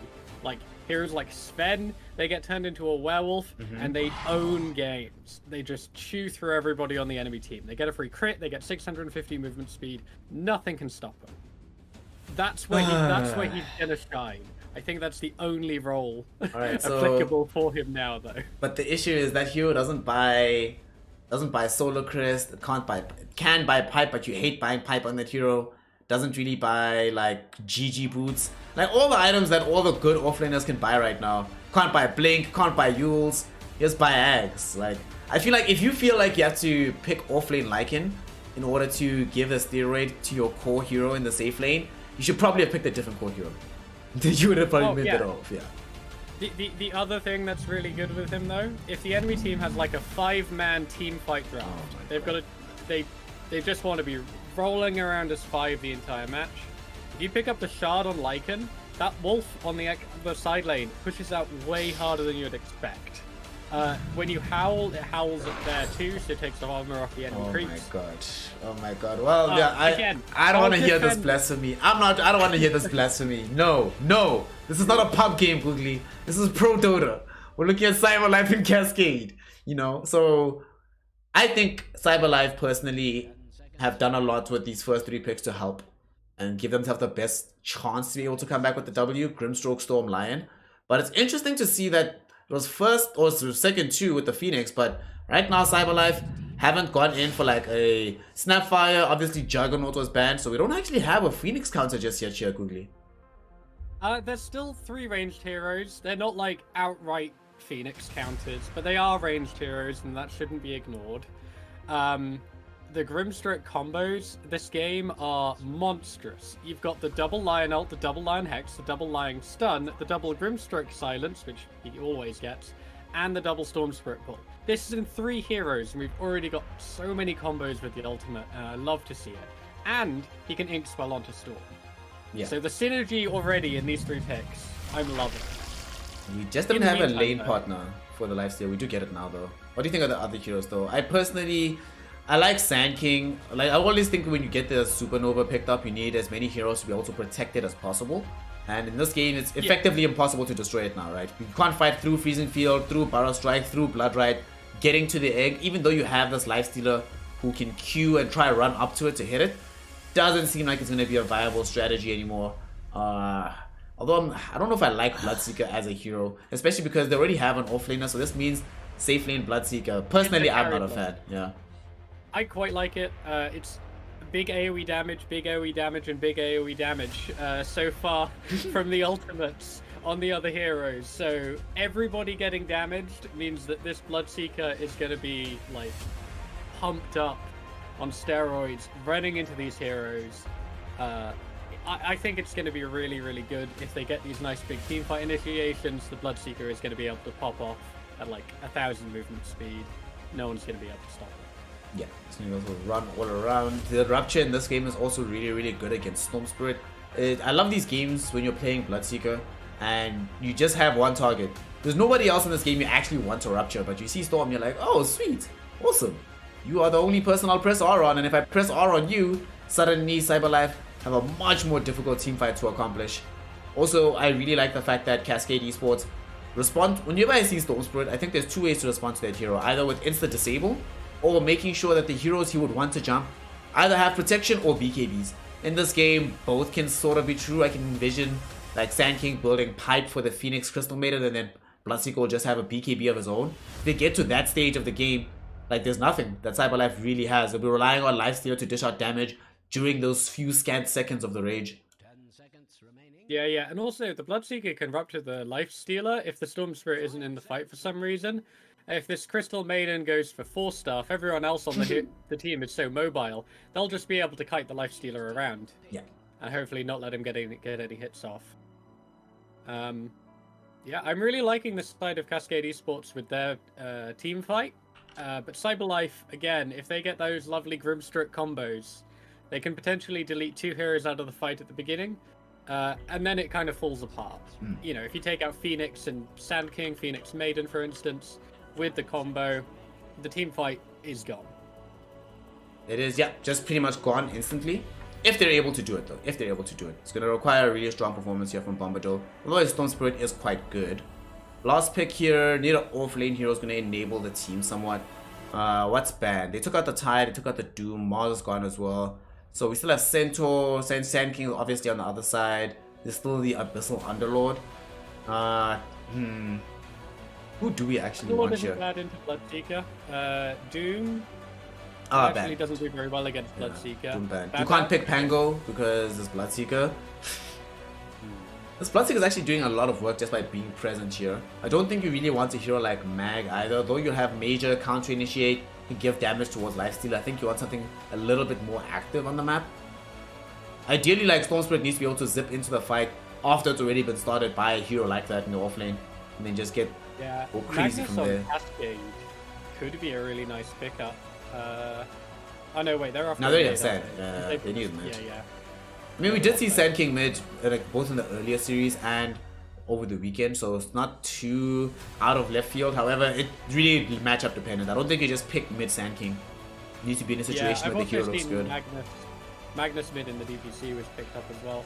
But again, just anyone with a steroid for this Bloodseeker will make him even more powerful. Invoker is the other one that comes to mind. Decent synergy as well with Bloodseeker with all of the AoE damage. Timber into Blood? I don't like this. Even into like heroes like Crystal Maiden, it's not great. Phoenix, dude. Into Phoenix, dude. Sunray. Yeah. Sunray is just now. Oh, you didn't ban Monkey King before you picked this hero, so now they just picked the MK. Game is hard. MK at risk of getting jumped here. The Ink Spell Storm Spirit combo onto the Monkey King. He is quite fragile in like the early and mid game, so hopefully we see some action ganking him in mid. He's not mid, he's safing. It's 100% safing. There's no way you play this mirror hit. Like, yeah, dude, against Timbersaw. Like, Timbersaw does nothing in that lane now. You just, like, force him out. You can't, and because he's playing safe lane now. Also good there. I mean, Bloodseeker gets very good. At the beginning, it's, like, decent, but it doesn't, like. Normally, you beat the Timbersaw in lane with CS as Bloodseeker, but you can't kill him. As Monkey King, you force him off lane. You can't, like, stand there doing Timbersaw things forever. Now you also have bigger team fight for themselves. Makes it even harder to get to the Supernova. More, and to make matters worse, yet another hero is gonna buy BKB. Googly, once they have BKB on Monkey King and the Bloodseeker, they have no damage. There's literally nothing that Cyberlife will be able to do, because in that fight, Shisui will always be able to rupture Lifestealer no matter what. You rupture the Lifestealer, Lifestealer can't get involved in the further engagement, and then you just kill everybody else because they have no spells that can damage you at that point. Yeah, and Monkey King's another source of AoE damage, which means that if people are caught in these ultimates, there's so many huge teamfight ultimates. But to buff up this Bloodseeker as the enemy team start taking damage. Yeah, I think it's going to be a 2-0. I'm afraid to say it. We might not see a game 3, but... It is... Let's just say it's not looking good. And I think it might pose some problems if they only feel comfortable playing the Timbersaw. Even in a game that looks very bad for Timber, having to go for this might demonstrate that Bloodberry, this is his best hero. It's the only hero he feels super comfortable on. Let's hope that's not the case, because if that is the case, this game is not going to go well. They're going to struggle here.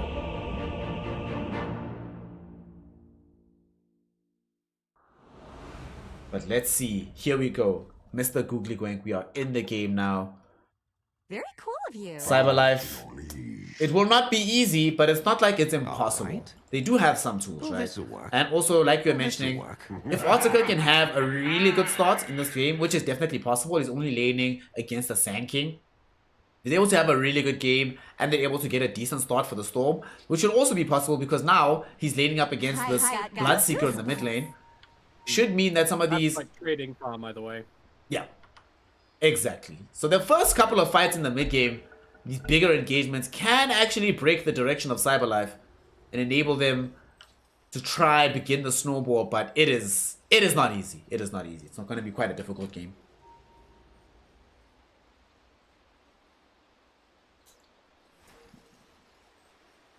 Yeah, definitely some gank potential from Cyberlife. I think they're going to have to pull ahead through ganks if they're going to win overall here. Whereas the gank potential on the other side, it's good with Rupture. Rupture is really strong. As soon as you get that up, you just run people down. Other than that, though, it is a little lackluster. The Sand King and the Crystal Maiden, both their disables are very short range. They're hard disables. Crystal Nova is quite long range, but might not be enough to take out any of these targets on Cyberlife. Yeah. So it'll be up to the Bloodseeker to really make these ganks happen and make them work. For Cascade on Cyberlife, they've got so many combos they can run.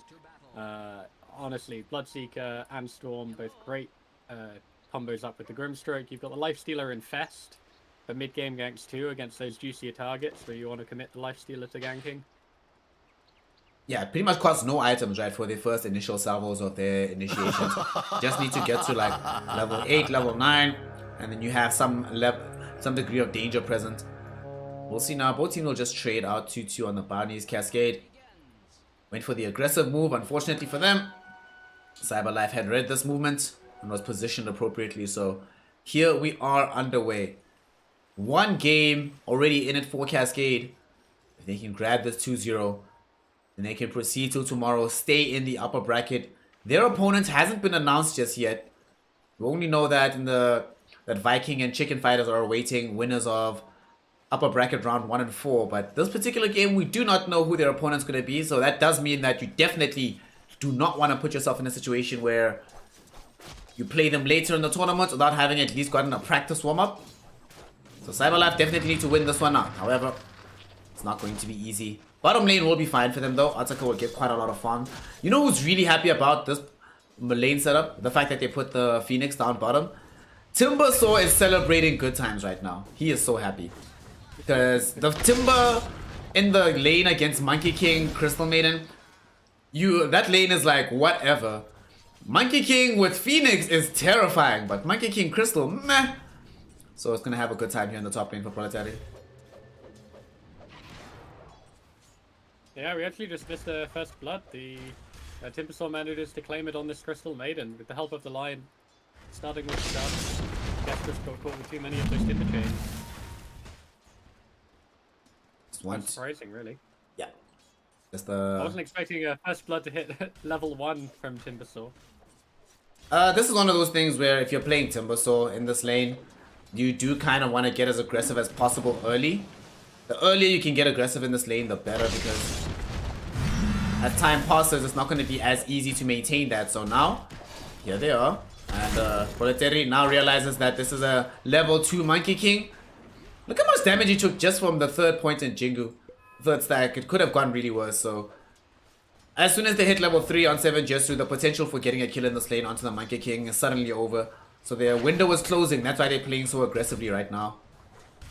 No reactive armor on the Timbersaw, and he ended up tanking the quick wave as well. So even though he only got the 3 stacks, did have managed to avoid the Jingu being gathered. Now it'll get gathered. Take down the line. Honestly, he did hit Timber from the creeps. Timber, base armor of 2, by the way. Yep. And just having loads of armor. That's only when you level the passive, and he's gone greedy. They're gonna freeze him up right now and see if they can punish some of this greed. He does manage to Timber Chain away, pops them this Mango. Although I actually do agree with him going 1-1-0 before level 3, because like I said, you have to kill this Monkey King. If you go the normal route, you're gonna lose this lane anyway. And the fact that he went Timber Chain level 1 is actually all that enabled him to get that earlier kill. I actually doubt he's gonna get another one in this lane. We'll see what ends up happening. Middle, Bombadil is now stacking up some camps. He's playing up against the Shisui Bloodseeker. So as far as Shisui, obviously just going to be able to keep farming. Storm can't kill you, so therefore Storm can't zone you out of this lane. So you do quite well here as the BS. And you still have the Blood Rite to be able to trigger off if they come close. Being run down. He is dropping low as well, though, to these Fire Spirits. He's gonna die actually. Ataka pops the Fairy Fire. Will he be able to get back alive? No, he won't. He's gonna lose to Kaori. And now Burrow Strike onto Phil. This might be an opportunity that they use to kill this Grimstroke. He misses the Stroke of Fate, so they get the double onto Kaori. Oh boy. Oh boy. That's a problem. That's an issue. Yeah, just juking around these trees on the Sand King, and they couldn't get the last hit off on him for so long. He was dropped down to like 1 or 2 attacks from death. Neither of them could manage to run him down, get the vision. Oof. Gets back into the lane now. Like, those are the kind of kills that you also really want to be able to find out to Otaka, right? You want to be able to accelerate the timing of this lifestealer because, yeah, sure, you farm this lane against the Sand King without too much, that much fear for your own life. Well, unless what we just saw right now happens again. But also, you're not able to really zone out a highly leveled Sand King either. So now it does mean that the Sand King is going to definitely get the items that he needs in this game. Past the point they can deal with that. In the top lane, we're past the point they can deal with the Monkey King. In fact, now at level 4 on the MK. Lane's impossible. Please leave. Proletary, please leave. Soon. Soon. Otherwise you're going to die. They have a little bit of a chance with the combined disables on Lion, maybe, when Polarity hits level 6. Yes. So that'll be like the stun from the Lion, the Hex from the Lion, and all of the burst from the Timber might be able to take him down before those stacks get brought up. Yeah, but that is not what's happening right now. And King claims another as Lions flies too close to the sun. yeah. Lion ported in there. Almost killed Shisui in the mid lane. Bombadil was looking for that with the big zip. But this is not what I was afraid of. Because now, like, you can't play this lane, dude. Leave! What are you here, mate? Mate! Do something else! Like, this is actually tilting me right now. If he had the Lion, again, if he... Monkey King extending too far under tower, gets chain disabled by the level 3 Lion, that might just be a kill. But anything short of that, if this Timber is trying to beef into Monkey King solo, he's just going to get slaughtered. Yeah.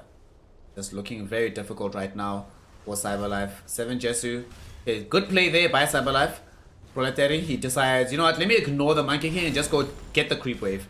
If I get the creep wave and I'm under tower, this is the one place the Monkey King might feel some hesitation towards diving me under. So at the very least, if I'm farming here, I can get some semblance of farm. But man, he's been kept so far back. 21 CS now for the Timber Sword, 23 for the Lifestealer. Compare and contrast with the 32 that 7 Jesu has in his hands right now. And now bottom, we're also going to go for another engagement. Ink Swell out, but it's not going to be enough to actually get a kill. Primarily just to make sure that they don't keep going onto Phil. And they'll keep the Grimstroke alive. And Otaka can keep farming down bottom.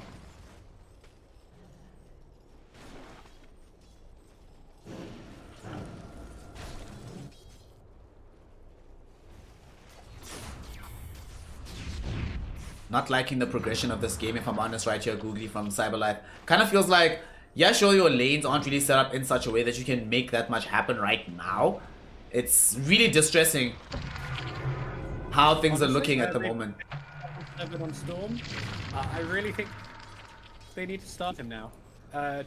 2 points when it's Stroke of Fate on Grimstroke. I disagree with that. The second point in Inkspall would be really, really Wait, he got 2 stroke? Oh my god, why would he do that? It's more long range harass, and he doesn't want to get too close to these two, so I can understand it somewhat from that perspective. But yeah, the combo with the Storm Spirit relies on those levels in Ink Swell, the longer stun duration, more damage. Everything's so good. Storm Spirit, farming up these stacks, he prepared a nice lot for them. Hopefully he hits like level 8 for his ganking, because Yeah. they need his influence on the other lane. It's already 1 for 5. Personally, I agree with you that like what he should have maybe done with this double damage movement is get out on the map and try to use it. Maybe even it's not too late to port bottom. Look how low Kaori is. If he can get to that side of the map, could actually be useful at this point in time, but just sticking to farming. Double damage wasted. Look at that. Yeah. Just gonna farm it up from here, building this early orchid. What do they build for Shisui here? He's gonna go Maelstrom from this mid lane. I don't think he gets Rod of Atos. An arcane. Ooh, Heading top with an arcane rune now on Storm Spirit. okay. Monkey King is level 6 though. Doesn't have a point into the They placed Wukongs. the ward. And they know Storm Spirit's missing. They might not be that cautious because, you know, they know he does have camps. Actually, they've got wards on the camp, so they know he's not taking them. I think they even saw his rotation up via the river, so they are well aware of the Storm Spirit's position, and this is going to be a wasted little rotation.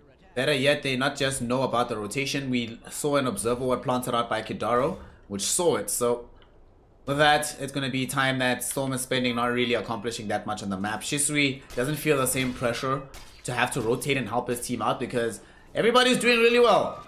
You know, the whole squad is out here, so he can just start farming in the jungle. Top lane, though, they finally get the jump onto 7 Jesu. Can they get the grab? Can they get the kill? He gets off the boundless strike, heals him back up almost to full, but there is just too much aggression right now from Cyberlife, and they will be able to find him. Kidara will be next to fall as well. Finally, we get to see it, and they make the aggressive move. I'm kind of surprised that they allowed themselves to get drawn that far forward, though. Nah, he walked back to mid. Cleared out the wave, then walked down south towards that area of the jungle, like towards those camps, then teleported across the top. So really nice little fake out from Bombard to try and like make sure their attention was elsewhere, think he's farming some camps quite happily, and then teleports across. Nice. Obviously, we finally do get to see the Lion be effective in that engagement, as Lion was able to throw out the necessary stuns. They're gonna kill Lifestealer potentially bottom. Doesn't have rage for another 8 seconds. He's been ruptured up. Do they have the damage to kill him? Phil has also ported in right now. 2 heroes are gone. And Proletari, will he be happy about having made this movement? Despa's also nearby. Misses with the Earth Spike. So they're not going to catch him. Supernova is going to be committed. Not really going to be onto anybody substantial though. Burrow Strike catches out Des. Do they have the damage to kill the Lion? And indeed they should. They do find him. Proletari now completely isolated. Not going to be able to TP. No one's coming to save him. You're all alone, buddy. You're all alone. Storm, everybody go. But here's Storm, though. Here comes Storm. Storm. There will be a Burrow Strike direct onto him. There's the Sunray. Storm is gonna die. Storm came and actually flew too close to the stun. He ends up dying. Inkswell, though, onto Proletari. We're gonna allow them to maybe kill Jesu. Yes, it does. Monkey King fell way too low. They do eventually find him. They have protection for the Sand King. He actually put down a sentry himself earlier on. I think he just took out a sentry right now to keep himself invisible, despite being surrounded. He doesn't have a blink though. I really like it when Sand King players do this. Putting down your own sentry ward, you only break invis for like a second when you kill the enemy sentry ward, and then you can just sit there safely. Unless they bring a dust, it's a really nice way of keeping yourself alive. So if you're playing Sand King, make sure you've got sentries down. It's for your own sandstorms. Got a sentry up. Do the dance to your people. They very close to be able to kill Proletari, but he stays alive long enough to bring in the entire squad of Cyberlife. Unfortunately, they do lose Bombadil though. I'm actually not sure that's worth it. Like, if Bombadil... They kept the power up, so they keep some space. That rotation initially was meant to just take out the tower, I believe. Limit the space available for the Lifestealers to farm in. But they also got the Lifestealers live. Alright, here we go. Rupture. This time around, do they have it? Sunray back on. The burn is gonna come out. Proletari tries to Timber Chain away. This time around, there is no escape, and they quickly burst them down and turn their attention back towards the Tier 1 tower. Kidara committing the ultimate as well. No hesitation there. They desperately wanted that kill on the pesky Timber. We've seen how hard it is to bring down Timber Swords if you don't commit too much. Ends up surviving. Might have gotten away after the rupture. Yeah. So I really like that commitment. They now claim the tower. So a little bit more space taken away from Lifestealer. Ooh, look at this. And effectively granted to this Bloodseeker, he can come across and farm these camps whenever he likes. Yeah. I mean, he's already here, right? Has the Maelstrom in tow as well. So he can just keep the CS up. I was actually about to mention him and say that he is building the Gleipnir for us to make sure that they have some kind of effective lockdown against both Storm and the Timbersaw. That one item, so value in this particular circumstance for the Bloodseeker. I think they definitely want that before they try to take another big fight again. Yeah, and also a lot of disable they've got, you'll want Lincolns against. The Rupture, the Sand King, the Crystal Maiden, a lot of this, you can buy Lincolns and counter it, right? Yeah. You can't do that against the Blue. So it just adds that extra layer of... BKB still deals with it, but you would really have liked to have a Lincolns against a Bloodseeker otherwise, as a way of countering that Rupture. Because that's the only tool you could use. Yeah. BKBs, Lincolns, now suddenly defensive items become a bit more important for them to buy. Do you see Monkey King, 7 Jesu going for everybody's favorite Monkey King build? Maelstrom into Aghanim Scepter. Don't you just love playing against Monkey Kings with invulnerable clones? Good times. And it farms so well. It's a good roach taker. It's a good tower pusher. The invulnerable monkeys do so much work for you. I think that item needs a buff, actually. Phil is gonna In a die. dangerous situation. Nah, he's gonna get ruptured, he's dead, yeah. But he's happy because he broke this up. Behind, Desp is here with an Invis rune. Thinking about maybe opening up space for initiations. Bombadil is not too far behind. However, Bombadil is about to finish Orchid, so he doesn't want to do anything stupid right now. Just finish your Orchid, mate. Kill those last two creeps. Get the Orchid. Then you can engage with Desp about going further in. That being said, look, yet again, this Lion very, very close to the Blink Dagger. Quite early on, Googly. Gonna have this about the 18-minute mark at the 500 latest. Away. That's a really nice timing. And we mentioned they've got the Soulbind as well. Potentially a couple of big targets. If they can get the... Probably Lion blinks in for the Hex. Then it's followed up by the Soulbind into the follow-up spells. Because if Lion blinks in with Hex and there's no reaction, you don't really mind. You just blow up the target. If there is a reaction, they'll get bound together. And then potentially you turn it into a double. Exactly. Exactly. And if they double. both happen to die to the Finger of Death, you do get 2 stacks. Do you get the 2 stacks? Okay, cool. That's what I wanted to know. That's what I wanted to There's know. an even funnier interaction if you have the Aghanims on Lion, because the AoE applies the debuff as well. So if they're close enough together, you actually get 4 stacks. If they're hit by the AoE from the other finger. From the other finger, yeah, then it bounces back. Lol. Lol. Dota 2's mechanics make perfect sense. Make perfect sense, you know? Nothing untoward about them. We have seen, though, over the last few minutes or Googly, that they've been managing to catch up decently well on their farm from the side of Cyberlife. In particular on the Storm and these Lifestealer. Lifestealer finished the Armlet. Gonna go towards SNY. Unlike in the previous game where he was playing that Lycan, the Zero stays effective for a large portion of this game. So Otaka is still gonna be scary in these fights. It can actually do stuff. So every time he shows up, Cascade has to be really careful about how they move around him. In fact, they want to try and make use of the first Infest gank of the game proper. Bombadil carrying a passenger. However, Cascade, they're like, yeah, we have stuff to do anyway that's not here. They might not be able to escape this though. Jesu getting the jump forward with the Bombadil. They're going to easily be able to eviscerate that Monkey King. Nicely done by Bombadil. Another about 150 gold went to that Lion towards that Blink Dagger as well. He gets the Finger of Death stack. Really, really nice gank there. Most valuable target you could have gotten. Yeah. And you get the Finger of Death stack. And you get it before the Lion even has Blink. Yep, so that by the time you get the Blink, you're already dishing out more damage with the finger. And you did this all before Monkey King could actually start to assert himself on the map. This is going to be required as much as humanly possible. Just keep putting the pressure up. The thing is, you have so few... The only cooldown that they actually have to play against is this Finger of Death, right? Everything else is permanent uptime. So I would love to see Cyberlife always making use of that. We do see Sand King preparing the Song of his people, just in case. You know, he's just checking that the base works. Did only stop at the second stroke of fate level. I disagree with the second point, but now he is maxing Ink as well. Oh, that's fine. Much better. Much, much better. Much, much Might be an better. opportunity There's here. a jump. Bombadil gets caught with the air beat. Feels bad, man. Does manage to survive this, though. Inkswell out onto him. Does not near anybody, so nobody gets stunned up. But the Soul Vine from the Grimstroke will keep these Cascade heroes back, unable to keep the chase forward onto Bombadil. Also, the Blood Right moments away from triggering, but somehow Bombadil was able to jump away and keep himself alive. Yeah, I think there's a little bit of miscommunication because the Sand King and the Crystal Maiden both used their disables exactly at the same time. They both immediately jumped onto the Storm Spirit when he jumped in. You know, it's the gut reaction. I don't really blame these players for not communicating who's going first. But that stacked up stun means that they couldn't chain it and keep him locked down. Yeah. And he gets away. Pretty awful there, that situation for them. Obviously, Storm Spirit will be quite pleased with himself for this set of circumstances, finishing the Orchid without too much disaster. They're gonna find Phil, who ran up onto the high ground.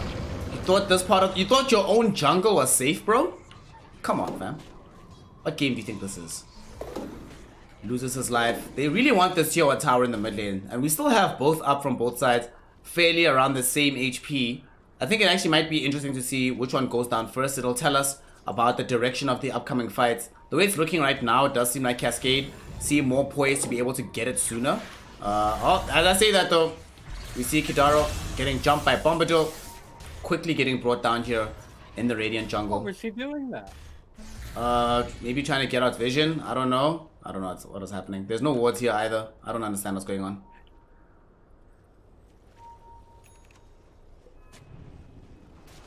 Okay, pushing up that tier 1 tower now. Monkey King, though, poised and ready with the ultimate. Sand King nearby, waiting 5 more seconds for his.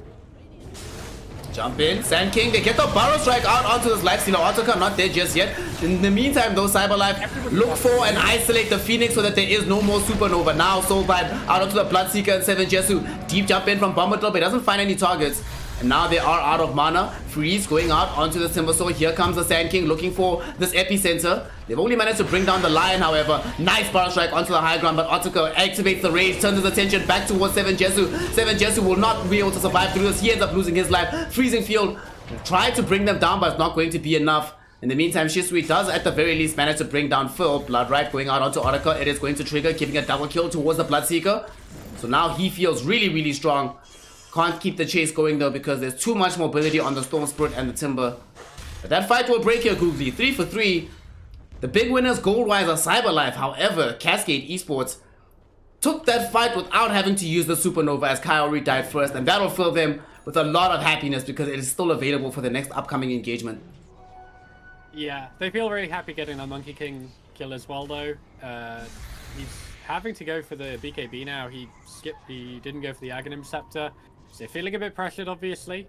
I think he opened with the Ogre Axe, but now he's gone for the Mystical Hammer instead. Realizes he does need that Black King Bar.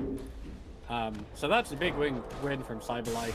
Avoiding that, like, Maelstrom Aghanim synergy hitting us early. They completely avoided his ult there, too. As soon as he threw it down, everybody just walked across to the north side to get the other members of Cascade. Yeah, it wasn't the best place Wukong's on planet Earth. The 7 Jesu was defending the tower primarily with it. Unfortunately, Cyberlife ready to fight around it. And they also managed to bait them into sort of these uncomfortable positions close to the ramp and away from the tower itself. So that fight could have really broken better for Cascade, but you know, sometimes you end up seeing red and you try to get these easy targets. Off the back of that, Bombadil does get closer to BKB because he does survive throughout all of it. The same is true for Shisui. So I think this is definitely going to be a BKB heavy game. At least 3 in total. Yeah, I imagine, to be honest, Lifestealer should pick one up eventually. You think, oh, he's got the Rage anyway. Nah, he needs having BKB, Rage, BKB, and Rage is just so strong. There's very little people can do against you for like 20 straight seconds when you have that combo available. Deep jump onto Shisui. They will be able to find the grab Soulbind onto both Shisui and the Sand King, and they will be able to bring down both. Grimstroke, Inkswell triggers out. Bombadil gets a double kill. Alrighty. Okay, Cyberlife, look at you. Look at you. The vision from this outpost, like, saw them there. They get the wards down as well. They were waiting, I think, to see if they could get a pick off on... I think Bombad was farming the lane. Oh, hold that thought, Kyrie. Doesn't Gonna die middle. This might be a fight here as they activate the BKB from 7 Jesu. And Bombadil is out of mana. Bombadil's gonna get frozen. Bombadil is gonna die. 7 Jesu getting revenge at long last and ending a massive unstoppable kill streak. Picking up almost 700 gold in the process. Oh, another jump in though. Crystal Maiden may have stayed around too long. Yeah, she's most So you're not sure whether he wants to dead. engage. Does decide to jump in. But here comes Sand King. They want to try to get revenge. 7 Jesu has Wukong's back online. They're going for Death. Death is gone. And now they're fighting inside Wukong's. These heroes have to flee. Shisui running forward. They got the Rupture out. Remember, they also managed to find the Gleipnir. They interrupt the TP. That's also going to reveal that he's carrying a passenger. At the same time, 7 Jesu went to bring down Phil. Can they at least kill Sand King for revenge? Otaka, who wanted to get something out of this fight, will not be able to do so just yet. He rages up to try and run. The buyback from the Lion. Gonna open up some space, but they're just gonna go for the easy kill onto the Lion. Rather abandon the deep chase for the Lifestealer, get the dieback on the Lion, and also secure yourself the tier 1 tower, says Cascade. Yeah, initially didn't look too bad. Like the the Crystal Maiden went down. The Sand King, sorry, the Monkey King responded, and they ended up taking down the Grimstroke. But it just kind of snowballed out of control from there. They just kept on diving, kept on finding more targets. The buyback from Lion immediately scouted by this observer. It wasn't an observer, they just had creeps there, I guess. But he teleported onto that tower before it went down. Then Monkey King had the read on him, went straight for him, and got the dieback. I do actually think they could have killed Lifestealer there because they had Blink Barrow Strike back online, but definitely the more intelligent decision. Get that dieback. You now have more time on the map where you're not really scared of ever being jumped by this Lion out of nowhere. Great fight for Cascade in the end of the day. Yeah, massive props to Jesse, by the way. He had 2 heroes down on his team. The enemy team were pushing up mid, and he still takes that fight. I think most people would think, oh, we're 2 heroes down. We probably shouldn't fight right now. But he understands how strong he is. He understands that if he gets the ult off, no one on the enemy team can kill him right now. Yeah. In that ultimate. Yeah. I mean, he's level 19, so with all the bonus armor that he gets, Otaka not really in a position to actually kill him inside there. There's also no Solar Crest on the team. There's no Desos on the Lifestealer. Not even an Orber Corrosion for value, so does mean that inside there, you are practically immortal as 7 Jesu, especially if you have BKB as well. The team is going to try smoke from Cyberlife. We've seen this combo before, Bombadil. Got the homies inside him, let's see what they can make happen. However, as this is about to happen, Googly, look at 7 Jesu's items. Aghanim Scepter has now arrived. Worst time in the world for Cyberlife, because now Cascade feel comfortable also going for a fight. So this is going to be a bloodbath. If they catch each other. And he has the ultimate available. The Shard... Oh no, yeah, it's just the Aghanim's effect. No, it's just access. Shard up for Grimstroke though. Oh So god. that extra damage, the heal, and the strong dispel. Potentially able to save Bombard. If he jumps in, gets rooted by the Crystal Maiden, or stand up by the Sand King, the Ink Spell will purge that out. They scanned around the Roshan pit, so they know the general area where Cascade is, but little do they know Cascade perfectly happy to come for them. 7 Jesu jumps onto the high ground, Barrow Strike catching out Bullet Daddy. They got the Rupture out onto the Timber Saw. Let's see where Kyra is going to be able to land out the Supernova. Beautiful Soulbind onto Shisui as well as onto the Sand King. Both of them have already been eviscerated. 7 Jesu needs to flee. 7 Jesu is getting the hell up out of here. Will Kyrie be able to make the same happen? No! On the last moment, gets hexed up, gets brought down. 4 heroes have just fallen right now for Cascade Esports. And how did that happen? It looked like they had the initial jump, but unfortunately, Bombadil, between him, the damage of the Timber, the Soulbind, but also that Soulbind with the Lion spells, yo, genuinely game-changing there. Yeah, and also the Monkey King ult went out, the Phoenix Egg went out, and they just walked away from them both. The fight kind of split up. Half of the Radiant team waiting to the south of it, the other half getting the last kill to the north of it, and then it's only Monkey King and Phoenix left. Monkey King teleports away, gets himself to safety, while his ult is still out. Phoenix gets chased down. All for 0, I think that ended up being. Yep. They find themselves a really, really good fight into the Roche. The big thing for me about that engagement is they sort of adopted what in the previous series when there was a Medusa. At some point, people started ignoring Medusa and say, well, fight around Medusa, we'll come back for the Medusa. In this game, they recognize, okay, we can't get to the Supernova and kill it quickly, fine. We can't actually kill Monkey King inside the Wukongs, fine. However, both of those spells are extremely static. Once they're cast, they're cast. That's the area of the map they're in. Middle, we're just going to see a quick kill onto Kidaro. Maybe they get a counter here. Rupture out onto Storm, but... yeah, no, this is too risky. Don't do this. Let this one go. Let this one go. He had the ultimate, so the Aegis as well. So they would have to kill him twice. I don't think they wanted to commit. Nope.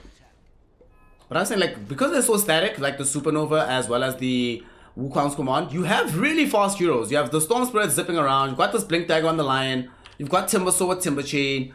You've got Otaka on the Lifestealer just running around. Even this Grimstroke able to stand really far back. Yeah. They're gonna try burst Grimstroke now quickly. And they're gonna get him, but this might cost the life of the Sand King though, as there are 2 core heroes around you. And a Lion there who's happy to collect the 5th stack of additional and bonus finger damage on himself. Yeah, ultimate spent from this Sand King Uh-oh. to get a support Hold that thought. offlane Bombadil trade. looking for Kaori. Gonna be able to zip him back. They do manage to get the kill onto the Phoenix too. Man, look at the diving from everywhere on the side of Cyberlife. Yeah, I'm really questioning that play from the Sand King there from Cascade. They managed to get a follow-up kill as well. As mentioned, their ganking potential is huge. Even if their team fight is, you know, on paper it looks worse.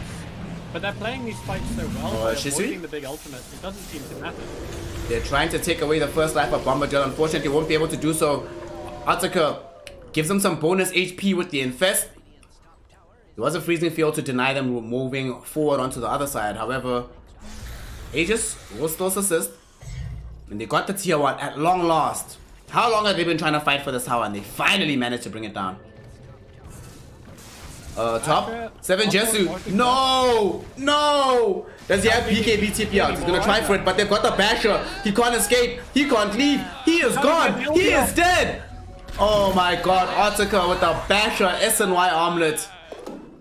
Oh my goodness. Those bashes came just right to cancel his ultimate when he was trying to cast it. He gets that off, he gets that plus, what is it, 40 armor? 40, yeah. I think he manages there. 24. It's not 40 yet. I think it used to be 40. It's the 24 now. When did they change it? Oh yeah, wait, they changed it that patch where they gave you the command ring at 25. Yeah, Like the bonus, the huge one. Yeah, the extra giga big one. But yeah, you're definitely right that he gets bashed up, can't get off the spell, and he dies. For me, it's not just the death that's the issue. It's the fact that now, without him, they can't fight on the map because they just keep getting jumped on like the Shisui. Shisui is not the one that can stoke this fight alone, but the Burrow Strike Epi enables them to kill the Lion in the first life of the storm. Doesn't seem like they have the appetite for the second though. There's the Supernova, however, directly on top of it with both Bombadil and Ataka, they're easily able to burst it down. Shisui back into the fray, but unfortunately without the BKB being active, he's so weak, he's gonna die. Loses his life. Kidaro brought back, but to what avail? Proletari and the crew will just burn down this tier 1 tower in the bottom lane.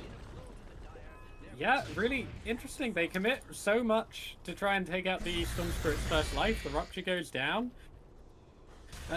Also, the Bloodseeker had the Black King Bar after taking down the Aegis. So by the time he was back alive from the Aegis, the Black King Bar runs out and he can be caught. Yeah. Life Stealer right on top of Phoenix just as she casts the egg. Would have died otherwise, but now she'll be respawning without the Supernova. So that's a questionable choice. It was very unlikely to save the Phoenix. And upon respawning without it, Kaori, 60 seconds. They might have been able to take more off that. It depends on how the fights go. But you don't want to be wasting ultimates like that. Would have been a different The story. ultimate cooldown is longer than your death. You really need to think about it every time you can't panic cast it. It's Jesu. We've seen this movie before. This time getting healed up by the Sunray, but the Bashers are still gonna be there. Jesu falling very low. Jesu getting bursted down as soon as his BKB expires. And now Kaori dead again. Will not have Supernova, of course. Will just die. Heads up. 7 Jesu does buy back. Kidaro had bought back before. Remember, that's a dieback on the Crystal Maiden. And 7 Jesu wants to get involved here. They have Shisui also trying to close the gap. It's too late. They have to take this fight. They've already bought back. This has to go well. They're looking for the Grimstroke. Will Phil die? Phil will lose the first life. But there's nothing else for them to be able to get. There's no Roche nearby. There's no tier 2 tower that's low on HP. There's no tier 1 tower you can easily rotate to. There's no hero that's low. So this buyback is going to be so painful for 7 Jesu. Yeah, just as I was saying it, the Phoenix, if there was the egg there, that would have been enough to save the Monkey King, I think. They would have had to either back off or go to the egg. Either way, Monkey King would get his ult off. Yeah. I think it's a different story, that fight bottom. If they had Aghanim's shot already on the Phoenix, and you're committing the Supernova just so you can get off the second Sunray onto 7 Jesu, that's one thing. But, like you mentioned, because they didn't do that, the crucial fight where they needed the egg, it's no longer available. It ends up just getting brought down. And Cyberlife, like, they just feel like this game is so easy for them at this point. They're just picking off these heroes with impunity. It doesn't feel like anything is poised to be able to stop them. It's only 4k lead. At 31 minutes, that's not a huge amount, but they feel so much stronger. I'm not sure exactly where that's coming from. I think it is just all of the synergy they've got with the Storm Spirit. The Lifestealer has been saving people left, right, and center with his ultimates, actually. I think that's really good. Yeah. Atsuka has had an incredible performance to contrast with the Lycan game. Jump in directly onto Phoenix, but Phoenix this time around won't die instantly. Stays alive long enough to at least be able to force out a Bono Strike. They're going to provide up to Bombardier. Bombardier looking for the kill onto the Sand King. Got ruptured up. The Storm cannot escape this fight. Freezing Field coming in from the Crystal Maiden. She's going to be able to zone them back. They've already lost 2 though, as Shisui does eventually die cowering. The egg does pop on the far side of the fight. They do finally get the kill onto the Storm Spirit, and Storm now hoping that his team is going to be able to clean up house, but unfortunately Monkey King getting eviscerated by Atsuka, and now Atsuka just turning up the heat, turning back onto everybody, activates the armlet and just bashes everybody down. It's a full team up here, Googly. Yeah, that was die back on 2. The Phoenix died at the beginning of the fight to the Finger of Death, fought back in for the egg. The egg only landed on 1 because everyone backed off from it, and then dives in and gets taken out again. Monkey King, pushing his luck too much, ends up getting bash-locked by Otaka. Don't have the damage to finish him off. As long as he's attacking someone, he gets so much life back. And Monkey King couldn't attack him back. Well, bash. Yeah. Now suddenly here they are. The base is being pushed in. Only a single buyback available. Crystal Maiden is up in 5. Sand King up in 10. Who's ironically the only other hero with buyback. So they should be able to grab a tier 3 tower off of this. Their siege potential isn't the greatest in the world. The flamethrower will help out a bit though. Tier 3 gotten. With no buyback on Monkey King, Rax cannot be defended. And Cascade Esports now playing really up against it right now. And this was definitely supposed to be a different game.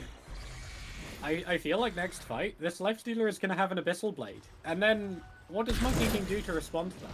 Yeah. If the ultimate is down, they just back away from it. And if the ultimate isn't down, he gets Abyssaled into dead. You know, I don't think they have an answer. Whenever I see these Monkey Kings play into the later portion of the game versus these right-clicking physical damage cores on the other side, it always strikes me that if you're playing Monkey King and you're very far ahead, not even very far, but like 2-3k gold up, the same delta between himself and Otaka, you feel immortal inside the Wukongs. You pop this R, you just stand there, you know for a fact you will never die, and whoever's trying to fight into you will end up getting themselves brought down. However, if it's the opposite, you sometimes feel so weak as the Monkey King. You're like, man, he didn't even have to do anything special. He just right-clicked me and I died, and I could do literally nothing to stop it. And now he's about to crack 25 as well on the Lifestealer, which will give him the bonus rage. With the bonus rage duration in this game, my goodness, Cascade is already struggling to control this man in the regular duration. Imagine with the bonus after that. Yeah, no, absolutely. And like Monkey King's one of those heroes where if you're ahead, if your team is in control, you're the ones pushing towers, you're the ones pushing high ground, you chuck down your ultimate on that tower, on that objective. If the enemy backs away from it, you don't mind, you take the objective. Yeah. That's not moving, the tower can't run away. But if you're behind, the enemy heroes can just avoid it for the duration. They can just wait it out, bide their time, go in when it runs out. Yep. So like Disruptor, like a few of these other heroes, it is a bit of a win more hero. And if you're behind, you really feel bad in these fights. What we're starting to see as well is, okay, we finally get the G core. Thank goodness. GGG. Let's go. So as the Phoenix, something we're also starting to see is with the Phoenix as well. We're starting to see why Phoenix is often picked with Mars. You need some kind of hero to keep these heroes in position to enable you to actually use that egg. That egg, Kyrie just feels so bad, not just because his positioning, like he can't really do that much better in terms of positioning it unless he gets it in such a way that it instantly gets destroyed.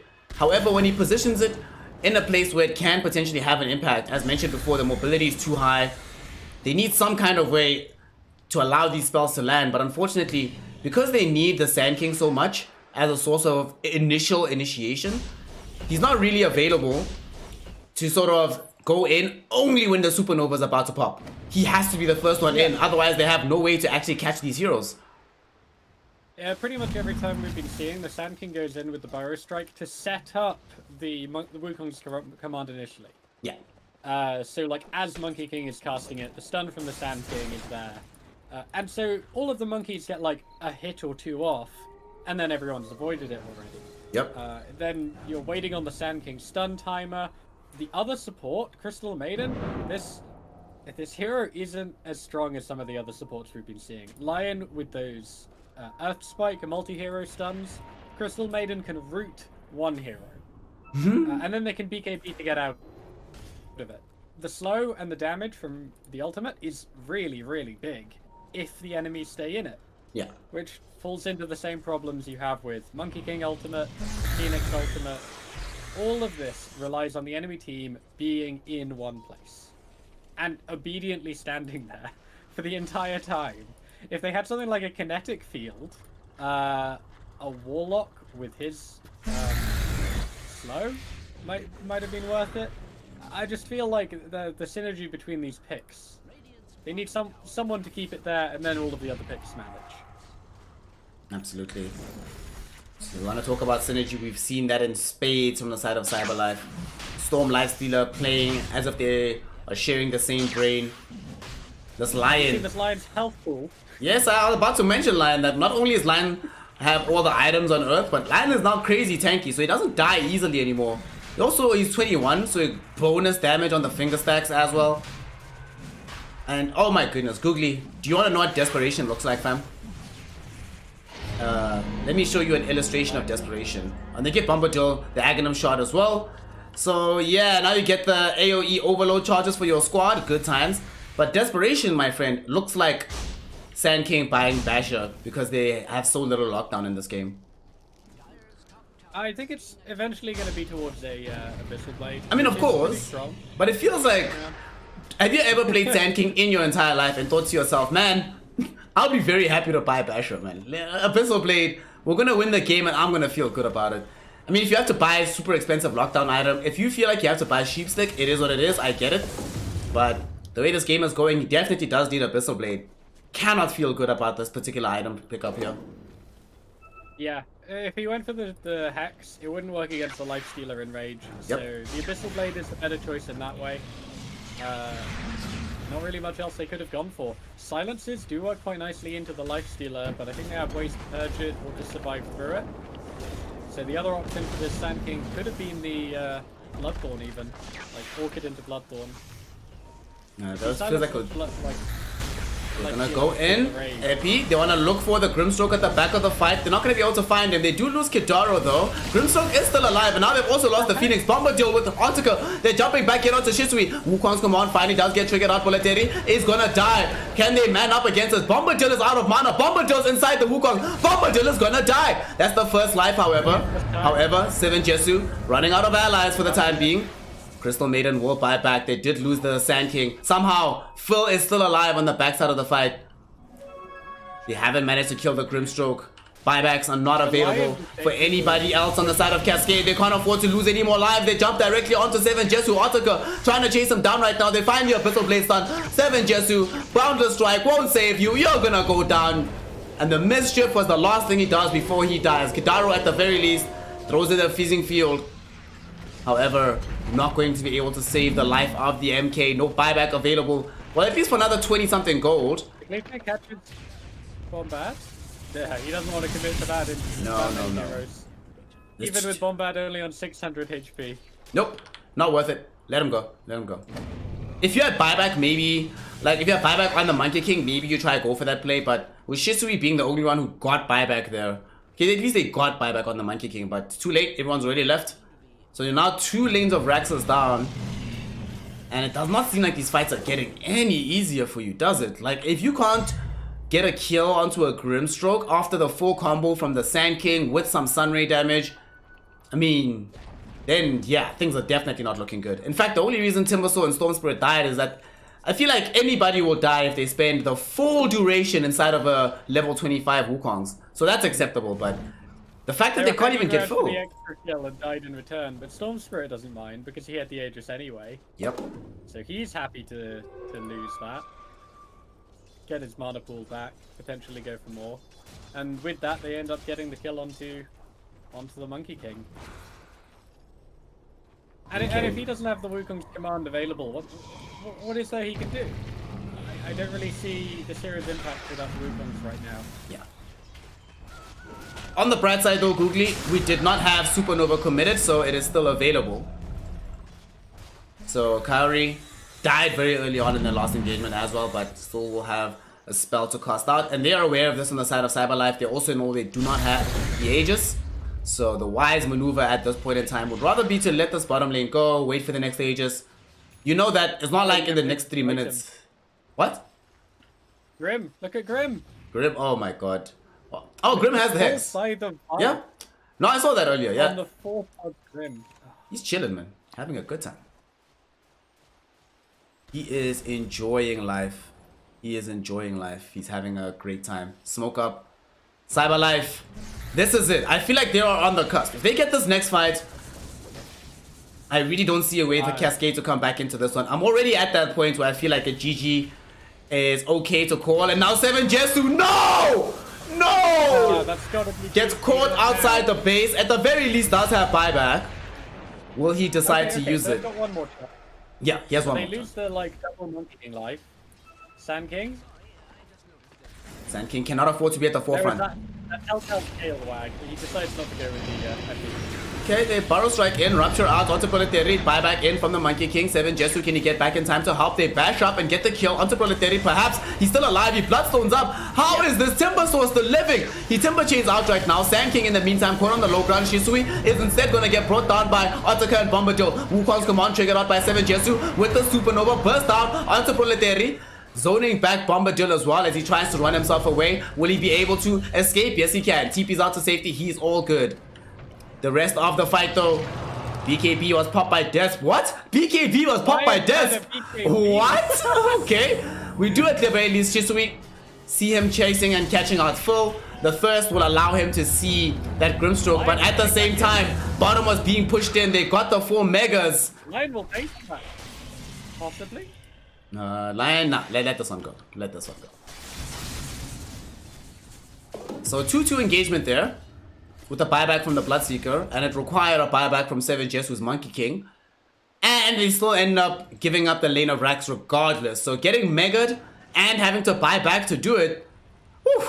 Yeah, I was saying earlier about how bad it must feel to be certain people on this team of Cascade at the moment, but at this moment, I cannot imagine anything feels worse. Yeah, we initially had faith in Cascade, but the ganking potential from Cyberlife, they were just getting these important pickoffs over and over again. Yeah. They did a really, really good job against the Cascade team fight. And as mentioned, if Monkey King is behind, no one needs to stand in your ultimate. If they have to defend a tower, they have to do something to deal with it. But if you're defending your own tower, they're happy to wait. Mm-hmm. Knowing full well that once they wait you out, you also have no options on the second go around. Because like you mentioned, what does 7 Jesu do without the Wukongs? As soon as Wukong is down, he's really not scary. Also, have you seen what he's going for now? He's going to get scary. I mean, It's is gonna he? be the divine. Is he really going to be scary? Or is he going to be scary for his own team? Because then he's going to die and Ataka will have a Divine Rapier. It's already megas. They've got to go for something. And divine is something. No, he bought Basher. He bought Basher. If this was Basher back in the day, like old school Monkey King Basher inside the Wukongs on introduction, then this would be a different story. But yeah, I'm also disappointed with this. I don't think it's gonna help them win this. Yeah, well, I would prefer they call GG and go to the next game because the thing is, divine is a win condition, right? You get a good Wukong's command off. It's gonna deal so much damage per second to everybody nearby. Even if people jump on you, just the Aghanim Scepter monkeys, they do so much damage per second with the Divine. That's for like, probably 2,000 of Boundless Strike. You might be able to take supports out in one blow. So like that could be a win condition. You might be able to get a couple of good team fights in a row, get yourself back in the game. With Basher, it's the same as before. I don't see anything changing significantly with the Basher. nope, not at all. The only thing that changes is that maybe he gets lucky and manages to find a bash just before a Timber Chain hit, but that's the extent of the utility of this item. We do see now Cyberlife are just content to wait for this next Aegis. It's going to be a while, a full minute before it respawns at this point. With the Megas pushing in, they're just making sure they consolidate control of the jungle. I would like if they left, you know, at this stage of the game, you start feeling really safe. I mean, look at them, right? They're playing without any of this vision because they can also see half the team of Cascade inside their own base. So this is sometimes where you get a bit more careless about where you're laying out observer wards, especially once you've got a gem. But I don't think they should go into the pit until they lay out this last ward. This game has been topsy-turvy. They'll probably still get it. But you can definitely sense that they feel they're about to win the game. And with the Roche about to respawn and about to grant them everything. Okay, thank you, Desp. Thank you for doing the right thing, comrade. There we go. Now that they've got this vision, I don't see how Cascade will ever be able to actually approach this pit. And everything's gonna go their way. So that's Aegis, Cheese, Aghanims, as well as the Refresher. Bombadil already has the Ag, so he brings in the AoE Vortex. So I imagine what, you give Lion the Aghanim Scepter now, right? He's already got so many Finger of Death stacks. I think it's well worth giving it to him. Yeah. Plus 540 bonus damage. Wow. It's kind of okay to get the Dark Portrait possibly on the Grimstroke, because he could copy the Bloodseeker or the Monkey King and do a fair amount of damage that way. But I would prefer to see it on the line. Roche now getting sieged at long last. Cyberlife looking to close out this game as they pick up this Aegis with the Cheese. Got the Refresher on it. Refresher. Oh wait, it got Refresher instead of Ag. So if it's Refresher, I think you definitely give it to double BKB Bombadil. There we go. Yeah. Because then he has the double life. You jump in, you respawn. You can BK. Now you can actually BKB on the first life because you're down to 6 seconds anyway. You don't really care anymore. So you BKB on the first one, do all your damage, die, refresh, and go in again. Ah, well, good times. Okay, so the Bloodseeker has now queued up the Divine Rapier as well. Monkey King, like, I'm so disappointed that the Monkey King didn't go for it. He would have it. You would actually have it by now. Yeah, you're right. And again, that could be a win condition. Divine is the kind of thing that can turn a team fight in your favor, or even when you're this far behind. If you lose a team fight, you lose the game. But if you lose a team fight in this situation, you lose the game. So that's why it's such a great item at this stage. If you're gonna lose the game, if you die anyway, why not carry a Radiant while you're alive? Speaking of losing the game, Bombadil jumps in, gets off the AoE Vortex. BKB was activated by Shisui, but it's not going to be enough to save him anyway. Nice Supernova. This time around, does zone back Cyberlife. Barrow Strike out onto Phil, still alive. Sunray trying to heal up Shisui. He will die regardless. No buyback available for the Bloodseeker. 7 Jesu has activated the Wukong, but there's just not enough damage inside it, and he's going to end up getting brought down as well. They also get the kill onto Kidaro next. Buyback will be there on the Sand King, but it's not going to matter. Kidaro coming back just to be food, just to give an ultra kill to Otaka. Give him Rampage! No! Bombadil! You scumbag! He wins the game, but he denies the Rampage. GG, well played is called, and Cyberlife Esports able to secure game number 2.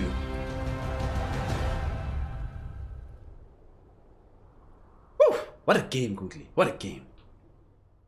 Yeah. I think we were underestimating the avoidance ability. All of that team fight and no one to land it on. From the side of Cascade Esports. Yeah. Every time they went for an initiation, it was just dodged. It maybe caught a couple of supports at best. Timber could chain out, Lifestealer could rage out, Storm Spirit could zip out. By the end of it, they weren't even catching the supports. Lion with a BKB to keep himself alive there. Dude. Lion with BKB, full Hex with the Aghanim shot, and Aetherlands on Phil. I mean, look at this net worth for these supports, man. Like, approaching Sand King type net worth. Kind of disgusting, And like you mentioned, we really did underestimate, like, firstly, Cyberlife's potential to be able to catch heroes on all sides of the map, but we definitely underestimated or overestimated the ability for Cascade to keep onto these heroes, despite Rupture, despite Fire Spirits, despite the Supernova, despite Barrow Strike, despite the Crystal Nova, despite Frostbite. Ultimately, they could still run away from most of these ultimates. And honestly, after this, I don't think we'll see Phoenix. I think we'll still see Phoenix a lot, but I think now it's becoming more and more apparent that, yo, if you're going to pick Phoenix, you need a Mars, you need a Centaur or an Underlord, something that actually keeps heroes around long enough that this egg has a real threat of popping. Otherwise, you fall behind in these games and everyone just walks away from you and you feel so stupid because you know as soon as those spells are down, you have literally nothing to fight back with when they return. Yeah. Imagine if in this game, instead of having the Sand King, they had like a Tide Hunter instead. It still does about as good in lane, but then they have far more setup. Like so much more setup into the enemy team. Hell, even if they had like Enigma, just like a much bigger disable, I definitely agree with you that Sand King didn't feel like it did enough. I'll be honest with and say this might have been different if instead of having Bloodseeker mid, we had like a Puck mid. If this was Puck mid, opening up some of the Puck space for as well, them yeah. would have been a very different story. But yeah, personally, honestly, like despite how in the concept and in theory, how good I can imagine this Bloodseeker is versus a Storm Spirit, versus a Timbersaw, versus even a Lifestealer, in practice, when you end up in these kind of games where none of these heroes have to ever really be scared of Rupture, and half the time you're using Rupture on them, it's to get them away from you rather than you catching them. Yeah, it's not gonna work out. Yeah, absolutely. It's definitely not gonna work out. So with that, CyberLife have given us all exactly what we wanted, which is more Dota 2. So game 3 here between Cascade Esports and CyberLife Esports will be coming place very, very shortly. So stretch your legs, grab some water. In the meantime, make sure that you are following the channel. Make sure that you're subscribed as well. Make sure that you donate, become a patron, do what you can, do your part to support the growth of the channel. Also, it's very crucial, it's very important that you go over to Googly Gwang's Twitter, follow him there. He has very few followers. I think it's a very new account. Fix that issue, fix that problem. Don't allow him to languish out here. He's putting in that work, and he's going to be out here the entirety of the night. So show him some love. Allow him to know that. I'll be joining Click later for the rest of the matches. See? You'll get my beautiful voice for the next few hours. See? There you hang go. around. There you And Claire go. will be hosting Click, so you can just stay here for the whole time too if you want. Yeah. So just come through, do the right things, and make sure that when we are here, we feel your love. It allows us to stay connected to the game. Keeps us in the mind frame of making sure that we bring you the best and most incredible Dota 2 action.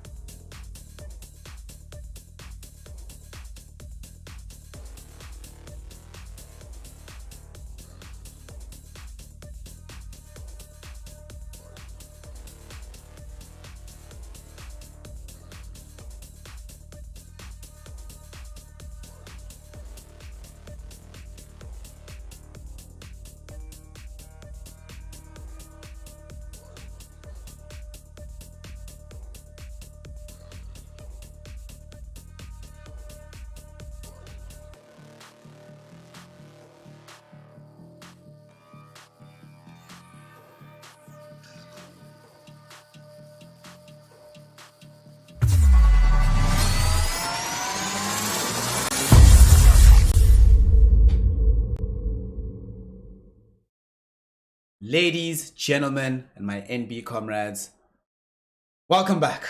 Welcome back. We're almost there. We're getting to the end of today's gen, at least for the first 2 games. Still a lot more Dota to go for the evening. However, CyberLife versus the side of Cascade Esports. One of these 2 squads will be dropping down to the lower bracket. The other will continue in the upper bracket. We do not know who it's going to be, but we do know that however they get there is going to be exciting. Right now, it is finally time for the draft that's going to determine everything. I'm Snare, joined by Googly Gwank. Make sure that you're following us both on the socials, you're following our Twitch pages, and Googly, is this the draft? If you're Cascade Esports and you want to come back from being dumpstered in Game 2, is first pick Tusk the way to go? Tusk is so good. It brings save, it brings so much pressure early game. I still really like the hero. It's also a bit of a BKB disable. Yeah. So against certain heroes like the Lifestealer that we saw last game, it can be really instrumental to just have that BKB piercing stun, prevents the BKB TP. Same with like Juggernaut spin. So it's nice to have at least one on your team, so you're not forced into buying Basher or Abyssal. Tusk brings all of that. Like you get some save if they have pickoff. Like this Mars lands a good spear. You have like the Grimstroke combo on somebody. Tusk blink snowball. Nothing you can do. Yep. There is a bit of a counterplay after he comes out of Snowball, but the save is really strong, and I like the Tusk pick still. Yeah, I do also kind of feel like Tusk is one of these heroes that is just classic, right? There's never going to be a time where you're like, ah, damn, we have Tusk in the game. That kind of sucks. This is not really going to help us out. For the most part, has been also, I think, really solid for the flexibility this hero offers you in the 4-5 role. However, a hero that is not flexible at all, but plays a very specific style of Dota, is going to be this Drow Ranger. What style of Dota would we expect from her going into this game here? Okay, Drow got a few nice little buffs. Yeah, she At did. the end of the last patch. Actually nerfed a little bit on the slow on her frost arrows. Was nerfed a tiny bit in the B patch. But yeah, kind of went unrecognized at the first in pub games. He was getting a really hefty win rate, but we didn't see much of her in pro games. I think she's still in a really strong spot. Yeah, can just lay out a lot of physical damage. Really strong against heroes like Mars that have no inbuilt mobility. So if you land the slow on them, you can just run them down, right? Same with Grim. Against the jumpy heroes like Storm Spirit, which they've banned, Phantom Lancer, which they've banned, it's a lot harder. So you can see that they're just after heroes that they can just slow and kite to death. Yep. That's what they want CyberLife to pick. That's what Drow Ranger enables. I was about to say they have to ban Puck. I was about to say they need to ban Puck or Void Spirit. Yeah. One of these 2 heroes, don't allow them to be able to play this. There is still availability here. Alright, so in the previous game. Yeah. No, not Void, fam. You're not available. Avenge is banned, Void's banned, Void Spirit's in the game, but you're not also available. I see Mars. I see Grimstroke. Is it Lion or Phoenix? They could pick. But now you've got the Drow. And you've got Tusk as well. You time a Tusk snowball correctly, and you just what supernova? We're in a snowball. We're chilling. Everyone's just, oh my god, that's the worst pun ever. Unfortunately, I think Googly Gwank's mic is broken. Everybody, we're having some technical difficulties. You'll excuse us while we sort these out. Nah, I'm just kidding. They'll probably just pick Lion though. Honestly, like you prevent them from being able to also go for a hero like Void Spirit themselves. We don't know what CyberLife want to do for the end of their draft, but they presumably could also want a hero that has the capability of sitting far back and absorbing pressure in that way. Either way, having Insta-Hex, having Burst, considering Death's performance in the series on that hero, I feel like it's a no-brainer to go for that. Yeah, and Lion into Tusk, we were talking about like when you come out of the snowball, there's some combo that could happen there. They go for the Phoenix instead. Okay, they've already got Drow, and they've got quite a lot of leeway in their draft, I feel, to counter this with their remaining picks. Mars is always going to be there with the ulti to try and keep the egg alive. But yeah, with 3 picks available to try and counter this Phoenix, I think they might have some answers. I mean, they could just put this Tusk 4 and just pick Snapfire now, and then it's GG. And also, actually, I wouldn't mind Snapfire at all, because the Lil Shredder minus armor in conjunction with Drow multi-shot, that sounds pretty disgusting for the laning phase. I wouldn't mind that seeing, actually. Yeah, absolutely. And the Phoenix doesn't have any synergy with the Grimstroke, really. It's harder to do the Ink Skull combo with the Icarus Dive, and none of the abilities are targeted. So I don't really like that side of things. Bloodseeker's quite nice with the attack speed. If he gets BKB, he can potentially just run up to the egg and hit it until it dies. Oh, definitely. This is probably off lane. Yeah. Ooh. Oh, and there's the Beastmaster. Okay, so we're gonna have the axes flying through. That's gonna be the mid. I don't think anyone's been playing it off lane. Even with the nerf, people are still playing it with the Ags. The Ags is just too good. Honestly, right now is when... This is the decision now for Cascade. The decision to be made is, do we pick Rubik? Because if we pick Rubik, we have to put this Bloodseeker into the off lane. Bloodseeker could play mid, but I actually prefer this hero off lane, given what we have available. So it's most likely Bloodseeker off lane. So now, do we pick Rubik, put this middle, get Ags on Rubik, and then dumpster them? Because if we get Ags on Rubik, and we're the ones throwing the axes in the opposite direction, these fights seem really, really difficult for the side of Cyberlife if they have to deal with wild axes as well. They also have 2 long duration silences already on their draft. As you called it, that's going to be the mid Rubik then. Yeah, it's too good, dude. Yeah, the Bloodseeker silence and the Drow Ranger silence, so they can prevent this Beastmaster from lobbing those axes for a long time in fights until he gets a BKB up. And most Beastmasters we've been seeing, they get the BKB 3rd item. They get the Aghanims first, then they need to solve their mana issues, usually with Aether Lens because it also gives cast range, sometimes with Lotus Orb, and then they'll pick up the Lotus Orb would probably be better this game because it deals with the silence. But only after that do they get the BKB and finally have a hard counter. Yeah, in this game though, once they get that Aghanim Scepter on Rubik, or just Rubik stealing these spells with the buff up of the Arcane Supremacy, I'm really worried about Grimstroke Phoenix in a lot of these fights. At the very least, Phoenix does have Icarus dive, but Grimstroke is going to die a lot. I'm just calling it now. This hero is not going to have a fun time. Phil, I hope you enjoy game 2, fam. You know, you got to get to that late game stage. We had this full Hex, Aghanim shot. This game is not going to be as kind to you. We'll have to see your performance. The one good thing that they do have now also is the double Primal Roar available. That's pretty nice. And keeping heroes, like I get you with the Phoenix Grimstroke combo together, but something that's okay is that you get to keep heroes close enough that depending on your positioning as Phoenix, you can dive past them and supernova there, and then you know that they won't be able to reach you in time. But it still very much depends on how they play. Just the leash between 2 heroes on Soulbind can be really problematic. If you're like a Bloodseeker and you want to zoom at 650 move speed, and you're stuck next to a Tusk that's running at 300, you're going to be really sad that you can't get away from him. Just like, this sucks. This is awful. Get me out of here. Right, 10 seconds now for Cascade. What do they go for? They need a mirror hero for the support, I imagine. A really hefty Phoenix counter, I would say here. They want a very strong egg hitter. Okay, his range, not so much of an egg hitter, but one thing we have been seeing is the instant Hex plays. If you have vision of the Phoenix, you see the Phoenix diving in, just cast Hex on the hero already, and as soon as Phoenix gets in range, the Hex comes out. Yeah. And then you lock him down, and then he's dead. So... And no egg to worry about if you kill the Phoenix before it even gets cast. That's a lot of disable now on the side of Cascade. They've got Bloodseeker Silence, Drow Silence, Snowball, Rubik Lift, whatever Rubik steals, and the 2 Shadow Shaman disables.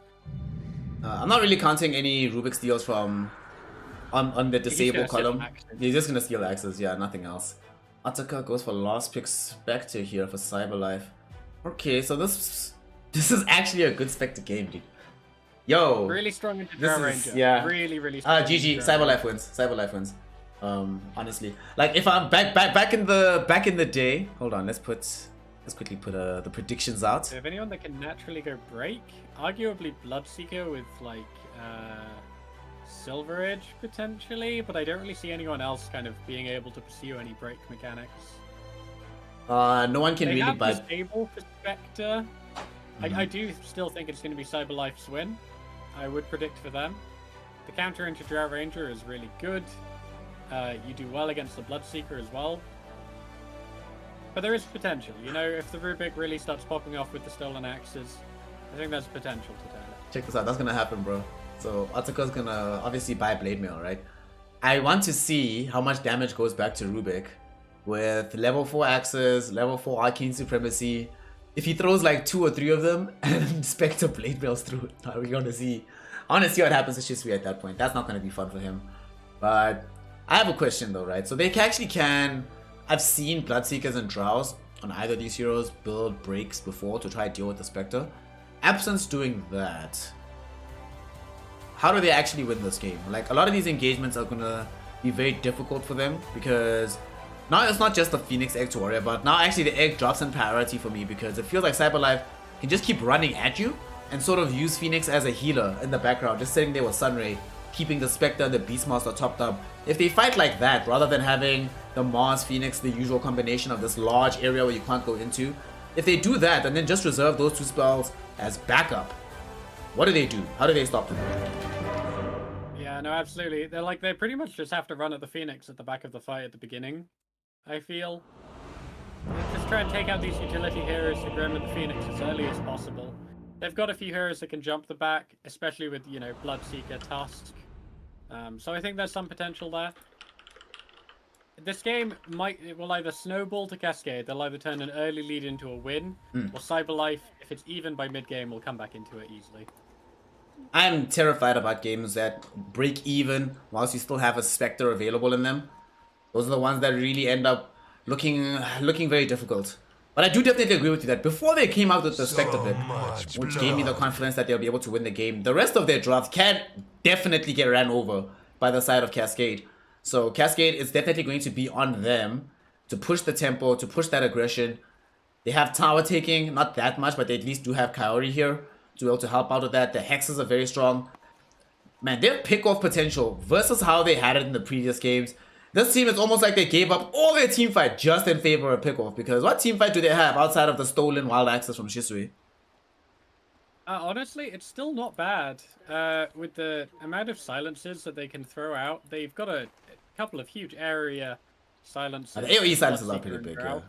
Here they come though. Yeah, and that can really mess up a few of these heroes if it gets caught. Ooh, they're going around the back now though. Yeah, Blood Right's gonna be triggered out right now. Bombadil gets snagged with it. He's trying to run away. The heal from the Fairy Fire will not be enough to keep him up, and he's gonna die. Jesu though is gonna end up losing his life. Beastmaster for the Drow Ranger so far, who is gonna be able to pick up this bounty. Otsuka goes for it, doesn't grab it. In fact, it's gonna get picked up by this Bloodseeker. Kaori ate a dagger at the beginning of the fight, but eats another one, won't be able to bring him down. Tag team activated by Kidaru, but they can't close the gap onto Desp.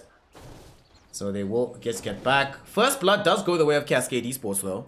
And also, I think they got really lucky because at the beginning of that fight, Otsuka was sitting here on the high ground and he threw a dagger in this direction to sort of scout towards where Cascade would be coming from before deeming it safe for his team to move around in this area more generally. So a little bit unlucky for them. It does end up costing them the first blood, although they do get the revenge kill onto the Drow. Yeah, you don't mind it too much though. Obviously, you get the teleport on death. First blood is worth so much more than second blood. Yeah. These early game deaths are worth almost nothing in the grand scheme of things, other than first blood.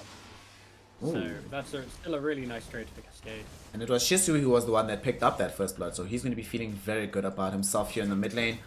When you play Beastmaster, you're very unhappy to see this hero come out mid, not just because he's going to steal your wild access, but because Rubik middle should actually beat you in lane. Feels bad. Game is hard. Bottom. Let's take a quick candy here. Otsuka being backed up by Phil is playing into this Bloodseeker, so Bloodseeker will have a lot of sustain for the lane. Doesn't have to worry all that much, provided Shadow Shaman can keep Phil busy. Should just be pretty much standard free farm here for the Bloodseeker.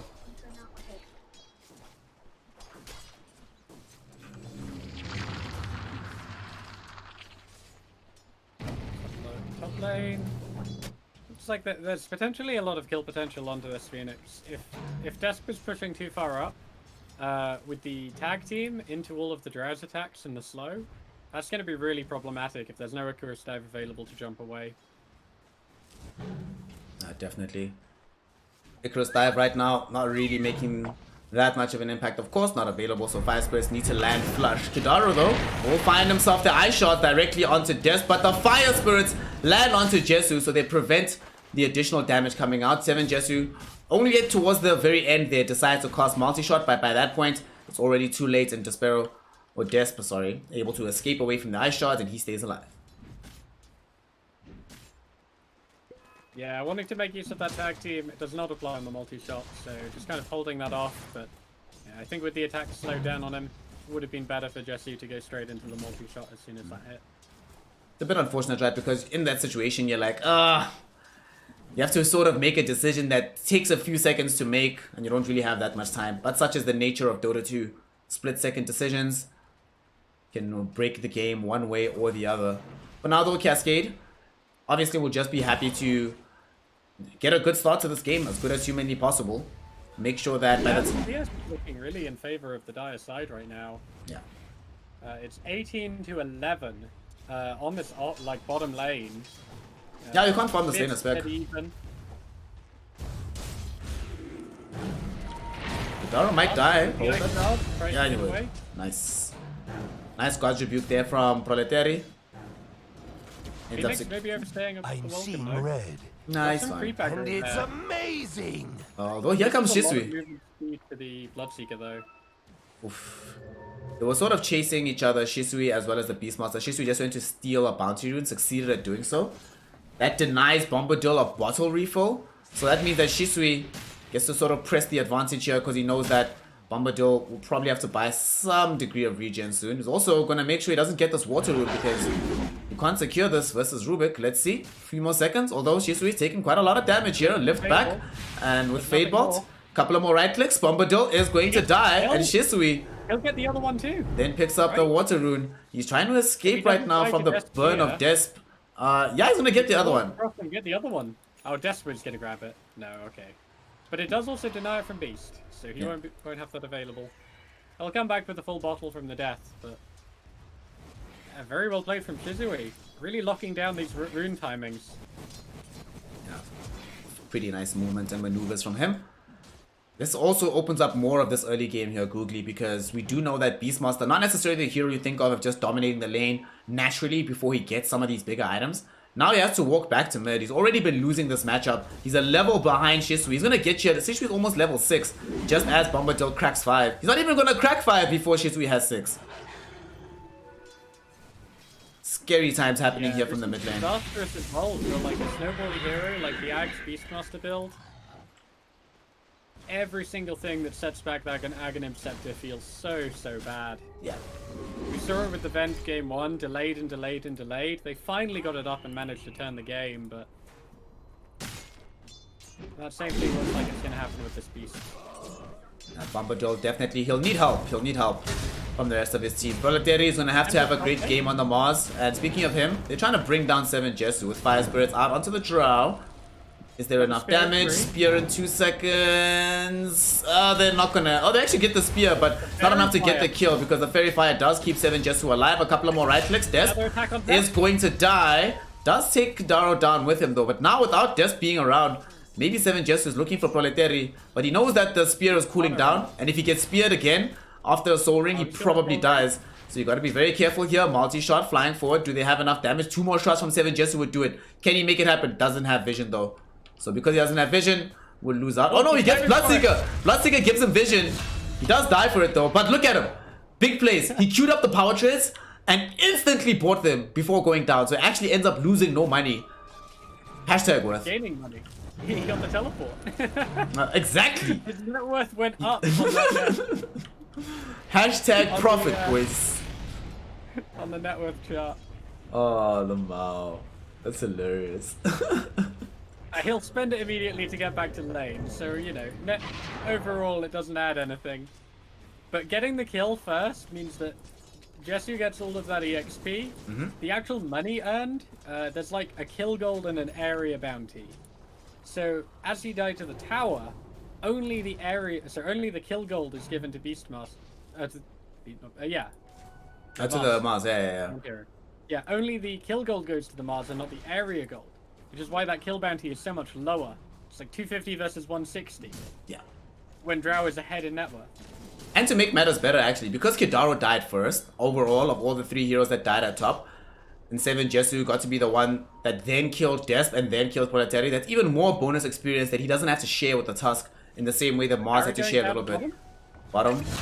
Nice chase from Otaka, able to bring down the Shadow Shaman. They do manage to get the kill, though, through the Bloodseeker onto the Grimstroke, and now with the Rupture directly onto Otaka. Blood Right cooling down in 1 second. Will they be able to cast this? Otaka, will he live? Otaka is going to die. The TP in, I'm not sure it's going to help get a kill because Rubik shows up as well. Coming in throwing out his own fire spirits. They're not going to connect onto Death just yet, but the final one will, and one more right click will secure them that kill. And that was Phoenix that just ported into the bottom lane to try and assist there. So now both will not be able to be present at all. Led by the skin of his teeth there. The whirling axes, Bombad teleported in to throw them. I think it was like 10 health away. Ooh, Bombadil might be in more trouble here as the Blood Right doesn't connect onto him. Shisui looking for the damage to kill him. Primal Roar though, thrown back onto Shisui. Otaka TP'd in, but you're not very strong just yet, this Spectre. And Otaka cannot save Bombadil's life, who is given vision thanks to this thirst from the Bloodseeker. So easily able to burst him down, Shisui is. This is disastrous for Beastmaster. He teleported across to that lane and immediately died. Yep. So he's going to have to do the sad walkout from base. Didn't get anything done with his rotation. We're talking about delaying that Aghanim Scepter. That's a disastrous play for this beast. As disastrous as that play was, middle, things could not be going more perfectly for Shisui. They get a kill onto the Phoenix. They drop the first mass opponent of the game. Bring down this tier 1 tower. Truly is feeling like Cascade. 3k gold up before even 9 minutes. Like, this world is their oyster. Alright, so you were talking about how if this game is still even for Cyberlife at about the mid-game stage, you know, 20 minutes in, then they can start clawing things back. But the way it's looking right now, it might not even have a game still going by the time 20 minutes hits here, Googly. Yeah, I was saying, this game is either going to be a Cascade snowball victory, or it's going to be a Cyberlife win. And they are hitting that snowball. Definitely. It's going really, really well for Cascade here. Everything is coming up in their favor. They have a Lance flying out top to 7 Jesu. They still got fairly good defense on the tier 1 tower top. The heroes that they have on the side of Cyberlife aren't fully ready to fight yet, so if a larger engagement were to break out, Cascade would still feel fairly confident in it. They also threw Shisui into the top lane as well. Looking like they want to posture towards pushing this. Even if they don't push this, they're just happy to be keeping all these heroes here, doing nothing else. And like, well, y'all have to stay here. Bloodseeker's happily farming bottom. Your Spectre has to be sort of middle / in jungle, because she can't really face any heroes right now. So we're happy. Drag up that mask as well. The perfect item to help with the farm. It feels so good to get that whenever you're playing a carry hero. It's one of the first neutral items. And that's just going to accelerate her farm a little bit more. She won't need to bring as much regen out. She won't need to worry about buying an early Morbid Mask or anything. Basically kind of replaces that part of a build potentially. Yeah, definitely. Gives her a lot more sustain. Might get moved upon right now because there is a smoke gank with Cyberlife here. They are trying to catch a hero and then bring in Otaka, who does now have the Blade Mail available as well as boots. But it feels like a very tough proposition to be able to catch a hero who you can actually kill. Alright, they found the Drow Ranger. They got some Fire Spirits out onto as well as the Phantom's Embrace, but do you really want to come in for this one? Doesn't seem like it, as they will just let her go. Otaka... what do you think, fam? Otaka's got level 3 on the dagger, just got 4. If he haunts it in, Blade Mailed the multi-shot, daggered once, I'm fairly sure that Drow dies there and you can still get back bottom. But it's a risky play. Like, it would have been best if Spectre had then just farmed back through the jungle. Yeah, you can just farm to go top, right? Great rotation. Yeah. So after killing the Drow, just like rotate through the dire jungle, take all of their camps, and then pressure this tower. Potentially. Or teleport back. Now she gets taken out. Yeah, that's not the play we wanted. Get taken out. Bloodseeker will die top though. Already. How did that happen? Who made the jump? So, Shisui... how did they actually get that jump onto the Spectre, honestly? I'm assuming it was just a snowball. Yeah, that's a thing, probably right? wanted to be a bit defensive, didn't want to commit the haunt just to get away. Oof. Bit of a problem Maybe there a for bit of Spec. greed there. When seeing the snowball rolling in, you could potentially haunt away. Try to hit someone else, like get to someone else that doesn't have any kill potential on you. But if the snowball lands, that stun duration 0.5 seconds, plus a bit for the allies. That's enough to set up the Shaman. Definitely. They're actually going to haunt to the other side now. They're going for the Phoenix. Phoenix will die first. Soulbind into the double primal roar. They've got it. And now the roar or the primal, the Soulbind lashing onto Shisui as well. They've gotten both supports down. Spear stolen by Shisui.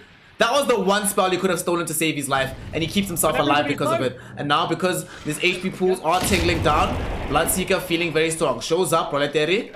Doesn't want to TP away because there's no point. The Spear, lol, will push him away and trigger off the additional rupture damage. Yeah, you saw the Mars waiting there with the spear. He knew he couldn't run away from the Bloodseeker, but if the Bloodseeker set up in a wrong position, gets speared to a tree, potentially that's a return kill. Shisui turns up with the spear though to deal with that. Did you see that? Despa's trying to dive forward with the Phoenix and got speared back. Lol, that was funny. Look at the speed of this Bloodseeker though. He's just trying to make sure that this area of the jungle is currently outfarmed. They still have prevented this Aghanim Scepter. Bombadil is still about 2,000 gold away. Erstwhile Shisui, I mean Shisui just bought the first component now, but they're not as far apart from each other for this item. Yeah. As you would like for Shisui. Feels bad. So 700 gold up for Rubik. Rubik decided to go for the Aether Lens first. Yeah. I mean that makes sense for Rubik though, right? Yeah, it buffs up every other part of the skill, like every other ability you've got. Beastmaster doesn't really care for it until after he's got the Aghanims, because it only really works for the axes. Yeah. Nice for the ultimate, but you get the Aether Lens for the axes. They're trying to smoke right now from Cyberlife to look for these heroes in the top portion of the map. Not going to be able to find anybody in that area, which will give them a bit more freedom for Cascade to keep farming where they are right now, positioned in Radiant Jungle. Moving 7 Jesu into this bottom lane to secure the tier 2 tower. Right now, without Haunt being online for another minute, there's absolutely no way you actually want to take an engagement that might involve all 5 heroes. So you just keep farming. Get towards the Mantis Tower for Ataka. You know that you're far behind. There's no way that you aren't aware that this game sucks right now for you. So it's going to involve pretty much not getting involved as much as possible. And Drow doing some work onto the bottom tower. Got every other member of Cascade waiting nearby though. And they realized that no one's going to react. They were waiting on the high ground to see if they could bait anyone from Cyberlife to try and deal with 7 Jesu. But with no one reacting, they just put down the Serpent Wards to make it happen quicker. Shisui? Now they can take the outpost. Oh, shout out. Thanks. Now Shisui's actually going to die. Proletary is here. Inkstwall is going to trigger out. The Supernova does finally come out, but Bloodseeker is going to be easily able to destroy this. Somehow this Rubik is still alive. There's just not enough damage. Actually ends up stealing the arena back, throwing it in the opposite direction. And Shisui fell very, very low on HP, but ends up not falling there. Bloodseeker might find another. No teleport cancelled. BM's fine. 650 gold away from this Beastmaster Aghanim Scepter, and they're going to have to get a lot of work done with this. They pretty much need to force the Roche as soon as humanly possible. Once they have that, take like one fight and go directly into Roche. There can be absolutely no other play made for them. And I'm really starting to feel sorry for Cyberlife, right? Because so often these heroes tick so low on the side of Cascade, but when everyone gets low, it's Bloodseeker that suddenly becomes the one that's punching through us all. Cyberlife, unfortunately, just right now, don't have damage. They're waiting for setup items for the Mars. We still need the Aghanim Scepter for the Beastmaster. Spectre's super far behind, so she needs to build her items up. And these two supports, not really the supports you're thinking about when you think about like mass amounts of damage. It's not like a Lion or a Shadow Shaman or anything like that.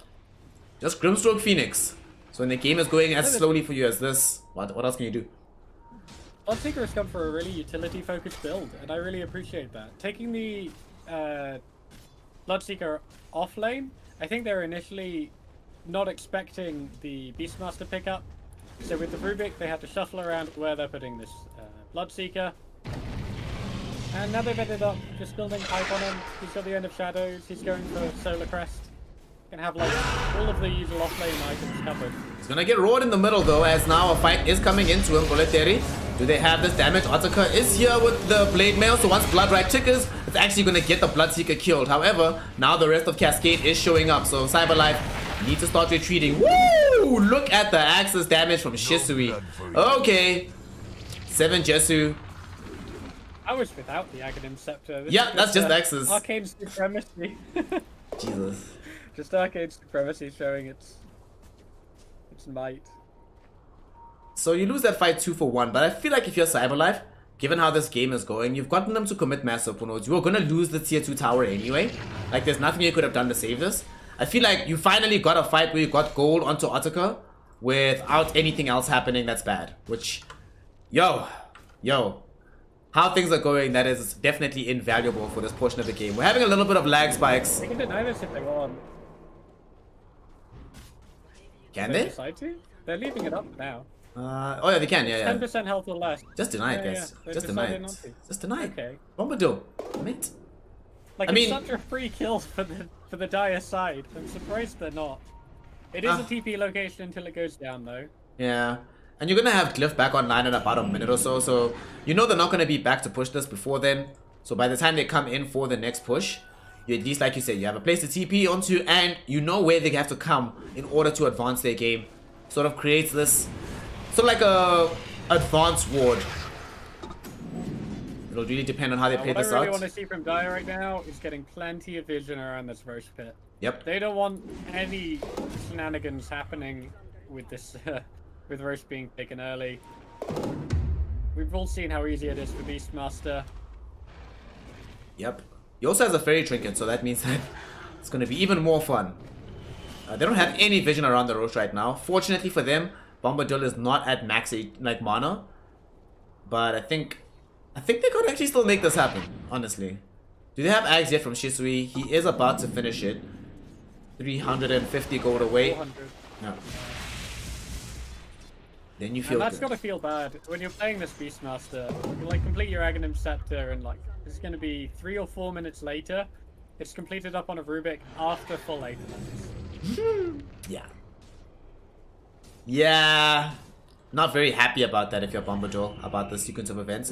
The one bright side is that you'll still have access to Primal Raw in a way, you know. So double Primal Raw is still a thing your team has that the opposing side doesn't, but yeah, getting this one crucial item that you were like, this is a reason for picking this Beastmaster, and they instantly deal with you in this way. Definitely, I do not think that you should ever pick Beastmaster unless you've banned Rubik, no matter what. Top lane, they're gonna just go get a quick kill onto Kaori. Should be able to make that one happen quite easily. They draw some of these Cascade heroes top though. I think that's definitely a mistake. Cascade shouldn't have come for this. Should have let that one go. Now they sort of spread on the map. At the very least though, this does draw them all towards the Roshan pit because they probably imagine they want to be able to take this and then go Rosh. But they also have Ags now on Shisui. So now Roshan is something that they can do themselves here, Googly. It might be stolen out by the Beastmaster if he, and it's difficult for both teams to play into these axes flying through. Jump in. Oh! Proletariat, he snatched the Aegis. He snatched the Aegis. He does lose his life. Spectre though does end up dying. There's going to be the soul bind. Double primal roll. Coming back on the Mars. Can Mars help get any of these follow-up kills? They've gotten the Tusk as well. It's a 3-for-2 exchange thus far. And Rubik is just pumping in this damage. 2 more axes and you're dead, mate. Oh, just 1 more. Fate Bolt's axes. Triple kill for Shisui. Alright, so before we look at the fight recap, how many thousands of damage? I say 4,000 damage. Let's see. From the Rubik? More. I think 6,285 damage came out of Rubik in that fight. Okay, Shisui. It was almost all the damage in the fight from their side. Rupture did 1,300. Drow did 800 before dying. Wow. That was 3/4 of their damage that fight was from just the Rubik. Yo, real talk. Real talk. Real talk. Beastmaster should stop using this spell, man. Use something else. It's fine. Be useless in the fight. It's okay. Do not give away these wild axes. Oh my god. So Well, much. again, they could have really psyched it out. That you pick the Beastmaster, they pick the Rubik. You never level wild axes. You go for the Helm of the Dominator build despite the nerfs. But they're stuck with a mid Rubik. There we go. There we go. Googly's coming with the next level strats. If you want to deal with this Beastmaster, this is the way to be able to do it. BM is building BKB now. Another frustrating thing about the fight that we just saw happening is that was a situation where things didn't look too terrible for them. If not for that Rubik, they probably win that fight here. But unfortunately, Rubik just does way too much. And now 7 Jesu, still net worth leader on the map, did end up dying in that last engagement, but still so farmed. Blink Dagger, Hurricane Pike with the Yasha. It feels like they are internalizing the lessons from the previous game that Cyberlife taught them, that be mobile. It will help you a lot in these engagements. Yeah, absolutely against these like big area heroes like the Phoenix and Mars. You have ways of getting out of it. You don't really care. They currently don't have a way for Drow to get out of the arena if she is caught. You do need Black King Bar for that, which she hasn't gone for yet, which is interesting, but probably feels confident in the rest of her team saving her, the Tusk Snowball especially, being able to just come to her rescue whenever she needs it. Yeah. That's a way of getting out of the Mars arena. If you're caught alongside the Drow, you just snowball the target outside and carry it with you. Bloodright committed onto the ground right now, gonna just stun onto 2 or silence onto 2. And with Wild Axes zoning everybody back, Shisui feels very good about this. The heal not gonna be good enough. What? Alright, so you died from the steps. That's crazy. Otaka now jumping in. There's going to be the buyback. Bloodright not throwing anybody down just yet. They've lost the Grimstroke though. Otaka very isolated, very far forward. No one's here to help him. He does eventually end up getting immediately eviscerated. There is going to be a good arena, but nobody's dying from this. Supernova on the high ground. Is there any reason for them to come back to this? No, there is not. And the whole time, Shisui just throwing in these Wild Axes. He's going in for more. Shisui, Shisui, Shisui, Shisui. One more will kill the Smarts, and it's got him Rampage. Inside the freaking fountain, he gets a Rampage on you. Now though, might be in a little bit of trouble. Soulbite, Roscos goes with these Phantom's Embrace. Can they silence him? No, they cannot. Shisu gets a double Rampage. Can he go for more? He's throwing out these axes. Desp is hiding. Shisui doesn't really have good vision. Alright, those axes catch. As soon as they fall low, will Bloodseeker drop him Bloodright so he gets a bit of vision? The team, he's just zoning them alone. Shisui now blinks back before he gets caught by the dagger. And there's no chance that Otaka will want to move forward on this one.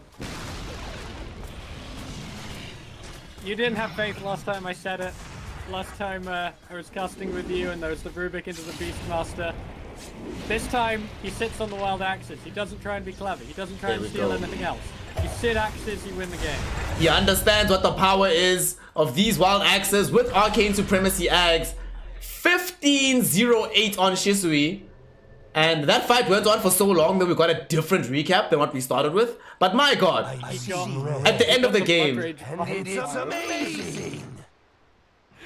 The 30% spell amplification from Blood Range was on him as well. oh my god.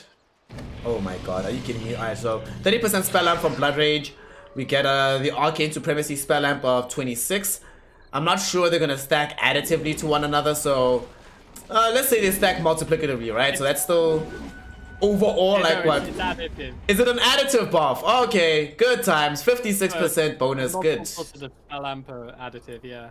Nice, nice, nice.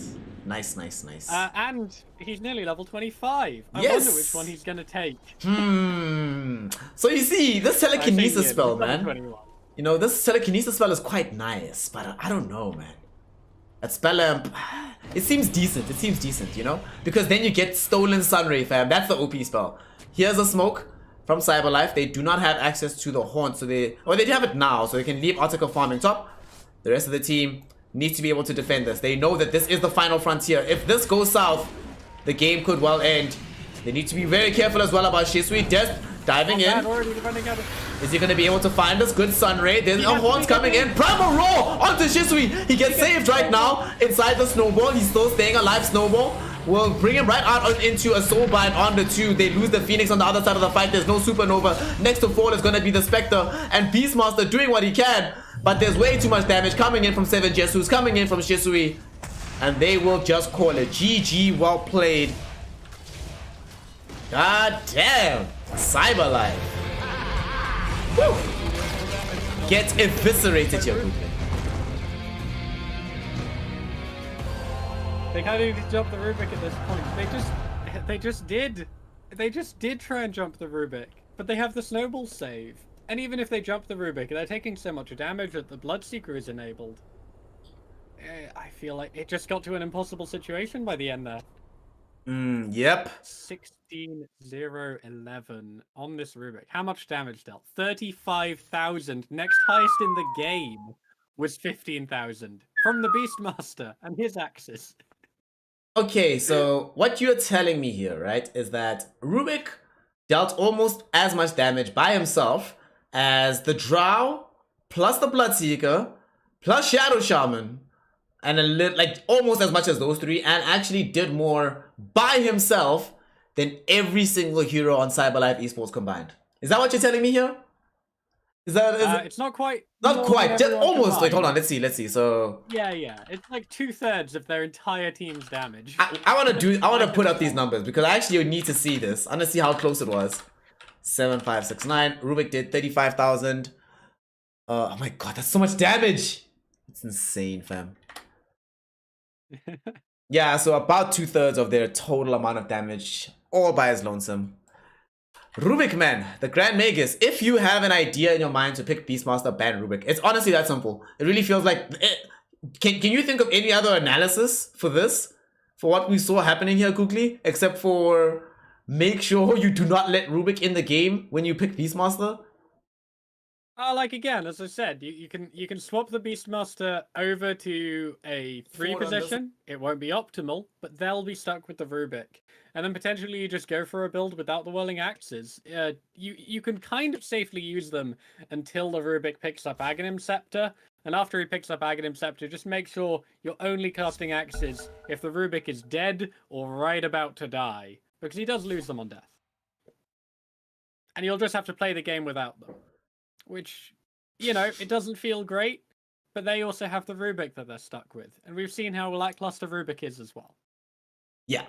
Honestly, he doesn't have this synergy. It really does feel like this is what's required to make... Because like you mentioned, Rubik has seemed very lackluster in this patch right now. Unless he has these wild axes with Aghanim Scepter, then he looks busted. This looks so stupid. This is ridiculous. Wow. Cascade Esports. You know, I was skeptical whether or not they were going to be able to make this happen when the Venge was taken away from them in game 2 and 3. But they made it happen. But they came through and got themselves the W. Cascade Esports.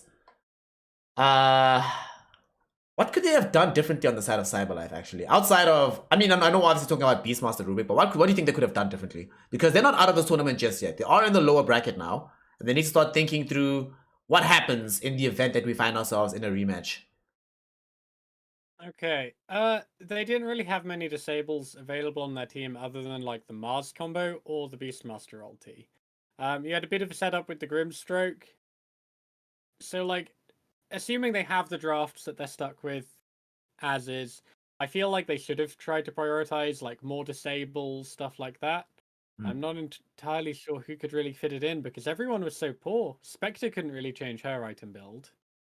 And Beastmaster was going for the Aghanim Scepter anyway.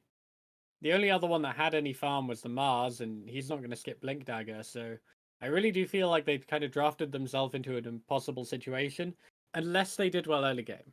Like, again, this was a snowball from Cascade Esports. If they did have more momentum, going into mid-game, if they were more on parity with the other team in terms of net worth, this Rubik, his timing with the Aghanim Scepter wouldn't feel so bad, because you'd have a Blade Mail Spectre getting toward, like, hitting him with the full Manta, potentially with some heart components, and then he just doesn't feel quite so much of a threat if he's being taken out that quickly every fight. No, absolutely. Absolutely. So, we'll see if they can actually internalize that before the next game, change things up. For now, it is definitely going to be Cascade Esports over the moon. Over the moon. They don't know who their opponent tomorrow is going to be just yet, but nonetheless, they are incredibly satisfied by the fact that they do not have to find themselves battling it through the lower bracket, where a single loss, a single series that goes south, will result in elimination entirely from the Positive Fire Games tournament. So, with that, ladies and gentlemen, I'm going to be taking a break. It's just me closing it up. So, your boys, Click to Stream, as well as Mr. Googly Goink here, they will be taking over for the time being, just to finish off the last 2 series of the day. Fortunately for y'all, you just literally stick exactly where you are right now. The game will come almost by magic, automatically to your very eyeballs. It's going to be awesome. It's going to be great. So stick around and we'll be helping over to their stream to make sure that we can get the games, get the casting, you know. Shout out to them. Otherwise, it'll just be me by myself, but they're keeping me refreshed, keeping me energized, and allowing me to bow out. So thanks, gang. Thanks, everybody. And make sure that you stick around for that. And if you haven't already, make sure that you're following me. Follow Click, follow Googly Goink. Subscribe as well. End of the day, pay your bills. Support your local streamers, support your local casters. Allow us the ability basically to do this and not have to worry about rent and lights and those kind of things. Give us the ability to give you the Dota that you want. And with that, I'm going to be out until tomorrow. Stick around, as mentioned, because the games will be continuing right here. But from me, from Snare, I love y'all. I'll see y'all tomorrow, 12. Might stick around for more games then. We'll see how it goes. Till then, sayonara.